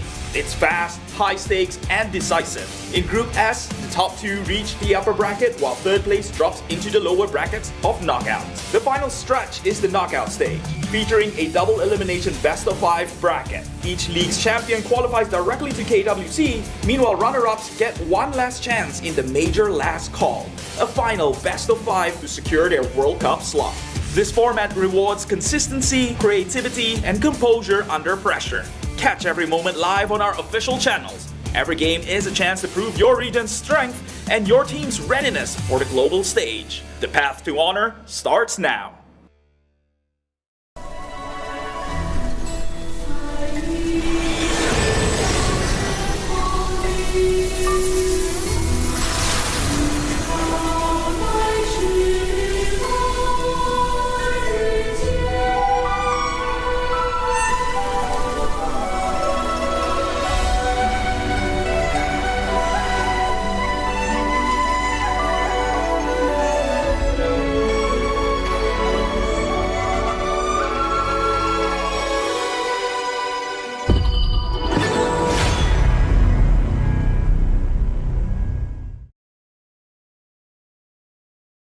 Thank you for your patience. It is time for the final series of the day. It is your Kindoku, and with me, the man that ends games in a flash, it is Dash. Again, this is another series for R8. Remember, everybody, before they went here, they had the match 1, and before they went here now, they had another match before it. So they had like a non-broadcasted match. We were waiting for them. That's why right now we are going to be seeing them fight against Vicious this time around. So they already have, this is their third match of the day. Yeah, third series as well. So it was a potential best of 5 for all 3 series. And look, the big question here is fatigue gonna play a part in the results of this final series of the day? That is a good question, though. I hope they're not as tired today because it is really going to affect their mental here moving forward here for the side of R8. So I hope they would be able to have the mental capacity to fight this. I mean, you're at the big stage. So honestly, that's basically a requirement at this point. Yeah, you know what? Actually, I think it's a guarantee they will be tired. But it's when you're tired, that's where the cells, right? During the stress, during when you're so down with fatigue, can you make it work? And I mean, that's the work required for you to be a champion, right? So let's see how they do against Vicious. Yeah, that is the question. Let's see if that's going to happen here for them because I love it. I love to see a lot more challenges here for their teams and Vicious looking like they're really looking good so far. They have been playing pretty well, especially against Crazy Raccoon. But remember, R8 defeated them beforehand in the survival week. So on 3-0. But from yesterday's game, they might have had a chance just because of how they upgraded from yesterday. Yeah, every day is a learning lesson, right? It's also an opportunity for you to learn about the mistakes you've made in the past and see how you can change it to your favor, right? And I think we've seen Vicious improve so much throughout. Look, it's not even like a week. They've had like, what, 4 game days? Something like that. Yeah. That's a very short time to kind of get ahead, right? To learn from all the things that you have experienced. And bear in mind, this is a team that has not had international experience. R8 have. Yeah, and that's why here there is a big chance. I mean, we always talk about it, right? We always talk about teams with international experiences because that international experience really moves worlds for teams because with the international experience, they get the pressure, they know what's going to happen, they know how much effort they should put up, and you get a lot of things. You do that in games, you get experience, and you get a lot whenever you play internationally. Yeah, it kind of shifts your perspective from one end to another, where things that you would need to focus on, things that you can actually leave aside during fights or during contests as well. But let's take a look at the first team we're going to introduce today.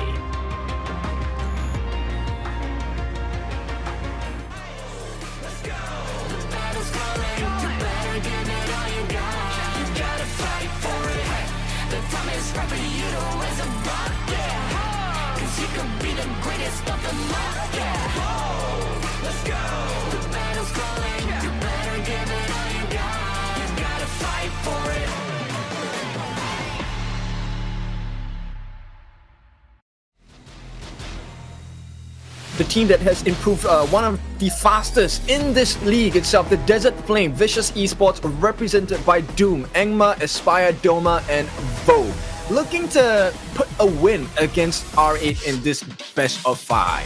Vicious Esports is one of the teams that I was really hoping would be able to put up a fight against R8 because in this Group A, they are the ones who has the most chance. Crazy Raccoons also following suit.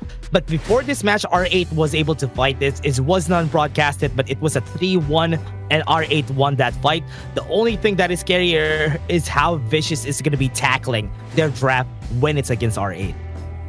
Yeah, it's a very important decision, right? And R8, let's give them an introduction as well.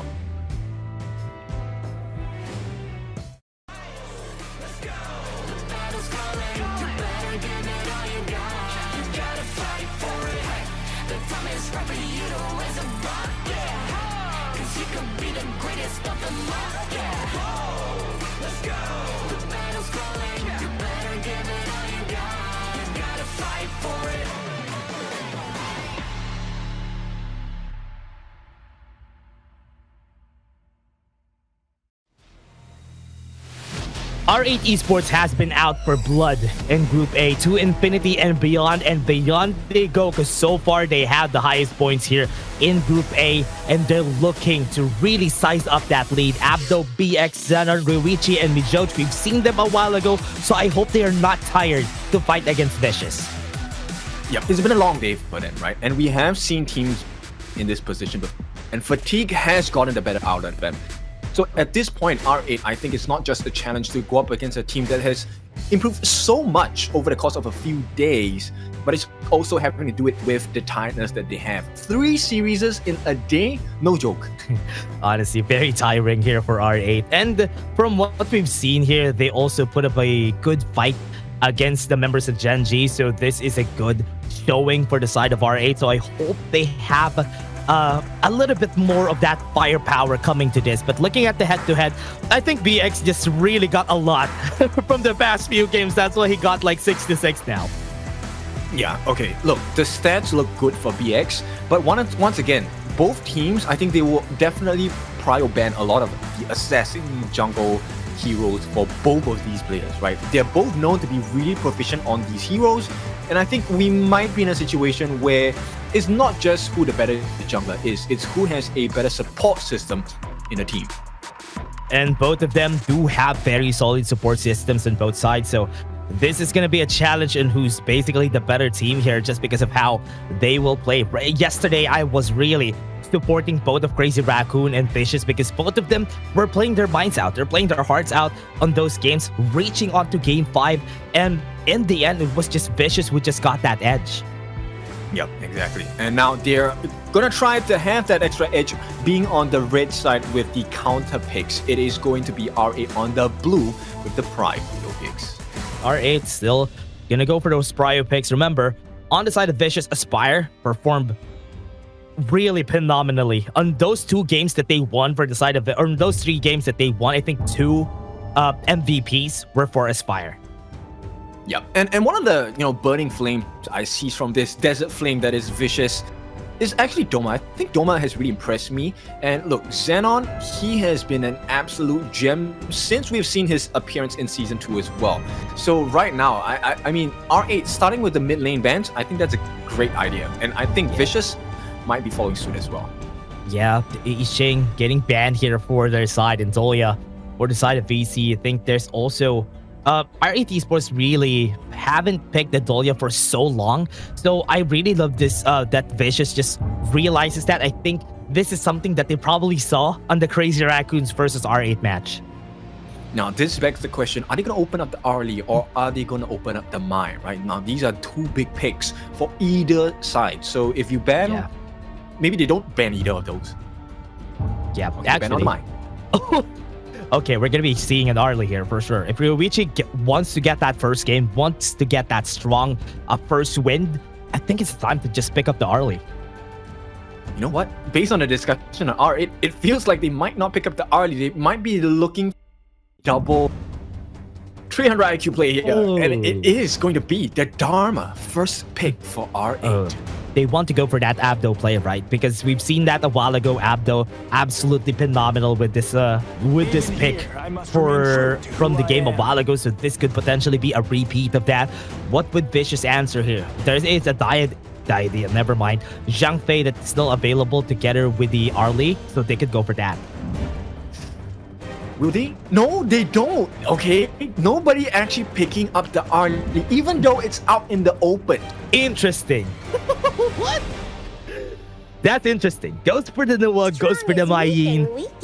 Do they have the answer to that Arlie? That's the reason why they're not picking it. Could be possible, which is why they're baiting R8 Esports here to pick up that Arlie for Yoichi. Yeah, there's a lot of burst damage right now. She doesn't do well at burst heavy compositions. At the same time, being caught out by a Mayin might hurt them a lot. And this was the plan all along. We were baited too. It's not about the farm lane. We want the Jing. That hurts. That hurts. The EX getting the hold on this Jing. That really hurts a lot. This is not good. Remember, a while ago, Venomous was banning it.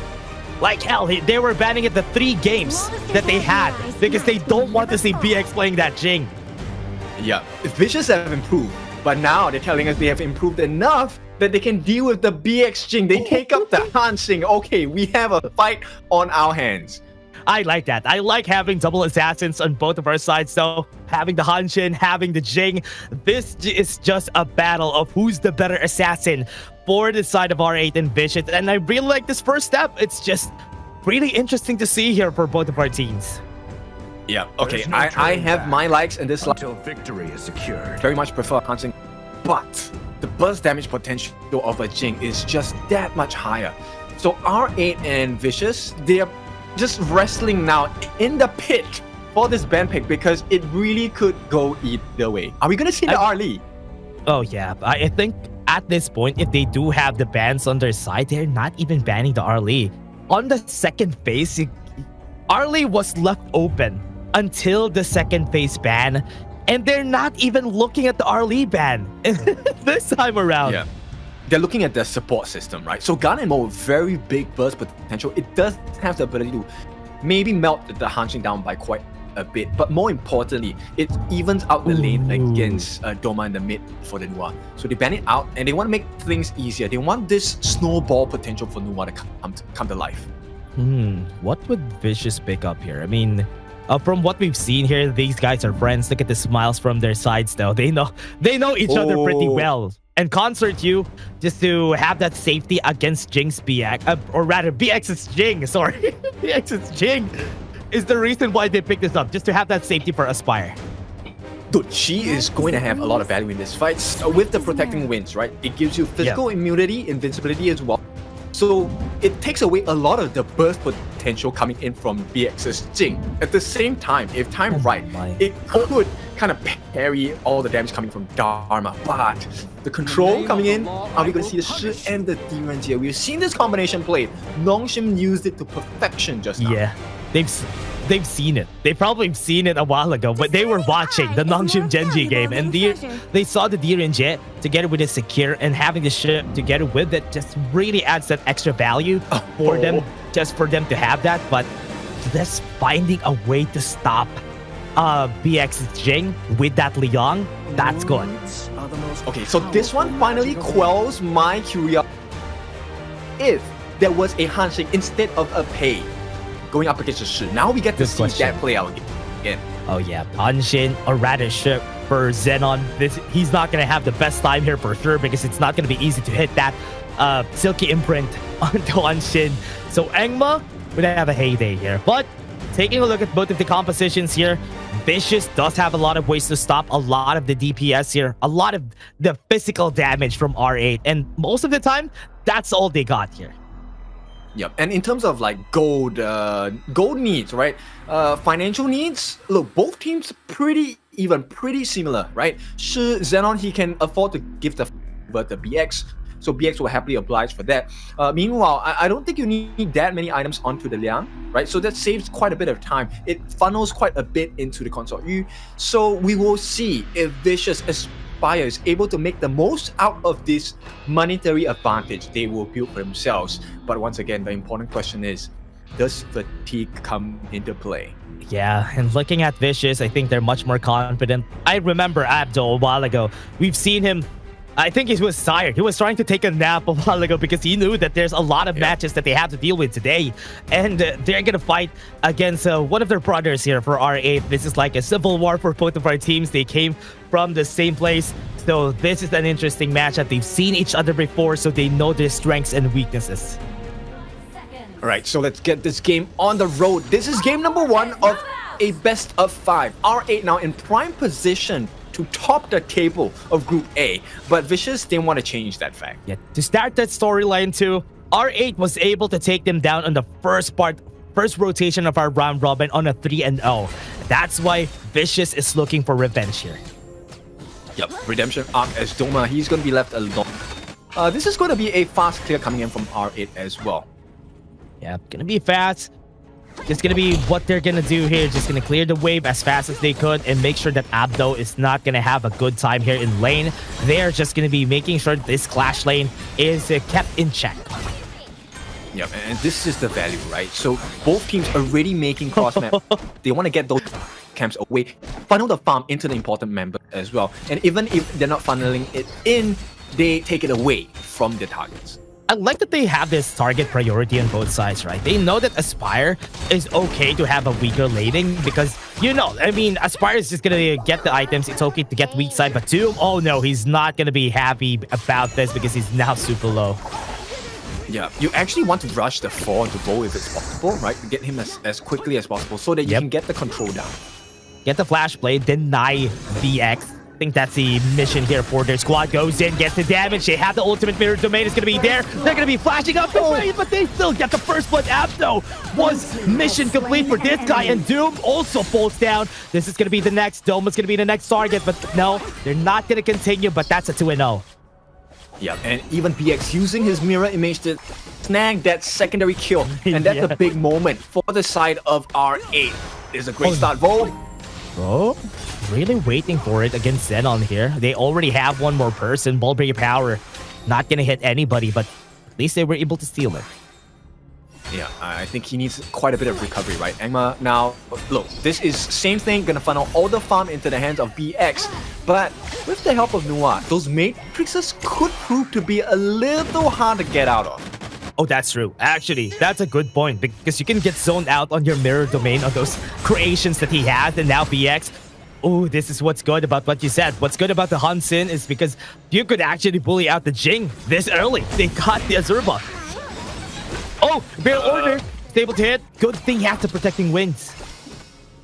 Yeah, you know what? BX got it instead. I'm not sure why. Doma even expanded Annihilation, but BX still got the Azure buff. That's a lot of commitment. Yeah, that's true. There's a lot of people too that they committed there. Emergence gonna be there.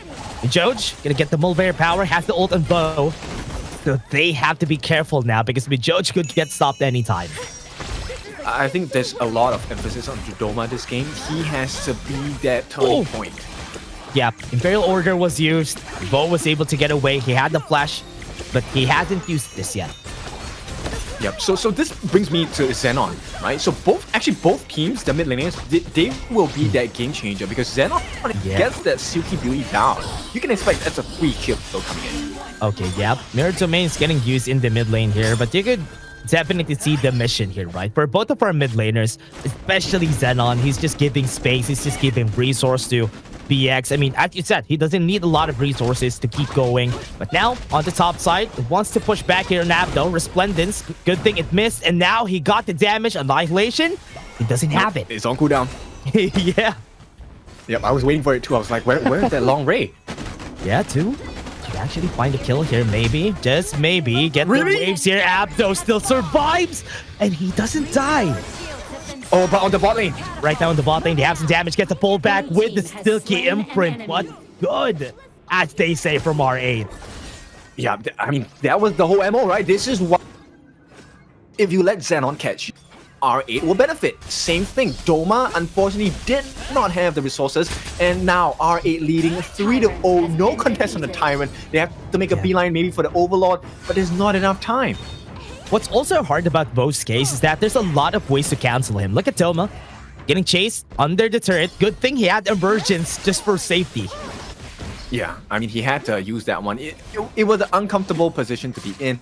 And look, once again, Ryoichi, one of the benefits of having a demon tier, right? Just use your passive, shoot down that structure. Yeah, that's true. That's what everybody does at this point because they just want to get that chip damage on the tower, get the tower down as fast as you could. And look at this though, because there's a lot of people right down in the mid lane because they know they can't deal with him right now on top. Abdo gonna be fighting at 1v2. Dude, still survives. He's just sidestepping everything. This guy is a monster. Oh yeah, Bo, go fight 1v1. Joe just got cancelled midway.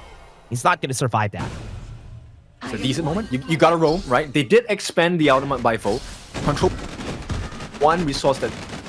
So, Vicious, they have to find something else off of the map without the help of Foe's ultimate. Yeah, that's true. Bo is gonna have a hard time here just because I can see that there's a lot of ways to cancel it. I mean, I think every hero that they have for R8, they have a way to cancel Bo anytime they want to, which is gonna be hard.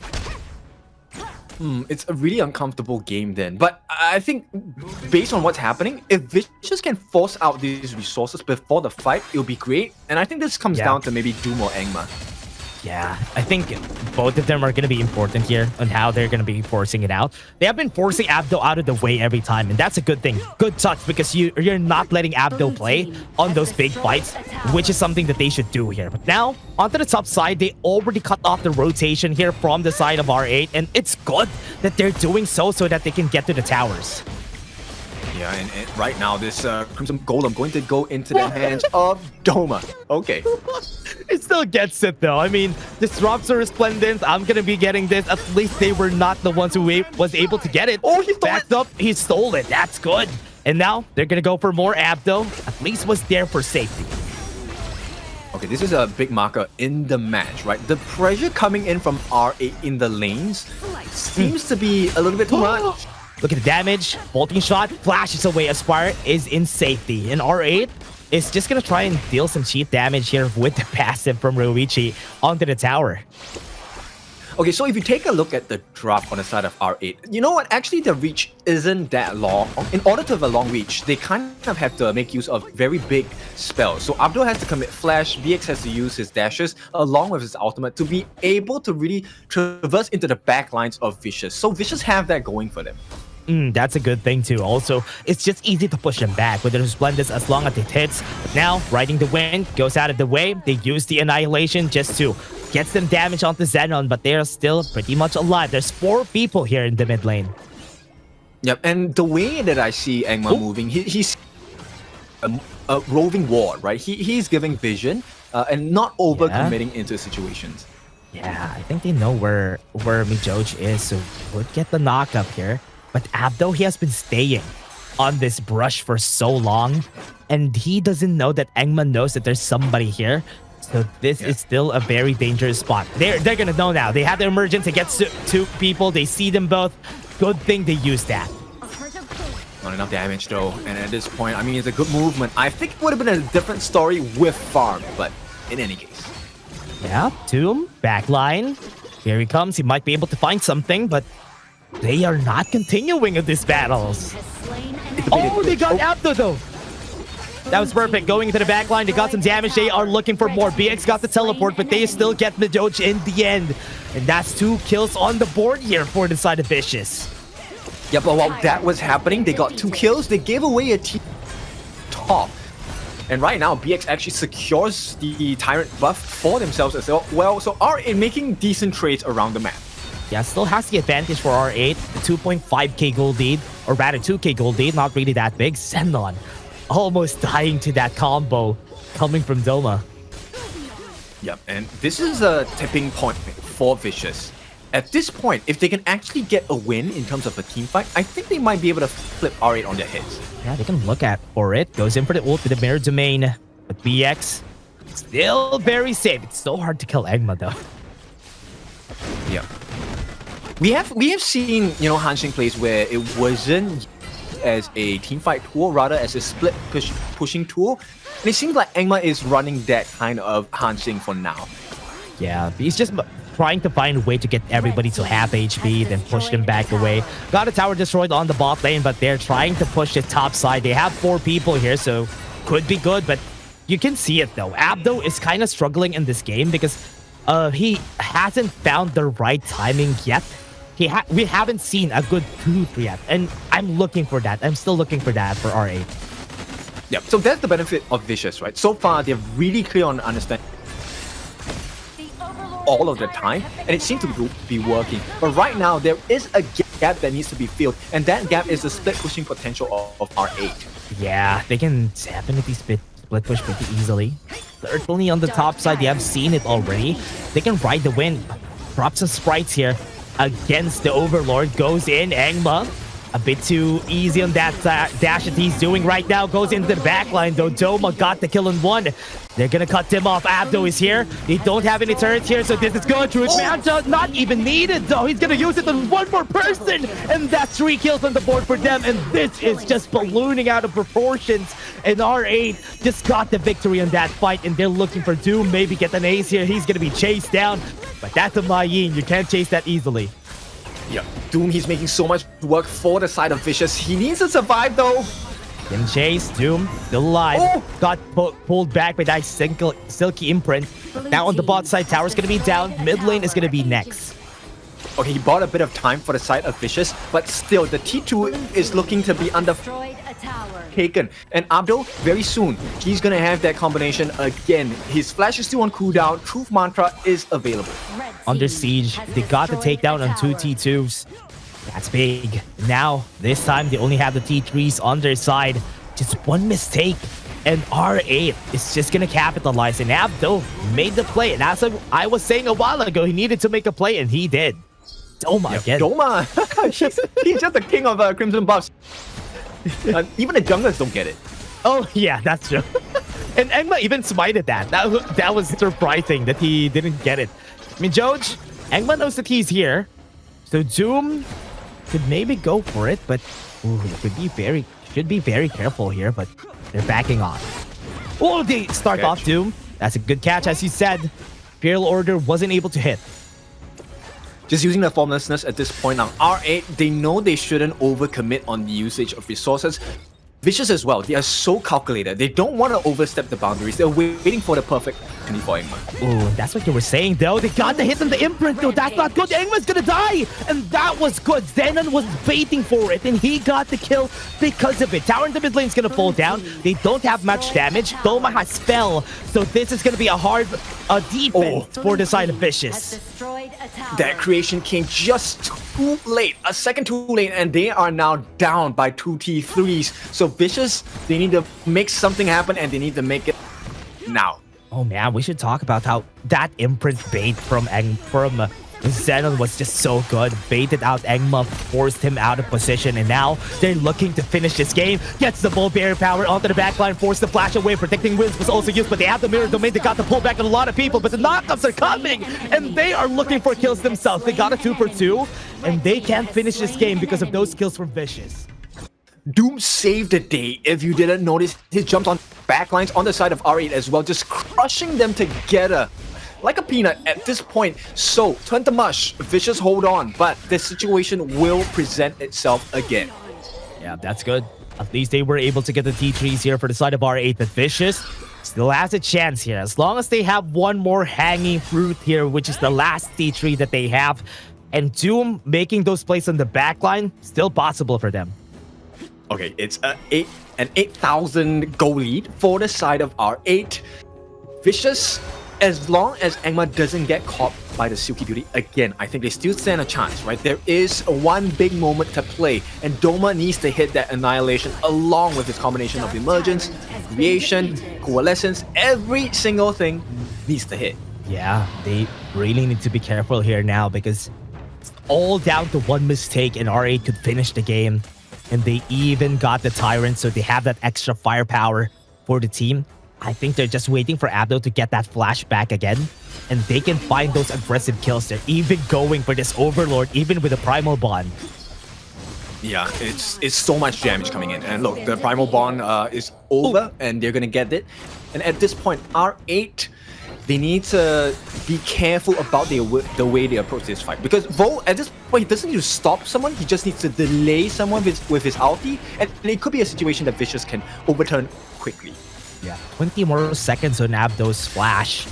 And this is going to be the time that they're going to start this. We're waiting for the minions. I think that's a perfect timing. Once the Shadow Vanguard is here, they could start the fight for the side of R8. Yeah, Vicious need to stagger the waves. I think that's one way they can do it with the pressure, but it's so difficult. Oh, here comes Imperial Order. They got the flash. What a perfect Truth Manta, and that's what we were saying. They were waiting for the right time, but they are on the backline. Doom making sure that not everybody's confident here. They're still alive. Ruichi gets the kill here, and they are still alive. It's still a 2v2. Emergence is going to be there. Resplendence wasn't able to hit, and they are going to finish the game. R8, this is it. They have the Sage's Sanctuary, and this guy gets the revive, and that is a win for R8. It was a big moment. Doom actually did so much work. Doma as well. He landed every single thing, but it was just not enough. The farm just set them a little bit ahead on the side of R8. So R8 take that first win. I love how they started that fight though. Yoichi flashing for the Imperial Order, and also Abdo with the Truth Mantra just to make sure that whoever got stunned is gonna be dead. Yeah, and this is so scary, right? When teams allow the Liang Pit, you know they have an difficult. Vo is having a hard time this game. Yeah, and especially they do have a lot of crowd controls to just stop him from using the power word control. We didn't even see a good first kill from that power word control, which usually happens whenever a Liang presents itself in the game. But we haven't seen it just because of the struggle on that composition specifically of R8. Yeah, I mean, what you're supposed to do, you have one skill, they have 5. Yeah. Any one of them can cancel you. So Vo is having a tough time. It's not as point. It's really a tough situation to come back from. But Vicious, you can see they definitely have improved. I'm excited to see what else they can bring to the table, because is this a prio draft? I don't think so. There are many more options. There's stronger drafts available for both teams as well.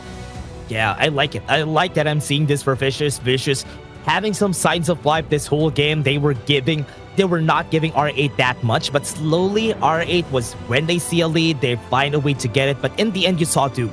Moments of brilliance from Doom. He probably is the second MVP of this game just because of what he was doing, giving time for the team and even getting kills on the back line. Yep. And bear in mind, now this is one big pick they have taken away from the side of R8. They have taken the Jing out of the picture. Yes, it is still a loss, but not as hard as I thought it would be. So right now, Vicious, I think they stand a decent chance. All they have to do is to figure out how do we deal with the next draft in the next game. But first and foremost, let's talk about the items here. Xenon, I think he did so well using the Mask of Agony, Frozen Breath. More importantly, the Breakthrough Rope with the Armor Pierce. He was one of the reasons why it was so hard to fight against the side of RA. Oh yeah, that's really true. And they do have a lot of crowd controls on their side. And you can see how much gold two of their people are on RA. Ruichi with 13k and BX with 15. They probably have the most chunk of gold here, the reason why they have that gold lead. Yep, and look, the gold wasn't even that important. Xenon, right? Abdo, yes, he needed to be able to deal the damage Truth Mantra, but it's more importantly to set the stage. So Xenon did a really good job of latching on to the members on the side of Vicious and allowing the damage, burst damage of not just BX but Real Ichi to hit their mark. Yeah, you can see here on the graph that the game slowly was progressing in favor of R8. And you know that they were just trying to be disciplined. They were trying not to give Vicious much so that they're still going to be in the lead. And that's what really worked for them. And because BX was able to play with that Jing, you can see it. That worked pretty well for the team here for R8. Yeah, so in terms of MVP, we're probably looking at Jing, right? So yes, it is going to be the Jing. Yeah. BX, once again, just farming the MVP, 6-0-4. But you know what? I also want to give a shout out. I think Xenon, he did an amazing job on this. He was one of the main reasons why BX has this MVP as well. Yeah, you're not going to get MVP with shit, right? Most of the time you won't, because you won't be dealing much damage, but you have a lot of crowd control, which is the reason why most of this first kills even happened. It was Xenon just getting the Silky Imprint. Look at that pullback against Aspire. That was a kill for them. Yep, so beautiful at this point. And look, there was a lot of control and space created for Ryoichi as well. There were a couple of moments where it looked like Vicious had a chance to come back, but every single time shut down by Abdo. Yeah, Abdo, especially in this last part, he performed really well. I was counting how many seconds does he need for that ult, and look at this. The perfect timing on the backline, gets the Truth Mantra. Yes, he dies, but at the cost of winning the game. Yeah, and just to highlight, look, on Vicious, Doom, I think he played really well this game. Did some really big, amazing saves. This is in conjunction with Doma, landing so many different skills at the same time. But purely, it really was the itemization difference, the gold difference that made all the world so much difficult for the side of Vicious. And I really love what they did here for R8, and just the gold lead ballooning really just was uncontrollable for the side of R8, but it was honestly doable. For me, Vicious had a chance there. Yeah, so definitely, I think Vicious, they would definitely come back stronger in game number 2. So bear in mind, R8, this is their third series of the day. So yeah, fatigue, I think, has started to set in. Maybe not so apparent just yet. Yeah, I hope they would be able to answer back here for the side of Vicious. But before that, everybody, we're just going to take a short break.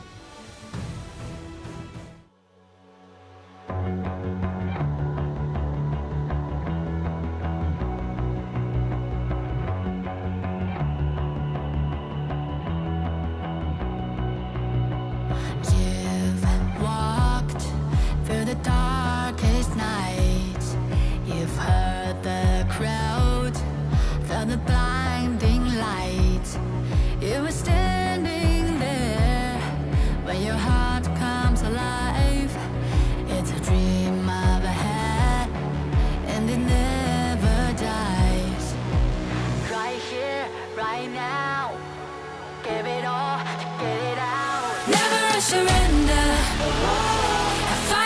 never fail.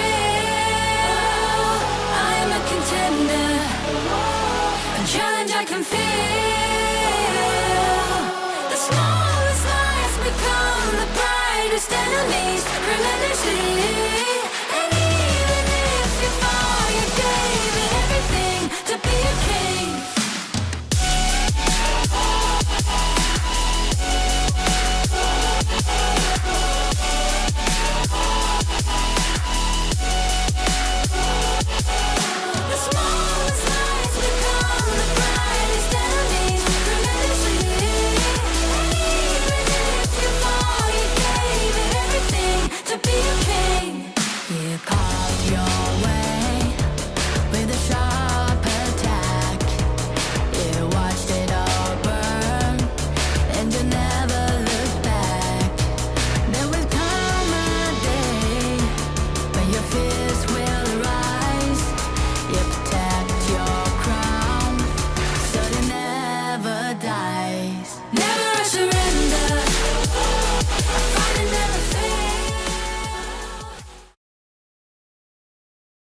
Welcome back. It is time for the second game in this best of 5 series. R8 are leading at this point 1-0. It is your favorite kind of tofu kindofu, and with me, the man that ends games in a flash, it is Dash.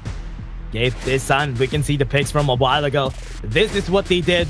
Jing came out of left field. I mean, we were expecting Jing to come out, but they were allowed to play Jing in this game, which is why R8 got the win.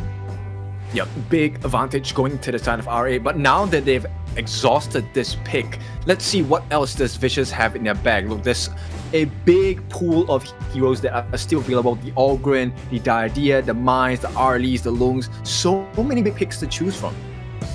I like that most of the time, right? Most of the major East junglers do have assassins in their belt, which is what I like, because that's good to see. At least we're seeing more skill expression from these guys, and we're seeing them shine, those assassin players. Yep, and look, I like the confidence because it takes quite a bit of proficiency to be able to use an assassin jungler effectively in professional matches as well, right? So, look, there's still the Pei, there's still Luna, there is still, who else is there? Brainwatch. Yeah, just the Pei and Luna actually. Oh, but the Hanshin could go to the side of R8 if they want to. They can work with that. Yeah, and I think we have seen BX on Hanshin as well. Also the Fade though. Venomous was banning Fade. Yeah, last game. Yes, that's a big pick. Now, Vicious is going to start off with the Mai ban. I think that's a huge respect to Xenon as well. He has been on the Mai, I think a couple days ago. And a couple matches ago as well. So let's see, does the Arlie make it into the playing field or not? Yeah, good question though. Because a while ago, we were talking about the Arlie, but nobody picked the Arlie that game. And she was free. She was not banned that game. But now, Dharma getting out of the way. They don't want Doom to do it again. Magin could potentially be picked here by R8 just so they have an easy clash laner that Abdul could work with. Okay, Vicious is going to take out the Dolia. This is going to close a couple of picks on the side of R8 as well as Vicious, right? So maybe we might not see an Elaine coming in. This opens up the doors for the other clash laners like the Mayin. This opens up the doors for Sunta as well. A big team fight heavy heroes available for the picking. Yeah, Tolia also getting out of the picture. I think they banned this also from the last game. Arlie getting banned now. Diadea is just gonna come out, and Vicious could actually work with this for this game. Yeah, look, they can take a page out of Gen.G's book as well. Pick up the gun and mode. Very Gen.G has been the one to make it work, and it has had a, I think, 100% win rate if I'm not wrong. Last I've seen. Yeah, I think. I think there's a possibility. Yeah, I was thinking about the Yixing from R8. They could use it, and together with the Loom, just so they have those easy pickings. And that's the reason why they banned the Arlie. They don't want to fight the 50-50 and just get a Loom for themselves. Yeah, I think it would be a great idea for Vicious to kind of snap out. Spend our lives definitely for both Throne and Clash for the side of R8. And the synergy between a Liempo and Yixing is actually pretty dangerous as well. Gonna be really scary here. Okay, that's good. picking up the channel with the Diadea. A lot of movements from both of these guys. So this is good, especially if you're going to go front to back for the side of Vicious. And the Lady Jun just really helps that case, just so they're not going to get reached in the back line. Yeah, they understand what is coming out from the RA's draft. RA's draft might need to include a tank. At this point, while Loom is self-sufficient, will be able to hold his own in team fights, he needs a distraction, right? And there we go, Lianpo comes in for RA. This is a very dangerous situation here. The setup is going to be extremely crazy. The timing to that on that Tremor Smash together with the World is My board is going to be crazy here. We've seen it from the other games that we've had from yesterday, so this is going to be interesting. I want to see how R8 is going to pull that out. Yeah, I think Vicious, they need to play the cards right. They need to funnel a lot of farm into the hands of Aspire on this channel because, look, channel can melt down the Lianpo. It takes a bit of time and effort for the Lianpo to really reach into the crevices of the backline for Vicious. And if Aspire is given enough time, those wolves will eat him up. Yeah, that's true. Be very scary here. But for now, with what we've seen from the Lianpo, it takes quite a while for a channel to get going. Once you get the Daybreaker, that is when you get going and be able to shred out a Lianpo. But Fade gonna get banned, and we were talking about it a while ago, Kim. This is one of the pocket picks of BX. So they're probably gonna be banning another assassin last, probably a Luna, so that R8 is forced to play Pei. Yeah, but at the same time, if R8 pick up a tank, it's quite difficult to play. Vicious, they definitely need a tank jungle at this point. It's something that works a little bit better. You need to create space for a spy on his channel. And look, you have a Lady Jun, right? So she is good at making plays that disrupt and slow down, stop members on the side of R8. They need to give something of great synergy. Yeah, they need a bit more damage here for R8. They only have a lot. Wait. Oh no. Is this going to be a Nongshim for the last pick? Regardless, it's a very scary combination. She showcased in a couple of previous tournaments before, where the Lianpo jumps in with the Tremor Smash, Liu Bang comes in with the Battlefield Command, and suddenly your backline exposed, stunned up, killed off. Yeah, they just need a bit more damage from R8 though. They do have damage from the Lung, but it's not going to be enough. They need a bit more DPS. So they need somebody to be holding on that torch for R8 to be able to, once they go to the backline, at least they have somebody to clean up. Okay, it's a risk, but I think Vicious can take a early game-centric jungle hero. Agudo, I think, works wonders as well. And having a Charlotte being able to dive onto the backlines, we've seen this composition work, right? The Yixing will be chased down by the Charlotte, and she will be able to deal consistent, yet enough damage to work past that passive and the life bars. Yeah, and I like the idea of the Chano with Agudo. When the Diadea, they do have a lot of healing. Not going to be as fast as when they have the Secure, but this also works because I love... Wait. Kongming for R8. He has a lot of targets though, remember. So, this could be good if ever they take the early game here for the side of R8. Never mind, Nongshim. Okay, better. Yeah, the synergy on the side of R8's draft is pretty insane, but it requires quite a bit of... Right, Liu Bang without farm and levels is not going to be effective in team fights.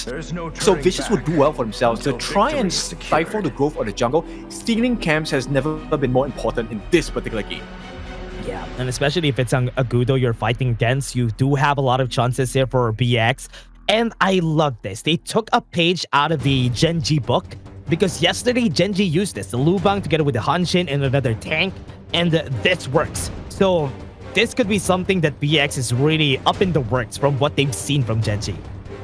Yeah, going back to pure instincts here, right? And I think you can't deny the natural instincts of a full teamfight composition here. This also still puts a lot of pressure onto Xenon in the mid lane. His boards need to be on point.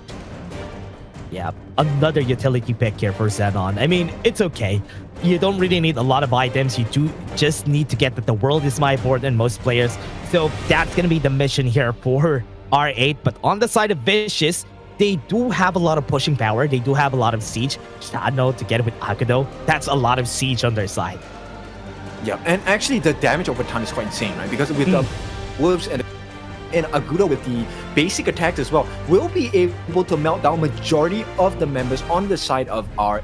So look, farm is really important. The rotations matter even more. Let's see how this game number 2 goes. Yeah, this is gonna be scary. Vicious do have a chance here in game number 2, and R8, are they gonna be looking to get that game 2, to get that lead, and maybe finish just flawlessly against Vicious? But for now, Vicious does have a chance with this draft. Yep. In fact, I would give Vicious the edge in the farm lane because they have heals, they have the traps, the Lupine traps coming in from Aspire as well. It could very well do a lot of work against Ryoichi and Mijoj. Yeah, but looking at where they go, look at this. Going on to the Clash lane, and Aspire is just going to be bullying Abdo. They know that this is going to be a weak-sided lane anyway, so might as well just capitalize on Abdo not being able to fight back.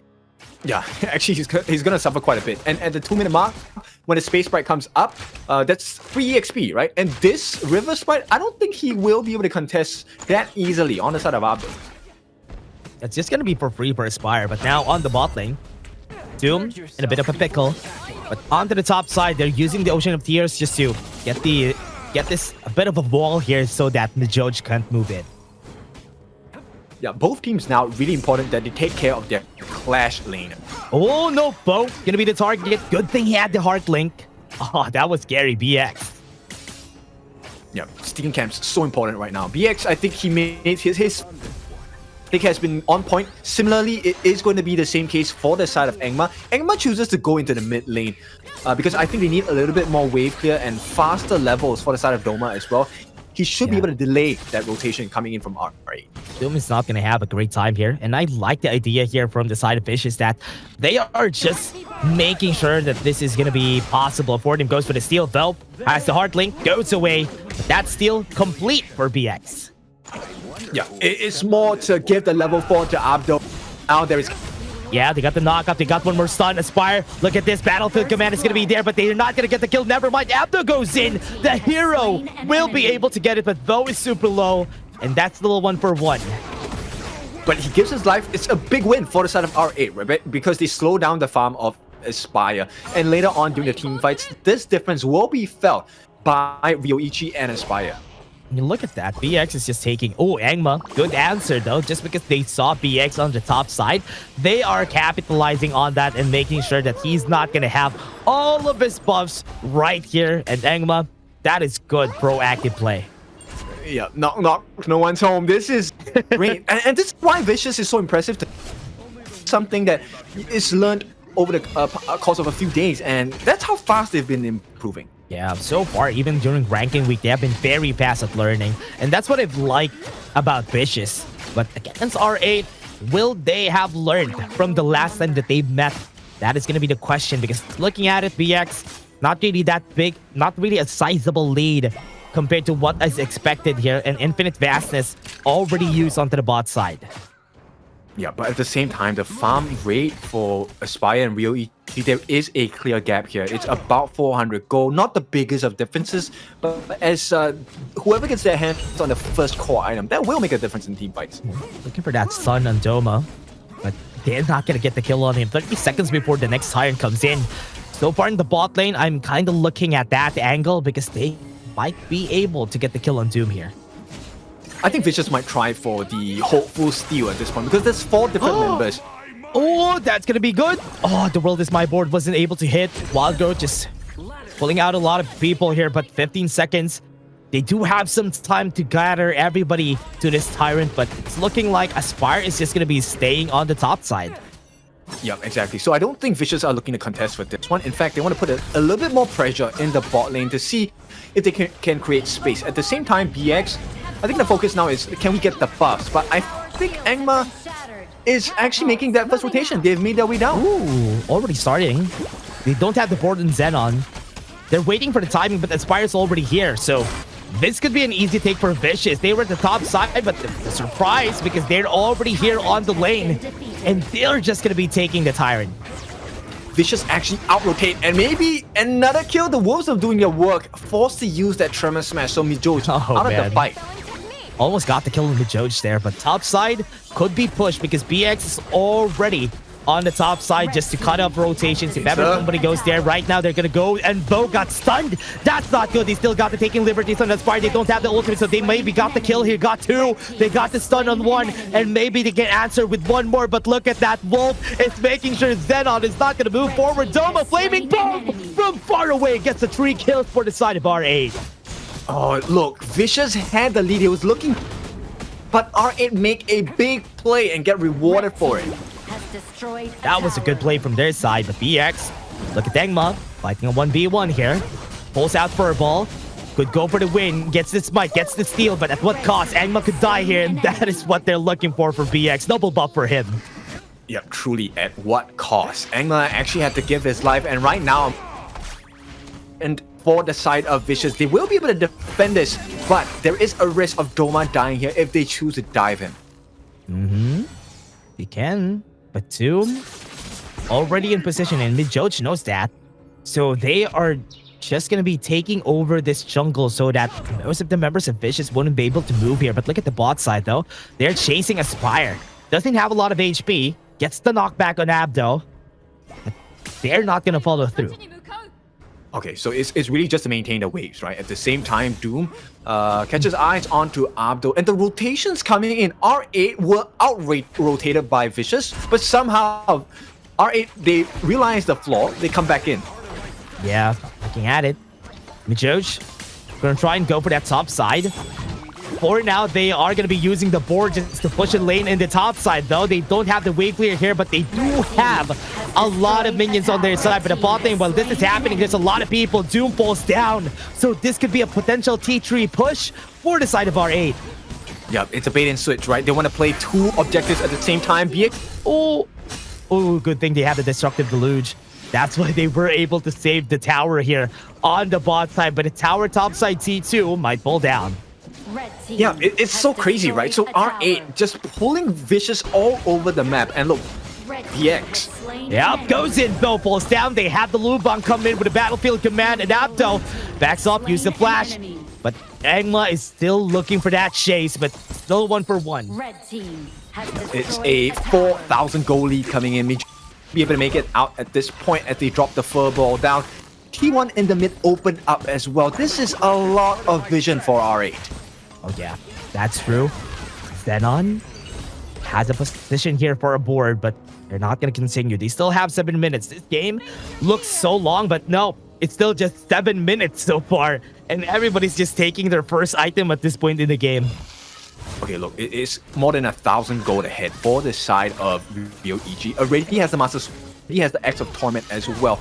We have not seen the Eternity Blade come out just yet for Aspire. He should be getting that in a couple of seconds. But is it going to be in time? Because BX already has the Rapacious Bite. He also has the Eternity Blade. 7.2 thousand. He's 2,000 ahead of his competition.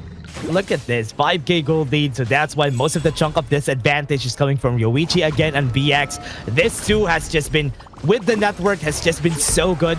But on the top side, they're going to be looking for it. Goes inside with a Tremor Smash, gets the damage, but here comes everybody to just get and go on their targets. That's one down at the falls with BX looking for more. Right now, there's going to be a chase, but the Riding the Wind was able to push back Doom, and they're looking for more. Bo's going to be next. He has the hard thing so he can dodge, but the Taking Liberties wasn't able to hit him. Ruichi looking for a Flaming Palm, a bit too aggressive though. He's getting a lot of hits from the tower. That's surprising, but this T3 is going to fall. Oh, and look at Xenon. He is playing with fire. He's on pixel health. Not sure whether he has his passive, but at this point, Mijo is doing a good job. He might sacrifice his life here. Oh no, World is my board. Not the Destructive Deluge, and here comes BX to maybe clean up house. And he is backing off just after a bit. Xenon almost getting the kill on him, though. He has to bid her farewell. Is that going to take on his head? Oh, he's going to stay alive. What?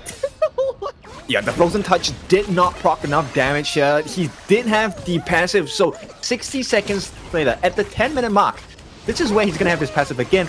Vicious, they have a minute, 60 seconds to try and make something work against R8. Yeah, and remember, Yoichi also doesn't have the infinite fastness. He used that in that battle, but no. Lubam gonna come in, gets the stand. Doom is gonna fall here. Killing spree for BX. Yeah, clean game, 10-3. They're looking for more as well.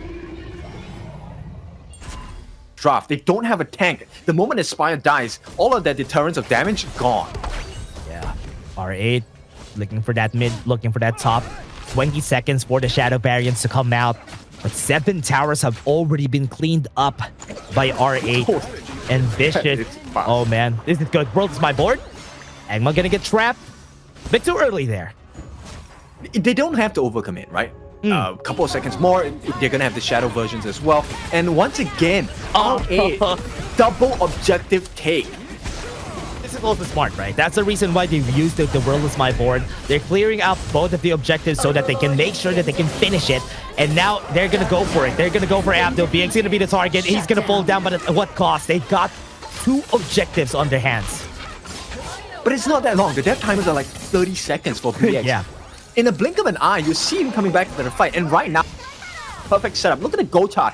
10,000 gold for the side of BX with Ryo Ichi following close to 8. Aha. Yeah, Engma only has 7k. He's the highest on that side. You have 3 people who have more gold than most of the members here, than all of the members of Vicious, and that's not a good sign here. They can still come back here. One good fight could potentially turn this around, and Aspire is already at that point closing in on that Daybreaker. So that is when we're gonna see the damage with Xenon. Combo time. Planning same thing. Radiance was used just to speed him. Tremor Smash, a lot of Flash Force, and that 3 people knocked up gets the stun to follow through. And this might be the end of it right now. Doom is fighting against 2 people. Not a good fight. Engma's gonna be next on the chopping block. Ryuichi's gonna go for chase, but Xenon just finishes the job. And there's 4 people down. Doma, the last person. Look at the flash from Xenon. Taking liberties was used, but not able to hit the right target. They do have the minions. It's gonna come in. They can go for the crystal. Doma won't be able to fish this out because they were blocking the destructive deluge, and that is it. The crystal is down, and R8 takes game 2. Oh my goodness. I mean, who's the actual one? Feels like R8 are just ready for... Man, crazy. R8. These guys are just crazy so far. They had 3 matches today. They have 3 series today. This is their 3rd. And they still have the flair that they like. It's like they're playing game 1. Match 1. Yeah, exactly. I mean, we always say 3rd time's the charm, but not in this fact, right? Yeah, that's true. They're just making unbelievable plays. And look, Wombo combo, we've seen this since the last season, the Lianpo as well as the Liu Bang combination coming in. But this time you have the additional damage of BX and Hanxing. It's just so hard to deal with on the side of Vicious. Yeah, there's a lot of points of entry for them. They could go for BX, they could go for that Lianpo with the Tremor Smash, and when that happens too, there's also a World is my board, making sure that nobody's gonna get out of that combo, which is not an easy combo to do, right? With the right team, you can do it, but it's not easy to pull off. Yeah, but here's the silver lining once again for these are all big compositions that have been used, meaning they will not be able to be used again because of the global ban pick format. So Vicious, if there's any time to start winning, it is going to be from the next game as well. But first and foremost, I think we have to take a look at the items. I'm really curious about how fast the gold growth was on this Liu Bang as well as this Lianpo, because they were diving like crazy and it felt like they had quite a bit of itemization. Yeah, and also one of the things that I've seen there was just BX ballooning the gold lead. And that's always going to be the case, right? If an assassin jungle was allowed to get kills or at least to get resources around the map, it's going to be like this, 11k gold on BX. Wow, 11k flat. That's a clean number. Yeah. And he was 6 slotted already. Rapacious Bite along the Axe of Torment, Eternity Blade, Master Sword, and Blood Weeper, just for good measure for the lifesteal as well, right? But the tankiness factor, it was also the Frigid Charge coming in from the side of Mijoj that really changed the big fights as well. Saved the flash for that last moment, that last fight. We knew that he was waiting for that ultimate coming from Abdo as well. Yeah, and you can see it in that last fight though, right? Everybody was flashing away, getting away from him, but let's take a look at this graph again. They had a bit of a dip there, but not really that big. Yeah, I think Vicious, they have what they should do in mind, but it's so difficult to execute it because R8 are also a very mobile lineup, right? As you take a look at the highlights later on, you realize that even for Vicious, as they try to make their way around, the mobility of Lianpo as well as the Liu Bang ultimate for Battlefield Command, you don't exactly have the best escape tools for that. Yeah, and you also see the stun there coming out pretty easily. MVP of that game is going to be BX for sure. This guy has been farming. He has been farming MVP so far, and he has been getting them. 513, 34% damage dealt, and 27% total gold for the team. Big markers here. And this might be something that will continue in tradition. So at the start of the game, this was an early start to the game where the Battlefield command was put to good use. They were sharing the damage under the turret. And at this point, even though Abdo gave his life, the main point was that they took Aspire's one first. Yeah, they probably lost one wave just because of that kill. So that is where we could see the advantage of taking the first blood against the marksman. And from what we're seeing here, look at the bullying that they have been doing here for R8. And BX and Abdo hand in hand always starts the fight. And this combo, Tremor Smash and the Battlefield Command, that's just perfect. Aspire had nowhere to go there. Yeah, this lineup is so scary from the side of R8 because it also allows them to traverse the map pretty quickly. And as you can see, the last moment, BX did give his life for this, but the setup, this final setup, waiting for the flash as well, insane timing coming in from R8. Yeah, that was so good. That was such a good setup on their side. I mean, this is something that you don't see every day, and seeing it on a side here for the side of R8, this is just a good look for R8, at least if they go out of Group A. Yep, I mean, this is the east side, this is the beast side, right? This is the quality you get. And of course, with that being said, all the teams here, they're playing for that top 1 position in Group A. And whoever makes it will stand a chance to have a round trip all the way to Riyadh for EWC. That's the big goal, and with the grand cash prize of 10,000 USD. Very close for the team. So before that, everybody, we're going to go to Game 3, but in just a bit. We're just going to take a short break. See you guys.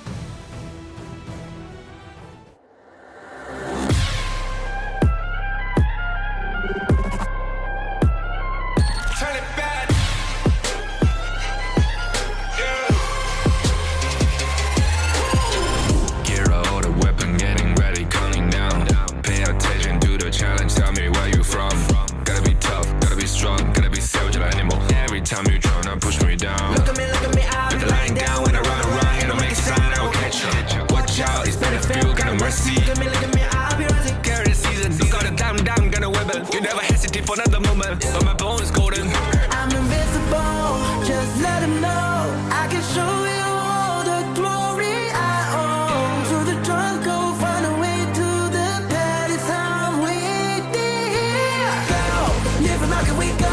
It ain't a river, tiny bed. Storm is coming, tired of your cold. It's my kingdom, fire blowing up. We the kings, it's an honor showtime.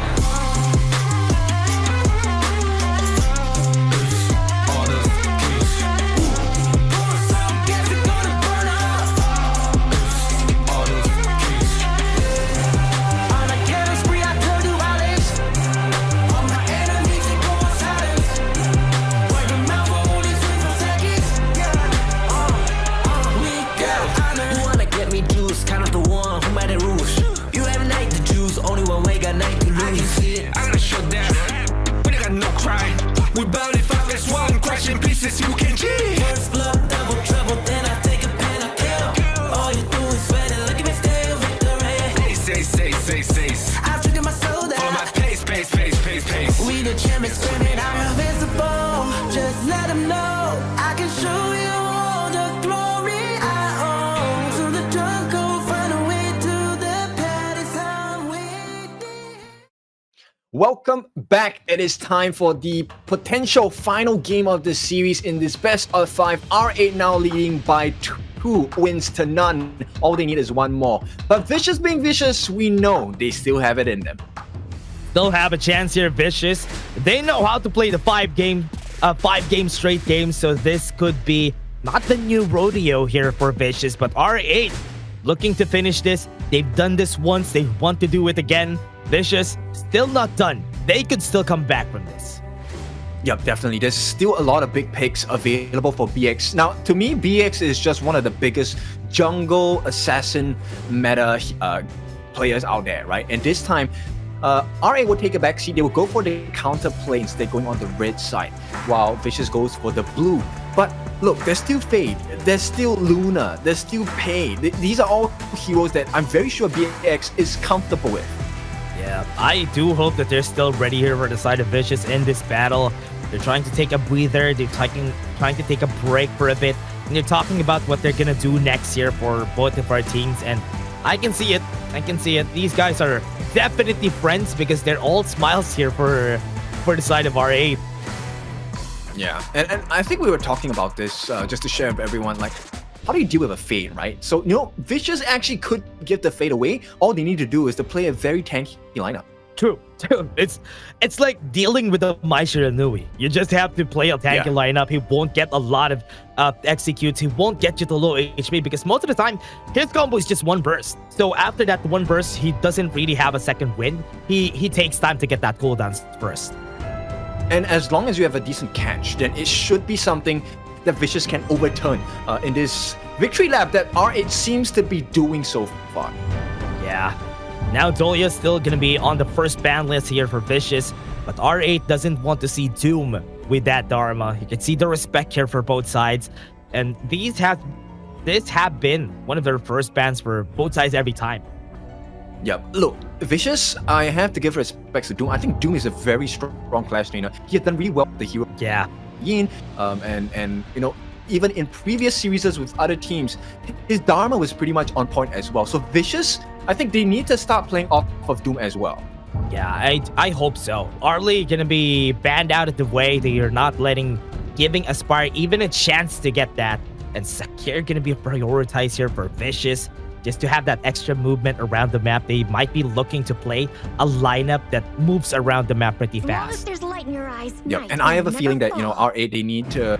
They're gonna want to have to play a early game centric as well. Sakir is pretty much early game, but the value comes well into the late game as well because of the heals and the stuns as well, right? So R8, they're gonna just match that pacing. The Pei comes through along with the Byron, a stock standard combination. Yeah, standard. It's like you play the Pei, you play the Byron, or you play a Magin just so they can follow up with what you're doing, especially on the other side of the jungle. So having that early game is gonna be good, but Dun getting picked by Vicious just for safety's sake. Sorry. Yeah.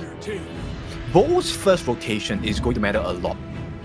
This is going to change the fighting plane for the side R8. Actually, if Vicious, they can get the first blood, it does dwindle quite a bit of the farm coming in for X. And maybe that's the marker, the catalyst they can start playing off of.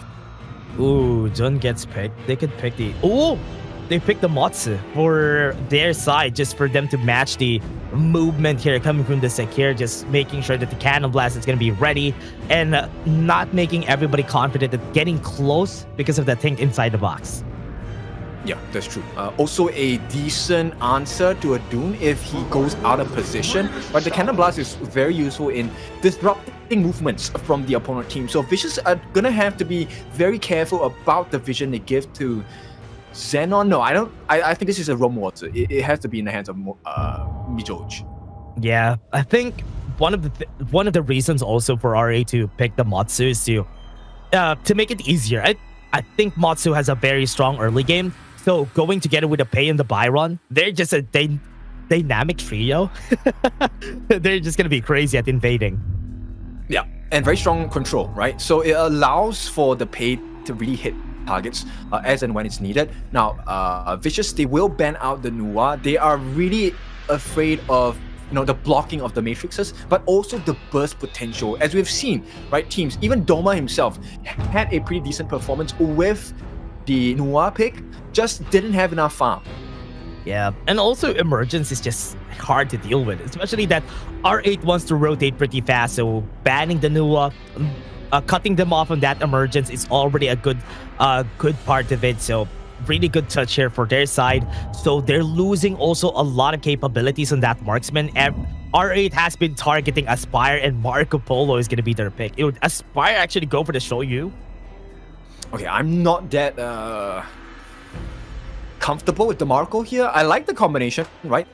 Cannon Blast paired with the Resplendent Revolver. It's a pretty strong combination. It can sometimes guarantee you the first blood if the timing is right, but you're dealing against a Sakir and now a Soyue. Okay, so a lot of control coming out from Vicious. I like the Vicious draft. It potentially can be this pot of boiling oil that will scald R8.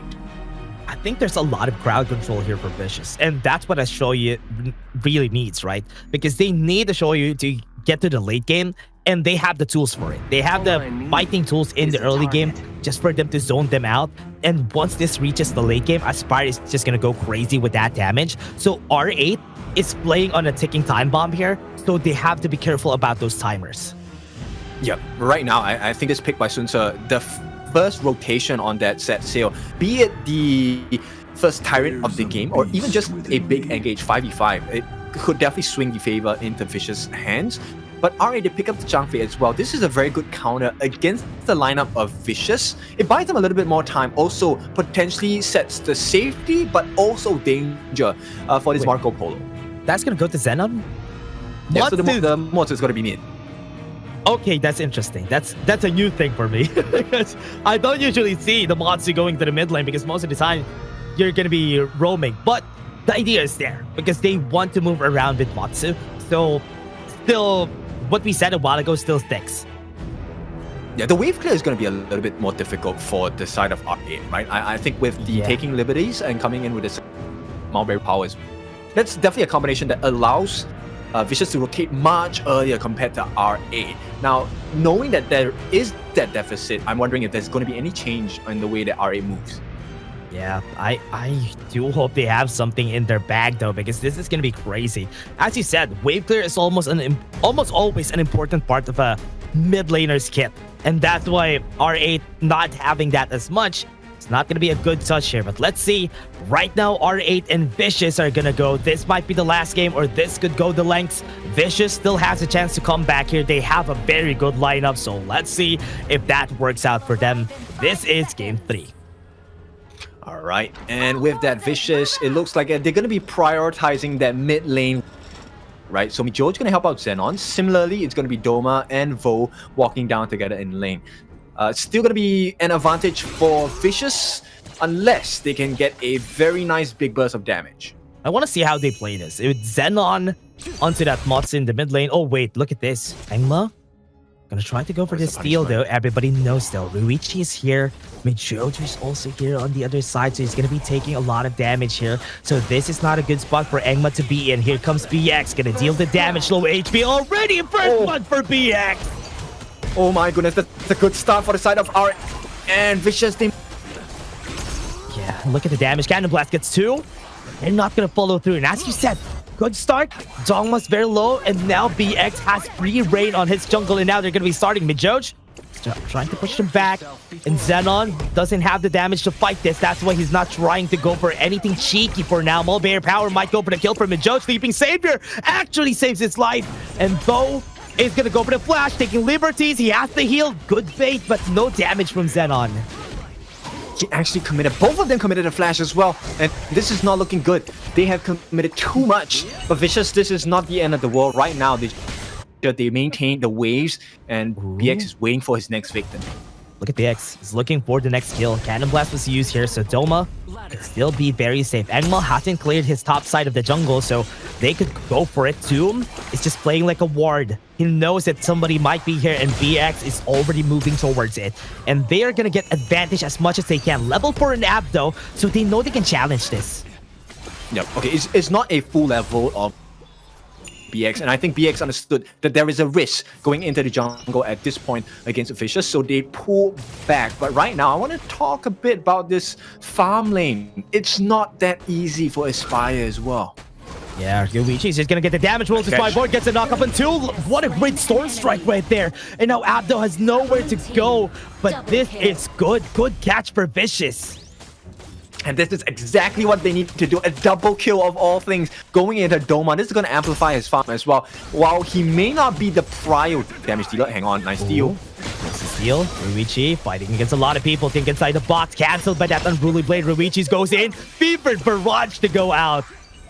Yeah, and you start to see the benefits of Vicious's draft, right? So, yes, they had a good start on the side of R8, but it's rarely how you start, it's how you play through it. And so far, recovery done on the side of Vicious. Yeah, good. That's good. 2 kills from a while ago. Not giving any more for the side of R8. This is a good start for them. Xenon, I want to see some flair here. If Doma used the flash a while ago, doesn't have the flash, so this is going to be crazy for him. World is my board. Very small. Gets the sun on him, and a passive has been popped, and he's going to be dying. Ruichi, 2 below in HP, gets the sun from Xenon, not letting him get that snipe in, and they are just low, so there's just going to be a win throwing from this fight. Yeah, this opens up a lot more space for Real EG. They can put some decent damage on this T1. Yeah, they go in. Favorite Barrage is ready. Goes in for the stun. What an aggressive play from Yoichi. He gets punished. Yeah, the idea was there, but the execution wasn't. And this could be a recovery. Ooh. Good dodge from Xenon. Riding the wind right here for BO. BX is here. Gets the damage on. Aspire does have the flash. It can go away. Mulbeer Power zones them out. And Mijoji is going to fall next. But they get the double kill in the end there, 2 for 1 so far. Yeah, but they shut down Spire here. And Doma, he gets... look, he's been getting all the kills. But is it going to translate to something that they can benefit off on the side of Vicious? Yeah, that's true. Where now Tyrant is up. Remember, 3-1 for BX, but not really a sizable gold lead against Engma. He's starting this already. Engma's level 8. He has advantage. So this is a good spot to be in. He can go for the steal. Has the timing, but Doma still takes it. That's a beautiful move. Doma is just on point for this game. Oh, Engma, look at it. Does have the smite. Engma steals it, and he has the level advantage against BX. Yeah, this is a good marker here. Level 9, he's able to tank so much against the rest of the team as well. Real EG's damage now will be muffled, even though he has the stun along with the Fever Barrage. As long as Engma survives it, he can just win slash his way out of it. Yeah, it's a good thing. BX, or rather Engma, getting the level advantage against BX. And if he's not going to get the snowball, though, this is not a good spot for BX. And I like this. Engma fighting back, and I love this guts that he has right now. Yep, and actually they have been surviving quite well. There's a lot of damage actually done to the T1 on the top for towards the side of R8, which is a surprise, right? So VC Vicious actually doing really well this game. Yeah, Vicious knows how to play around it. Got the Tyrant. They were not really looking for kills. They're just not giving any inch. Because R8 might take an arm. Abdo against 4 people, or rather, Engma against 4 people, and Really Blade. Everybody's gonna go in. Everybody's gonna use their skills. That was a 5v1 to get that shutdown. Set sail. Sail's here. Gonna U-turn away from the battle. He might go for more, but no. Doom is not gonna hit that. Okay, but Vicious, they make the most out of it. Look, they take the T1 on the bottom, and that farm goes directly. Yeah. Aspire takes it. Overlord is going to be taking her from the side of R8, so good thing. That's a good thing for them. And from what we are seeing, BX trying to play catch-up here to Engma. Now, this T1, do they have enough damage to take it though? I think so. Abdo's presence is enough because he can Storm Strike his way out of those 2 people that they have. Top side's going to be taken. And Yoichi, oh wow. R8 is forcing Vicious to play around them, play reactively against them. Yeah, this is so hard to deal with on the side of Vicious because R8, look, they know exactly Vicious is not on the map, and it's a risk that they're taking. Consistently taking this risk, and it's punishment from Vicious. Yep, set sail. Gonna go up in the air. Mijoji might get caught here. They have the Unbridled Outburst. Are they gonna get the Wind Slash in? Nope, never mind. They're not gonna be looking for that fight. They're just gonna be ejecting themselves out of the battlefield. Yep, Vicious have to hold this T1. This T1 is the only thing that is limiting the vision that R8 have. If R8 get this T1, suddenly the jungle buffs will be pretty much open for the side of R8 to take for free. That's true. I'm still looking for the set sail play from Doom. He had a lot of chances, but because there's a lot of very isolated kills, they don't really have a chance to do so. And as you were saying, that R8 gonna be going to the bot side, set sail already popped, so BX has to be careful. 4 people are here. Here comes the set sail. Might be able to hit one, crashing on a lot of people. 3 people are caught in the world is by board. They back off. They have a lot of people here, but they have 4 still alive. They're trying to fight this big fight, but Vicious still gets 1. Yep, and at this point, R8, they're trying to take whatever they can out of the right? Once again, this is the stifle the growth on Emma, and here comes the knockup. Mulberry Power in 2, taking liberties, gets the knockup in 2. And they're fighting the 1v1 here. Look at that. Doom is going to be dying here because BX is going to take his life. Yeah, this is uncomfortable. The stuns are coming in. Like Xenon, he doesn't even have to go for the kills. He is just a disruptor at this point, right? Number one, get the vision for the team. Once he has the vision, R8 seems to be making those really great decisions about playing the map. Yeah, look at how they're also playing around the map, how they're doing an operation here, because they are going for the bot lane, they're going to the top lane, because Vicious has been playing together the whole time. And if they play together, you can play around the map, and they got that second tier turret because of what they did. Yep, and look, they're pulling so many members on the side of Vicious up and down, Yeah. and this is like a free potential tyrant they can steal this. Engma alone gets the steal, and he was able to get it anyway, but look at this. This is going to be good. Doom wasn't able to hit anybody, but at least they were able to secure the tyrant themselves.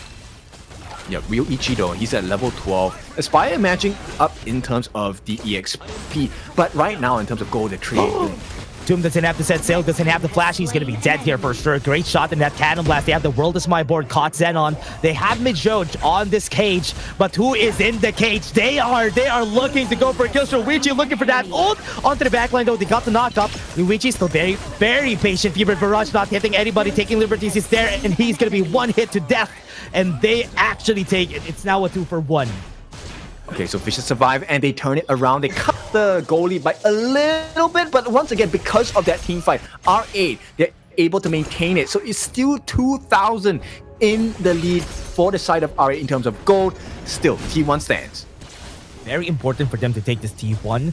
Right now, even with the T1 being up here on the mid lane, they're finding ways to invade the jungle, and that's a good touch here for R8. But Vicious, one big fight, could actually get them that gold lead. That 2k gold lead is not that big.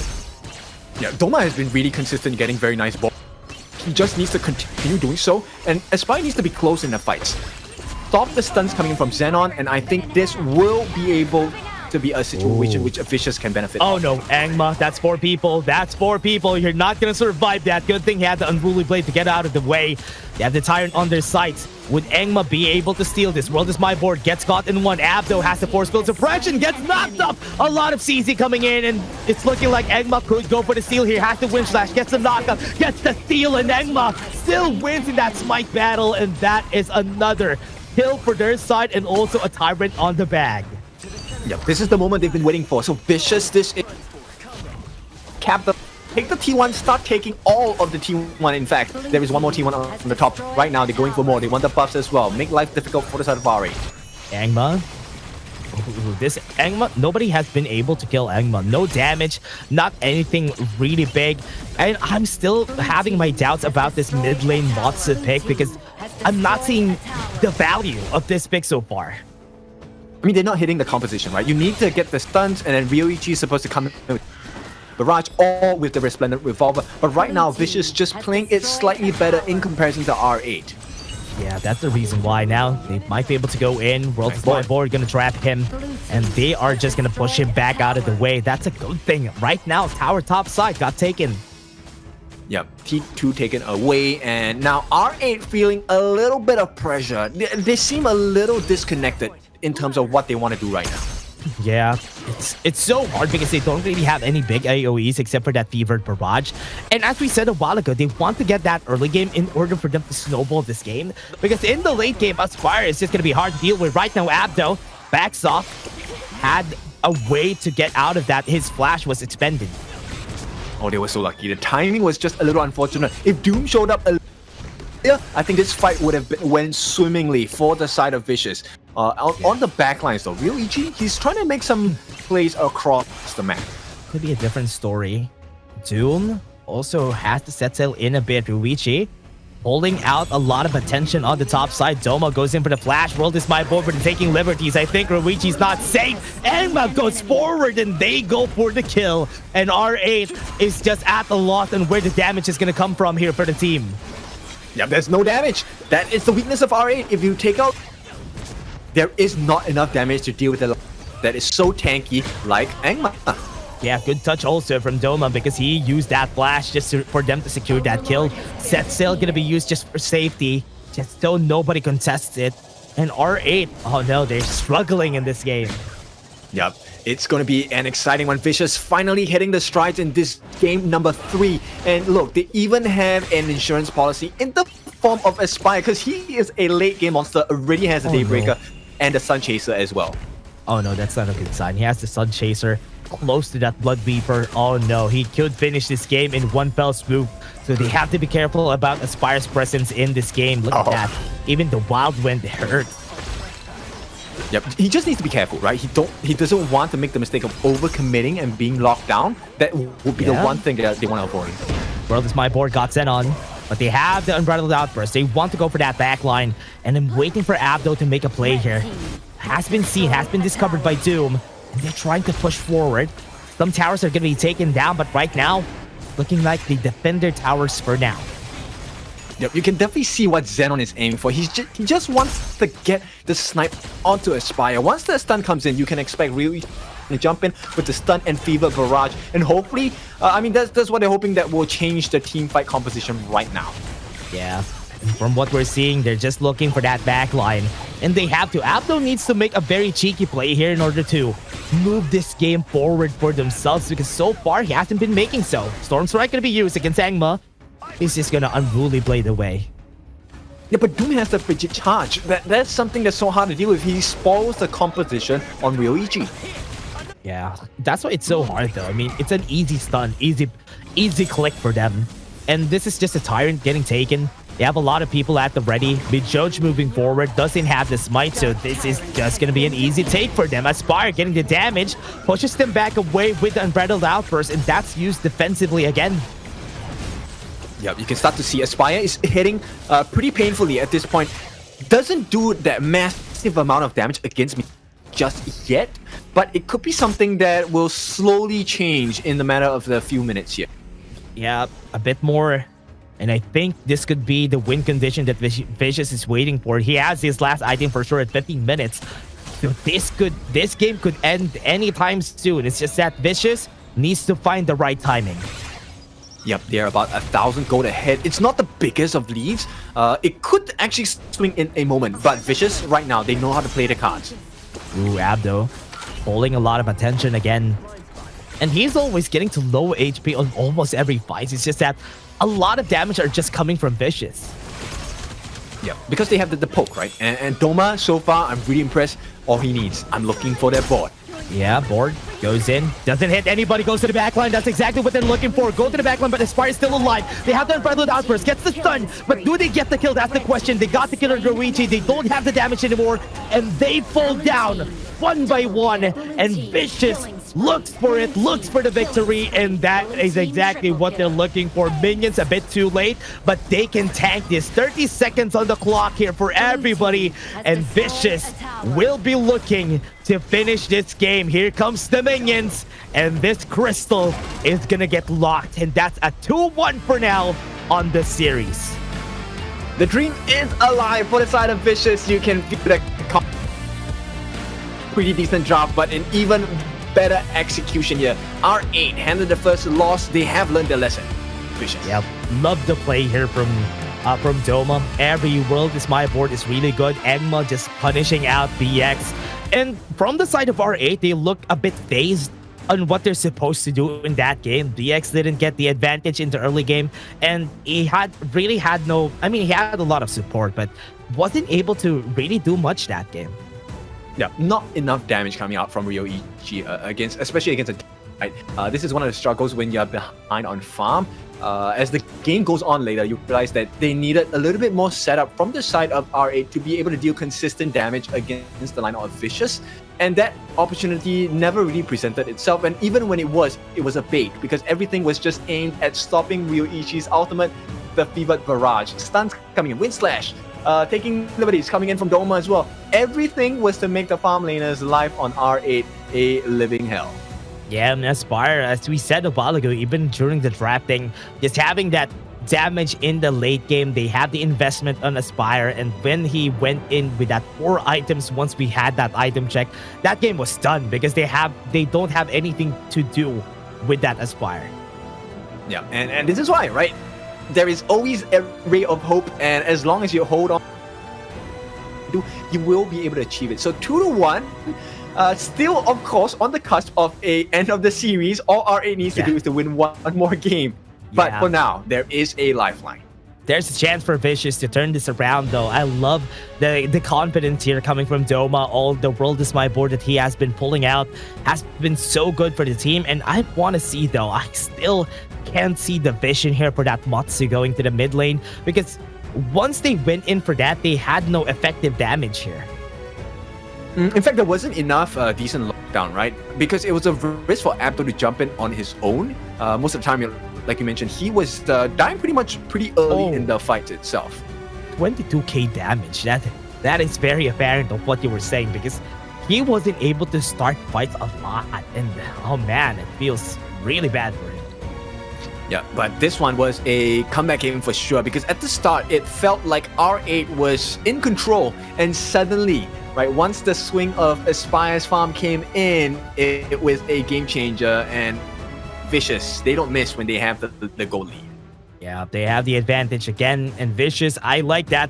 They're coming back. It's not just Crazy Raccoons that they have a rivalry with. At least now R8 are struggling against them, and as we said, they have a lot of reps against each other, so they really know what's their strengths and weaknesses of each other. And again, Aspire, the man, getting a 319, getting the MVP, and 27% damage dealt. Yep, this is a true sniper in the sense, so it definitely is his signature hero, right? So it's pretty cool to see all of this happen. And look, the start of the game, Engma, I thought, oh no, Engma is having a horrendous start, and this could be a big moment for the side of R8, and R8 did capitalize.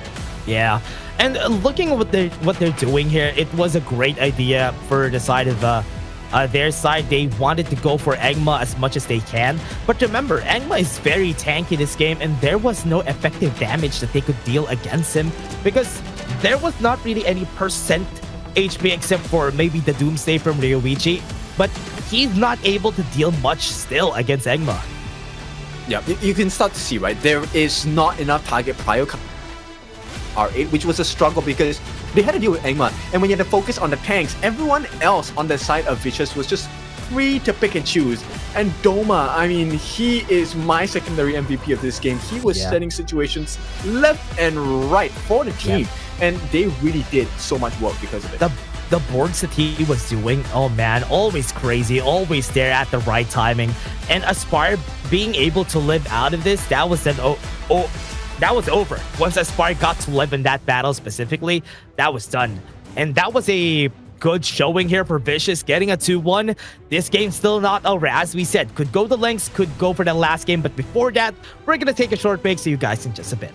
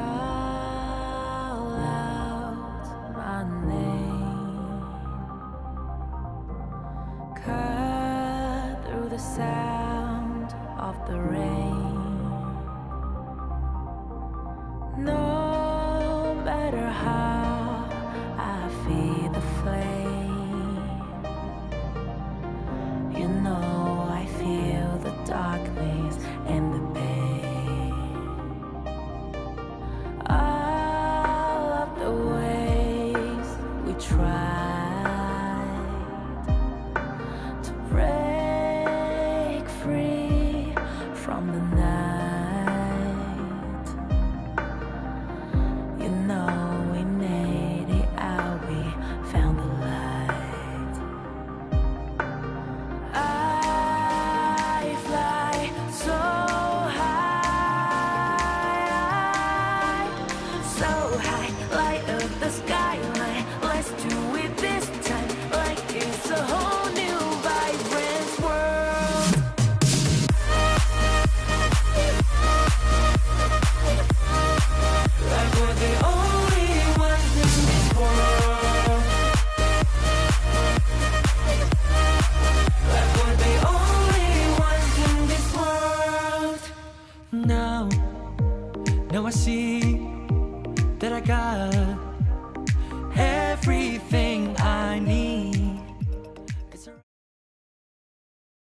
All right, we are back for the potential, once again, potential last game series here. It is Vicious go 8. Vicious hanging on as R8, unable to close the series. It is 2-1 in favor of R8.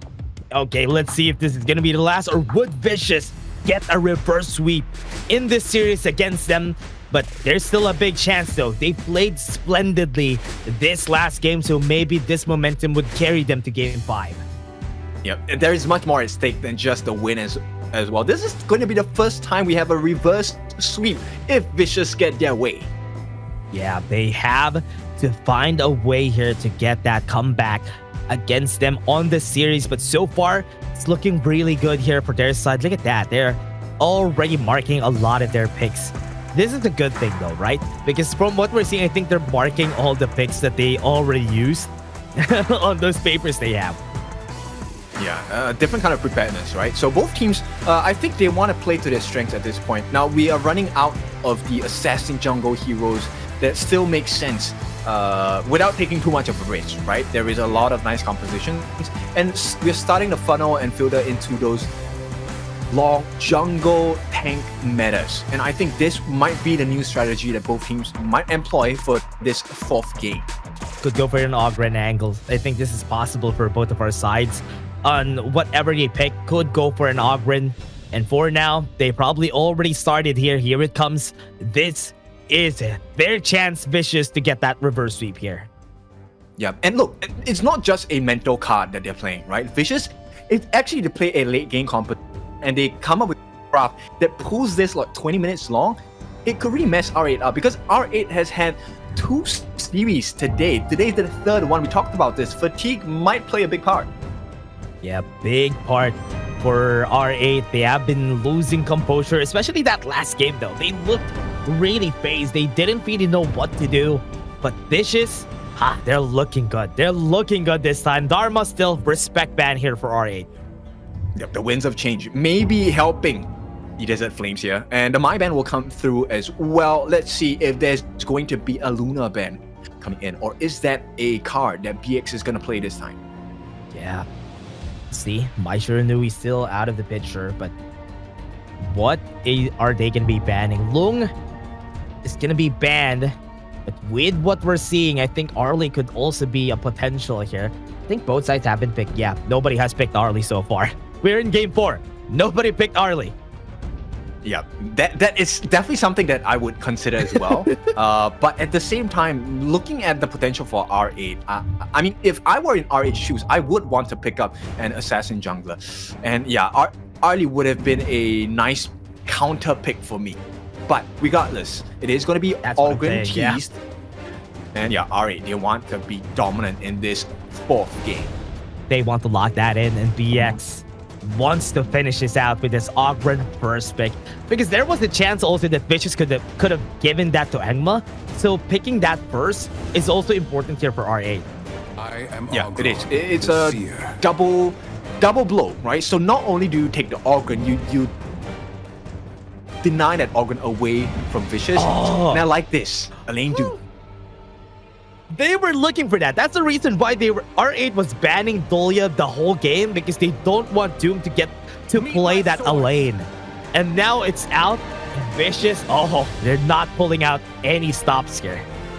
Yeah, and whatever lineup they have on this farm lane, it's not going to be easy, because the double death at Sunset is something that is so hard to deal with, especially if Vicious managed to get the lead again this time. Yeah, Charlotte, just to have a good time on that duel. And I think Ganonmo is a good pick against that Elaine, just so you can use the guard your grave once. But once the Celestial Melody comes in, you don't really have any way to go, but at least you have one chance. Yeah, it's kind of like calling checkmate, right? So, okay, you play your cards, I'm going to finish you off with second move. But now, my concern for the side of it, what kind of jungler do they want to play? Are they pulling up the Mankey? Are they pulling up the Ogren? Not Ogren, sorry, Musashi, right? Musashi, I think, works wonders against Ganonmo as well, right? Illuminating Slash, able to kind of negate all of the projectiles coming in, duel to the death with the Imperiled State helps to deal with the Ogren lifesteal. Yeah, and getting close to that, Ganonmo is also going to be important here. But R8, they need somebody to set up here for the Ogren to get close. because they need somebody to get close here and be able to set up the fights for the Ogren, because Ogren really needs that somebody. And I think Charlotte from Abdo isn't really what they're looking for here. Maybe another one from their side could work here for R8. I think there's a lot of pressure on Aspire as well, right? It's great that they picked the Marco, but there is going to be a lot of emphasis, because when Doom jumps into the backline on R, this leaves Aspire as the Marco pretty open. And if R8 position well, that Fever Barrage is not going to have as much efficiency.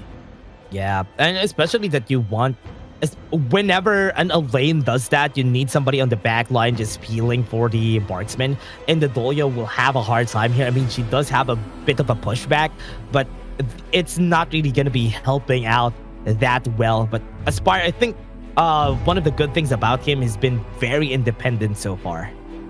Oh yeah, he plays well alone, right? And with a Marco Polo, there is benefits to him as well. Roaming Gun, very good at really just repositioning himself and allowing him to come in at any angle for that Fever Barrage.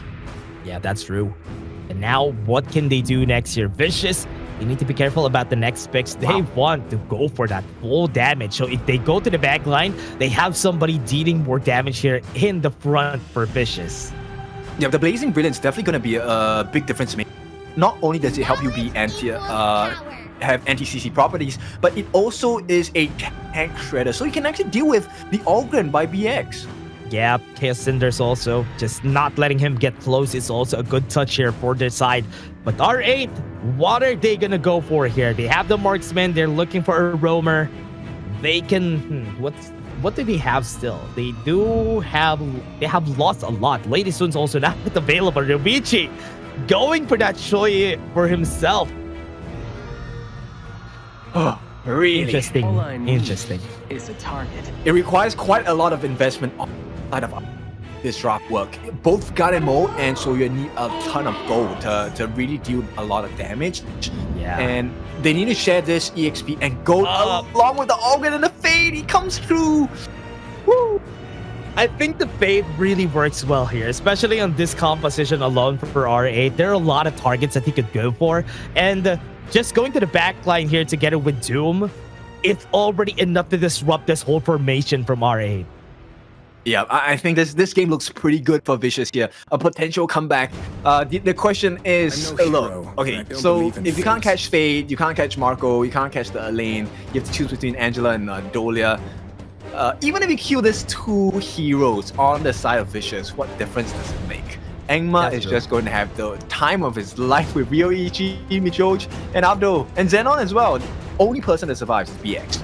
Yeah, that's true. This is just gonna be a buffet basically for Engma this game, because he could go for anything that he wants in this game. So you have to be careful here. R8 with their lineup, this is going to be really scary, because there's a lot of individual prowess that needs to come out here in this game, because it all comes down to it, because Vicious does have the better composition just looking at it so far. Yeah, I agree. And now it is Vicious's game to lose. Right now, I think they have given themselves the best possible tools to win this game and take another step back into the series. They just need to play well. The question is R8 still in the best mental capacity to get there on to Game 4? That's a good question, because with what we've seen here, I think they're showing signs of fatigue from the number of games that they've been playing. But I think Vicious could capitalize on that and get this a reverse sweep. Yeah, I think it's about patience, right? R8, their draft is not weak as well. It just requires patience, because you have to play for the late game. You have to be really careful about your positioning as well, because there is significant burst damage potential from this side of Vicious. Yeah, there's free access from Engma, free access from Doom. So they have a lot of choices to go for here. So gonna be hard for them to even have the free reign in the back line. So they have to think about how they deal with the early game, just so they get the resources before Doom becomes a problem. Yeah, and I like this, right? Vo already helping to make life a little bit more difficult. And more importantly, secure the River Sprite for Doom, giving him that EXP advantage. Yeah. Do that, get advantage. Might as well get some burst a bit here, just to take advantage of this weakness that they have at Ryuichi. this is the same matchup that they had a while ago. So it's again, I show you it against the Marco Polo. So this is just swapping from both teams. Yeah, now it's to see compare, right? Who better? And it looks like Aspire. I mean, this hero in and out, so I think he should be able to perform well. But Ryoichi is no slouch as well, so let's see how this really pans out. Yeah, it's gonna be very scary, gonna be very hard. And considering that they have Midjotion, that's Sunbin, not really a bad pick actually, but the problem here is there's not really a lot of protect potential, and maybe the only reason why they picked her is because of that time flux, so that BX could go to those fights a bit easier. True, it gives you a rebate on your health, on the damage taken. And at the same time, the increase does help Ryoichi get in a couple more shots onto the likes of Aspire, Vodoma, Engma, and even Doom as well. Yeah. Now, whether that's going to be enough, because once Doom already has an advantage. Once he has an itemization advantage, oh, that's a tough one. Yeah. Once he drops on that the Blazing Cape has a Spark Forge Dagger, the damage is going to creep on this backline. And Ryoichi needs to get strong pretty fast, because compared to Aspire a while ago, he had time. He had time to get stronger. And this time, I think he won't have a lot of time to do it for Ryoichi. Yeah, not a lot. I think this lineup on the side of Vicious actually can snowball pretty fast, right? With the help of Engma and Doom, I think they definitely can get a surprising number of kills if you allow that gap to be shown. Yeah, Ryoichi. Right now onto the bot side, this is very different story from our last game. He's not going to be safe here. There's still going to be both of their roamers on this bot side just protecting their farm laners, because they don't really have a lot of battles. That's the fight the good fight, because right now everybody just wants to farm. Yep, I think goal difference makes a even bigger difference in this particular game itself, because we already saw the results from the previous game, right? If you give enough farm over to Ryoichi on this Soya, it's going to change the way that they fight and the way that they engage. That's true. And from what we're seeing here from Vicious, they are really just making sure that Engma will get that level advantage. But what I like about R8 is still they're still giving a lot of resources to BX here into the mid lane. But the problem here is they're very gold hungry here on both sides, or rather on the mid and farm lane. Look at that slow from the time lapse. Here comes BX, goes in, has to pat the passing. Good thing he had the flasher for Doma. Could have been a kill here for R8. Oh, Mijo's taking quite a bit of damage at this point. But right now, BX, so far, he hasn't made his presence felt just yet. In fact, I think he is very similar levels. Yeah, waiting for it. Aspire could be his target, could go in, has the Conductor Souls, backs up from the path of passing. And Aspire's very low. Look at that Jade Mark on one target, though, but he went into the wrong target. Xenon gets the couple blades to get that kill. Blazing Brilliance, BX. Oh no, he might die here. That's good. That's a 1-for-1. Yep, jungle for jungle. First blood, of course, majority goal. Maybe two. Mijoj is going to be the next, and that is it. Doom coming into play. Okay, but at the same time, Abdul has been really just clearing jungle camps on the side of Vicious, right, on the top side. So how much damage has that done? I'm not sure. We'll take a look at the gold difference. Right now, just 400 gold setting them apart, but it's T1 probably down for the count. Yeah, not really that high, though, for this one, but they got some kills, which is a good thing for their side. Blazing Brilliance again, and Xenon falls down, caught in that trap. Yeah, and not only that, they will have the chances to tire for themselves. Vicious so well in this first 5 minutes of the game, 3-1 in terms of kill. Oh yeah, gets the advantage again, and they are just pummeling down the bot lane. They knew who to target. They know Ryoichi is going to be the biggest threat here, so they make sure that he's not going to get those farms confidently. Blazing Brilliance is going to be a pop, but they are still going to be staying alive. Level 8 on Aspire, but Xenon just going to be clearing this wave. The double Blazing Brilliance working out so well for side of. And I think the main difference dealing with Aspire just now versus how Aspire is dealing with Ryoichi now, right? There's so much pressure onto Ryoichi in the lane. Yeah, and it's also because Doma picked up the Angela here. Compared to Denon's Matsu a while ago, it's a very different story. They can get the damage, they can execute anybody, and not just like stunning. Because with this, it's way easier for them to get the executes onto Ryoichi. Yep, a sharper guillotine offered by the side of Vicious for this particular game. Yeah. Yeah, not really that high. 4 this one, but they got some kills, which is a good thing for their side. It's also because Doma picked up the Angela here. Compared to Denon's Matsu a while ago, it's a very different story. They can get the damage, they can execute anybody, and not just like stunning. Because with this, it's way easier for them to get the executes onto Ryoichi. Yep, a more sharper guillotine offered by the side of Vicious for this particular game. Yeah. Seeing it on the bot side, Angma is just taking some resources, making sure he gets the level advantage against BX. But BX now at level 10, still no action so far. I'm still waiting for that time where he could get the destruction here. Time lapse, drop onto the top side, just to zone out Aspire so that they can push his tower top side. But Ryuichi falls down under the turret at bot side. Yeah, and this is not looking good for the side of R8. Vicious is a big play. They're playing the map so much better than they did in the previous game, and this just goes to show you how good Vicious are at improving once again. Yeah, big ultimates. They level up again. They get the kill right there on Ryuichi, not letting him get the farms confidently. This is a good step here for Vicious. I like what they're doing. They're just finding ways to make sure that the win condition doesn't reach that condition. Yeah, and Aspire already has the Doomsday, so he does do a healthy amount of damage against BX, who at this point is at level 11. Doma gonna be hiding. That couple blades, what was that damage? That was pretty scary though. If Xenon gets away with hitting those a lot, they can still win here for the side of... Look at that, he's hitting. He's been so accurate with those. Yeah, pretty clean so far, but the damage, I think it needs to be a little bit more for if they are hoping to change anything at this point. Yeah, they need to find the executes. They're just trying to take the Overlord, take some scraps, because they need as much advantage as they can here for the side of R8. Yeah, definitely. Okay, here comes the roaming gun. The silence comes. But yeah, it's a time lapse. Watch Doom, watch Doom. What are they going here? Doom could actually go for the back line. Ryuichi, he's a potential target again. Okay. I'm waiting. My eyes are just on Doom, right? All I want to see is him take to the skies, and once he lands, I mean, that is fear in the eyes of R8. It's gonna be scary though. I mean, once he drops that Death by Sunset, get through Ryuichi, he could get the execute pretty fast, and he even has sprint, so it's easier to just get there.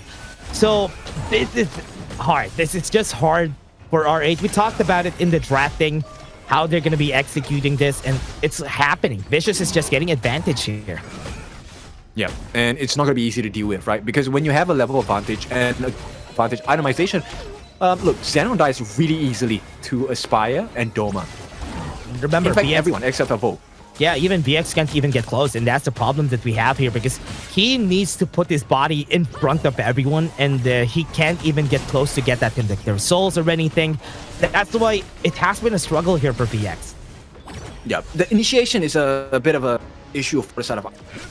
You have to rely on Abdul jump in again, but there's so much mobility on the side of Vicious. It's so hard. Abdul 1-1. Yeah, moving forward, Abdo getting targeted. Fever Barrage gets a damage though, but Abdo stays alive. He's not gonna stay alive for longer, but the Tyrant is already in the eyes of R8 while that's happening. Yep, Aspire is starting to be able to deal quite a bit of damage, right? The one-on-one, we'll count it as the one-on-one. Yeah. Oh, Doma gonna go for the fight, looking for it. Aspire doesn't have the ultimate, but the Blazing Brill is just to clear the wave. Very smart here for Vicious. But Aspire, oh no, he has to be careful though. He has to respect that. Xenon is hitting all those couple blades. Yeah, but right now, it is more Engma's turn to just run rampant on map here. Well, and if you take a look at the vision score here, the entire team, Vo as well as Doma, and last but not least, Doom, have been providing so much vital information for the side of Vicious, and they're making full use of that information. They have been staying so much on the brushes, and they're not letting R8 get any information on them because they can execute anybody anytime they want though. So with this, look at what he's doing. Engma, it's just impossible to kill him if they don't have any form of lockdown. Tyrant getting started, but look at Vicious answer. They're answering with the take on that Overlord and also some towers on the top side. Yep, R8, I think at this point, they have to figure something out because they're just getting mowed down by Vicious map play. Yeah, the map play is just so good here for Vicious. Yeah, 4 towers down already, only 1 on their side. They're trying to find the fight, but Vicious is not committing so much. Yeah, they're just poking them, right? It doesn't matter, they don't even have to come. Yeah, they don't need to do that. They're just waiting for them to commit on the side of R8, and the path of passing has really limited range, so he can't really move forward that well. And that's why it's so hard to play Ogren if nobody's there to initiate for you. Yeah, I mean, most of the time he is the one initiating, but he is also potentially leaving his backlines extremely open. Mijoj will not be able to help tank for too much. And at this point, the burst potential on the side of Vicious is a little scary because they're close to 2,000 gold ahead. Yeah, once they see Ryuichi here on the bot side, they can start the Overlord. And now they're starting because they saw Ryuichi there. It might be a bit too late here. They already started just with that shield zoom onto the backline, going in for Zenon, but he wasn't able to reach the target. Another Death by Sunset onto the skies. Won't be able to go for the steal, but no kills yet for R8. Brilliant job by Doom. He was just buying time for the... How they gonna take this T1? I don't think they will be able to do it yet. They will drop... Oh, they will! What? Yeah, the cannon minion was able to survive though. So they weren't able to get that. But from what I'm seeing, Vicious is just playing this so well. They're just playing around the map. They're not letting R8 get the fight that they want. And that's a good thing. You don't always need to get a lot of kills. Yeah, in fact, you don't necessarily need to fight, right? Just play the map. Yeah. Yeah, they were playing, going to the side lane, just making sure that that R8 is kept in check, not going to engage. I like that touch from Vicious here because they're playing their win condition. Yeah, definitely. And right now, with the Shadow Overlord going to be flying down on the side of the map as well, this could be a big moment for a split push for the side of Vicious. But more importantly, can they steal away the jungle camps? They will not be able to. Xenon will have his hands on that Azure gold. They are looking. But Vicious with the challenge here. They are just pushing. They just want to make sure that the Shadow Vanguard gets assisted right onto that T3. But there's not really a lot of tower takedowns from R8, so they are just protecting this mid lane right now. That's a good kill. That's a good one. Doma falls down. They have the Death by Sunset. Might go to the backline, though. Abdo still lives. And that is why you don't take fights. Oh no, Vicious, they are still in the lead. They must not throw this away. A 1,000 goal lead is something that is still sizable at this stage of the game. 13 minutes in, you have 2 minutes before Ryuichi starts to make strides in this game. Oh man, 2 more minutes and this is over. They have to find a way to get him into the backline. Doom needs to be more of a threat right now more than ever because they're starting to rise. Yeah, look, with the death of Doma, there is no tank threat. BX is no longer as scared to really just frontline go into the front of the likes of Vicious. And this is a cause for concern. Doma needs to watch his positioning here. Yeah, he needs to be careful, especially getting caught by Abdo. Not really a good spot to be in. Look at Abdo, just pushing up the wave here, just doing some cleaning up, some housekeeping here on the bot side, maybe. But onto the top side, good thing that Aspire is pushing that just to make sure that whilst they're taking their Tyrant, there's a threat of getting that T3. Yep, you're looking for an opening. Death by Sunset, he has the flash though, could be good, could go for the backline. What a great knockup coming in from Engma, getting the backline. Ryuichi falls and BX also falls together with him.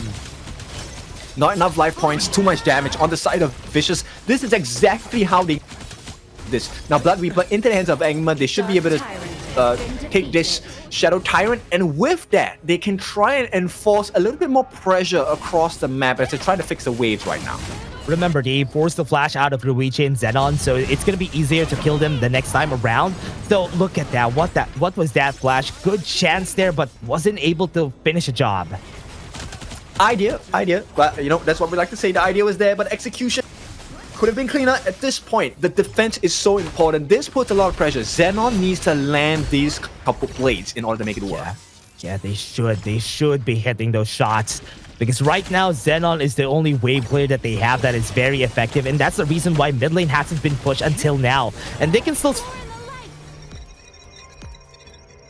survive this. Right now, Mijoj's getting thrown under the back line. And this is not good because with what we've seen from there, we have a fast forward for a bit there. Abdo gets the kill on Doma.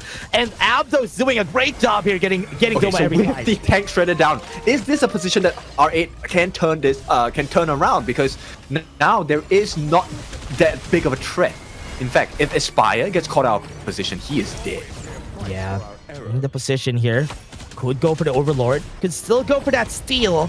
But Engma could get caught here. They don't have any idea. This is bad. They could go for the steal right now. Abdo onto the back line. They have the time lapse. They could go for the steal here at the right time. Mijoj gets it. That's good. At least Abdo was zoning out everybody. Yeah, Mijoj actually just using his time lapse here. And I think Mijojo, if he times his time lapse well, in fact, it can cause quite a bit of destruction onto the lineup, especially if he can silence, manage to silence that Celestial Melody that Vo offers to do. Oh yeah, and that's why he's always just throwing that. He's throwing the time lapse every time a fight is gonna happen, and that area slow is enough to just make sure that Vicious is not gonna follow up pretty fast, which I think is a good touch here that Mijojo is doing. My main worry for the side of Vicious here is the fact that, look, Xenon's farm is coming up to scratch, and he's starting to hurt a little bit more, and right now he has been able to land quite a few of his couple blades. Yeah, and it's good. I mean, he has been quite accurate so far, and he is now a big threat though. Abdo, look at him. He's just going in. He doesn't even care. Does he have the HP? No, he's gonna fall in a bit though. A bit too aggressive for Abdo, but for the cost, they get the tower in the mid lane. Okay, is that a good trade? Because look, the T3 on the top by R8 is also being threatened by the minions. Yeah, top side. They can push this though. Good thing that the minions the vanguards were able to take it down. This tower in the mid lane, could it survive? They still have a bit of their minions. Oh no, 17 minutes before that T1 fell down. Actually, they held it for quite long. Pretty impressive by R8. But Vicious, you know, they will start knocking on the doors. They just need to work on this T2 in the mid, and suddenly R8 will find themselves in a very uncomfortable space. I think they just need to wait here. R8 just needs to wait. I think Vicious has became impatient for a while now, so they could make use of that impatience to force them to go in, because R8 composition wants them to go in, because they could actually strike back if ever they need to. Okay, Doom has to be the one to change the game. Overlord's plate meal. This is one of the big markers. He's able to survive big team fight. He's able to dive into the backlines, not to worry too much about dying early, and hopefully that transition will be that open marker for Vicious to look for the dive, especially from Aspire. Oh yeah, Enma gonna be the target. They're gonna be chasing him down. They have the Sage's Sanctuary, goes in for the flash though. He falls down. This is not a good spot though. They get, oh no, this is not good. They lost Angma, but they're gonna be losing the tower in the mid lane. They could go top side. There's a lot of people here. Very smart play coming from Vicious. Good reaction. Good push into the top side. They lose that T3 and even the T2 in the mid lane. Oh, that was not a good trade for the side of R8, and I think Vicious made the correct here. Even though Angma made a mistake, gave his life, right now, if they steal this? Okay, oh, they actually don't, and Orioichi is gonna go in, goes for the flash away. Guard Your Grave was able to defend his life here. Aspire, super low in HP, had to back off, and they are gonna go in. Abdo's just moving forward. They don't care. They're gonna go in, they're gonna knock on their doors, and they're gonna get the executes that they're looking for. R8 is looking to kill and maybe win this match against Vicious. It's one mistake. This is pain. This is one mistake coming in, and we might be taking it. Yeah, remember, they don't have it by sunset here, so they could be having this a bit better. But Angma does have the execute, so they have to respect it. Okay, so they will start clearing the jungle off. And look, it's so back and forth. Every time you seem to see an advantage for one side, they give it away. Yeah, that's true. They find a way though. They find a way around the map, and it's smart for Vicious to have that touch to just go to the top side. All of them went to the top side when they saw that Angma is going to be giving his life for the cause. And with the Sage's Sanctuary, that made it harder for them to do so. Oh, I cannot believe this. Our first template game today. It's going to be a nail-biter at this point. 30 seconds more to go. And look, both teams have an exposed T3, one in the mid for the side of Vicious, one on the top for R8. At this point, Mijojo's ulti, his time lapse is going to be so vital. At the same time, Aspire, he needs to create room. Abdo, dead by sunset, goes to Xenon, has to guard your grave in a bit though, uses it again. Xenon could fall here, uses a Splendor, could buy some time, won't be surviving, but has the Sage's Sanctuary, so he could go for another life, could go for another try. But for now, at least they use the Celestial Melody, so they have some timing here for the side of R8. Oh, that one was a bit sticky for the side of Xenon. He had to item switch there. Yeah, he had to go for that Sage's Sanctuary now.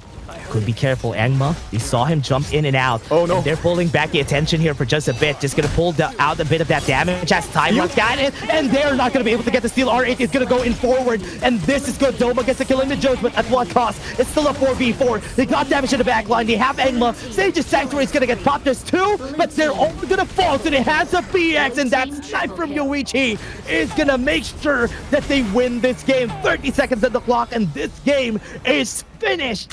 One good Tempest take, and R8 is going to be marching to that base, and this is a good showing from R8. But Vicious, honestly, that was a nice try, but R8 was just better on that fight. Yeah, they were so close, so close. I mean, really was a nail biter at that point, because it all depended on that smite, right? And the way that they pulled that Tempest Dragon out.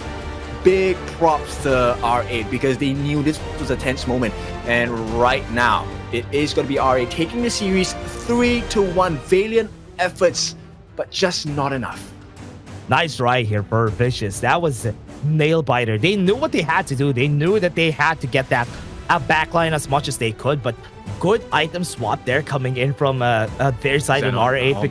Xenon with that Sage's Sanctuary. Because he survived there, they had a chance of fighting up that Tempest Dragon battle. That was good. That was very smart. Yeah, he saved the entire team's life.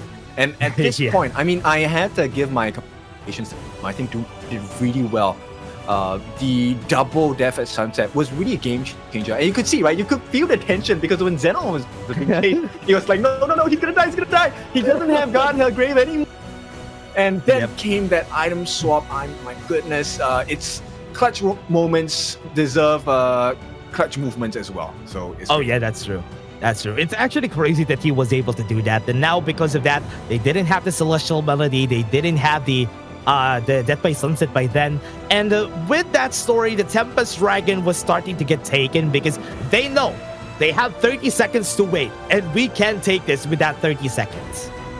Yep. So R8, they're going to start tomorrow with a pretty good standing. Still at the top of the table, if I'm not wrong, for Group A. And with that being said, this puts them in a good position to fend off any attempts to shake that pillar. That's true. It is really close, and I love what I've seen here from R8. Really good efforts, to be honest, Ken. With what we've seen here for them, it was really good efforts for Vicious, getting them to a 3-1. Before it was 3-0, and getting them to a 3-1. Good start. Good effort for Vicious. Yeah, look, I cannot overstate how much they've improved as a team, right? Vicious, when they first came in, maybe not familiar, first time on the international stage, but this game, look at the way they played, right? Really like the synergy, because look, Doma, I think he has been the most impressive player for me on Vicious so far. He has been doing really well in the mid lanes. His Yixing was on fire today. It was also one of the reasons why they won that one game in the series. So pretty big props to Vicious for improving in such a short amount of time. But today, it is R8's day. Yeah, Doma really did a number on R8 in that game, especially those early kills that they did. And Angma and Aspire capitalizing on those rotations have been really good. And I love how they react here for Vicious. Look at that. That turnaround. It was them winning until it was not. Yeah, exactly. I mean, this one is a lesson to be learned. And of course, R8, I think, look, 3 series in a day, and to have to pull it up to 4 games on your last one, that one is an achievement. Oh, but remember, one good thing about this is that those 3 series, they won all of them, which is nice. R8 is just a monster at this point in Group A. So I want to see how they evolved from that overall. But let's take a look at the MVP first. Oh man, VX again, taking the MVP 3 times now. Oh, are you sick of watching VX as the MVP? This guy is 6-2-5. Oh man. 3 times he's MVP, 3 times this series. The only time he wasn't MVP was because the other team won. Yeah, but impressive performance with the Ogryn as well. Like I said, the early start to this game, it was actually very much in the favor of Vicious. They did give away the first blood, but the way they recovered, especially with the help of Doma and Aspire as well, I think they really made the game so difficult for the side of R8. Oh, remember also, give props to Xenon. Xenon, the reason why it took 17 minutes for them to take that T1 tower on the mid lane was because of Xenon. Xenon was clearing that wave pretty fast, and that's what you like about the Contender mode. They fast wave clear from long range, you can do that safely, and they bought themselves some time for Yoichi to get to those item breakpoints because of that timing. Yeah, it also gave them quite a bit of information, right? So knowing that the members on the side of Vicious were in the mid lane as they were trying to go for and then they really punished that movement. Yeah, every time that the Vicious goes in a bit longer, it actually works. Look at this. Good try from Doma. You've seen him just drop the Blazing Brilliance there to just maybe try to get the steal. But in the end, it was good effort. Honestly, good effort for Vicious. Yeah, and look, Nijo sacrificed himself for that play there for the team. And there was a little bit of worry because, look, Abdul actually TP'd the moment the fight was over, Abdul TP'd home to make sure that there was no minions to change the fate of the team there. And of course, with that being said, that closes the game for the series between R8 as well as Vicious. Big props to both teams. R8 comes out on tops, taking 3 wins in a row today. Over the course of 3 series. It's insane. I don't think they had a rest in between. Yeah, no rest in between. They were playing the whole game here for the side of R8, and what a nice comeback. And remember, tomorrow they're still going to be playing a lot of games. They'll still have 2 games for tomorrow, and one of them is going to be broadcasted, so it is going to be insane. It's going to be scary for them, so I hope they would be able. Oh, I forgot, we still have another Group S game. We still have Scars versus Nongshim, the rematch for tomorrow. Yes, that one I'm interested to see. That's actually tomorrow as well. But in the meantime, let us work showing you the stats for today, the table standings, and the schedule for today and tomorrow, right? The results. Spoilers alert, if you have not watched, you have just tuned in. Yes, we will be showing the results of today's matches. If you're not interested, pinch your ears, cover your eyes. Yeah, for a month. Wow, that's true. After this, everyone take a look at this. This was today's matches: 3-0 for R8 and Nongshim. RedForce versus Gen.G still undefeated, still 3-0. R8 versus Vicious. Vicious was able to upgrade and get that 1 win, 1 notch against R8, so that's a good thing for Vicious. But R8 still tops it. And also, non-broadcasted match, we had a 3-1 also against Crazy Raccoons for R8. Yeah, but this leaves us with the final standings for today. Nongshim all the way at the top, 3 wins clean. Gen.G second, Scars third right now because of the results of this match for today. R8 stands on top of Group A, followed by Vicious, Crazy Raccoons, and Venomous. Look at that. They already had like 14 games total here for these guys. That's a lot of games. But tomorrow, look at this. R8 versus Crazy Raccoon, Scars versus Nongshim, and R8 again. We're seeing them again. They're going to go back to back. Tomorrow, we're going to see R8 again for tomorrow's game. I hope they get some rest, this is going to be a R8 day, because if Crazy Raccoon and Venomous really pull out of the bag and win them 3-0, it shakes up Group A. That's true. And then Crazy Raccoon gets a chance. Oh, yeah, that's true. Even Vicious gets a chance if ever they get that 3-0 against R8. But looking at it, Crazy Raccoons also had a major upgrade, which is very nice. But again, any last words here, Kendofu, before we close it? I think it's been an awesome day. We've seen a lot of improvements. So let's get ready for tomorrow. Final day before the group finals, the Major East Pro League. It's been fun. It's been your favorite kind of tofu, along with the man that ends games fast in a flash. It is Dash. We'll see you tomorrow.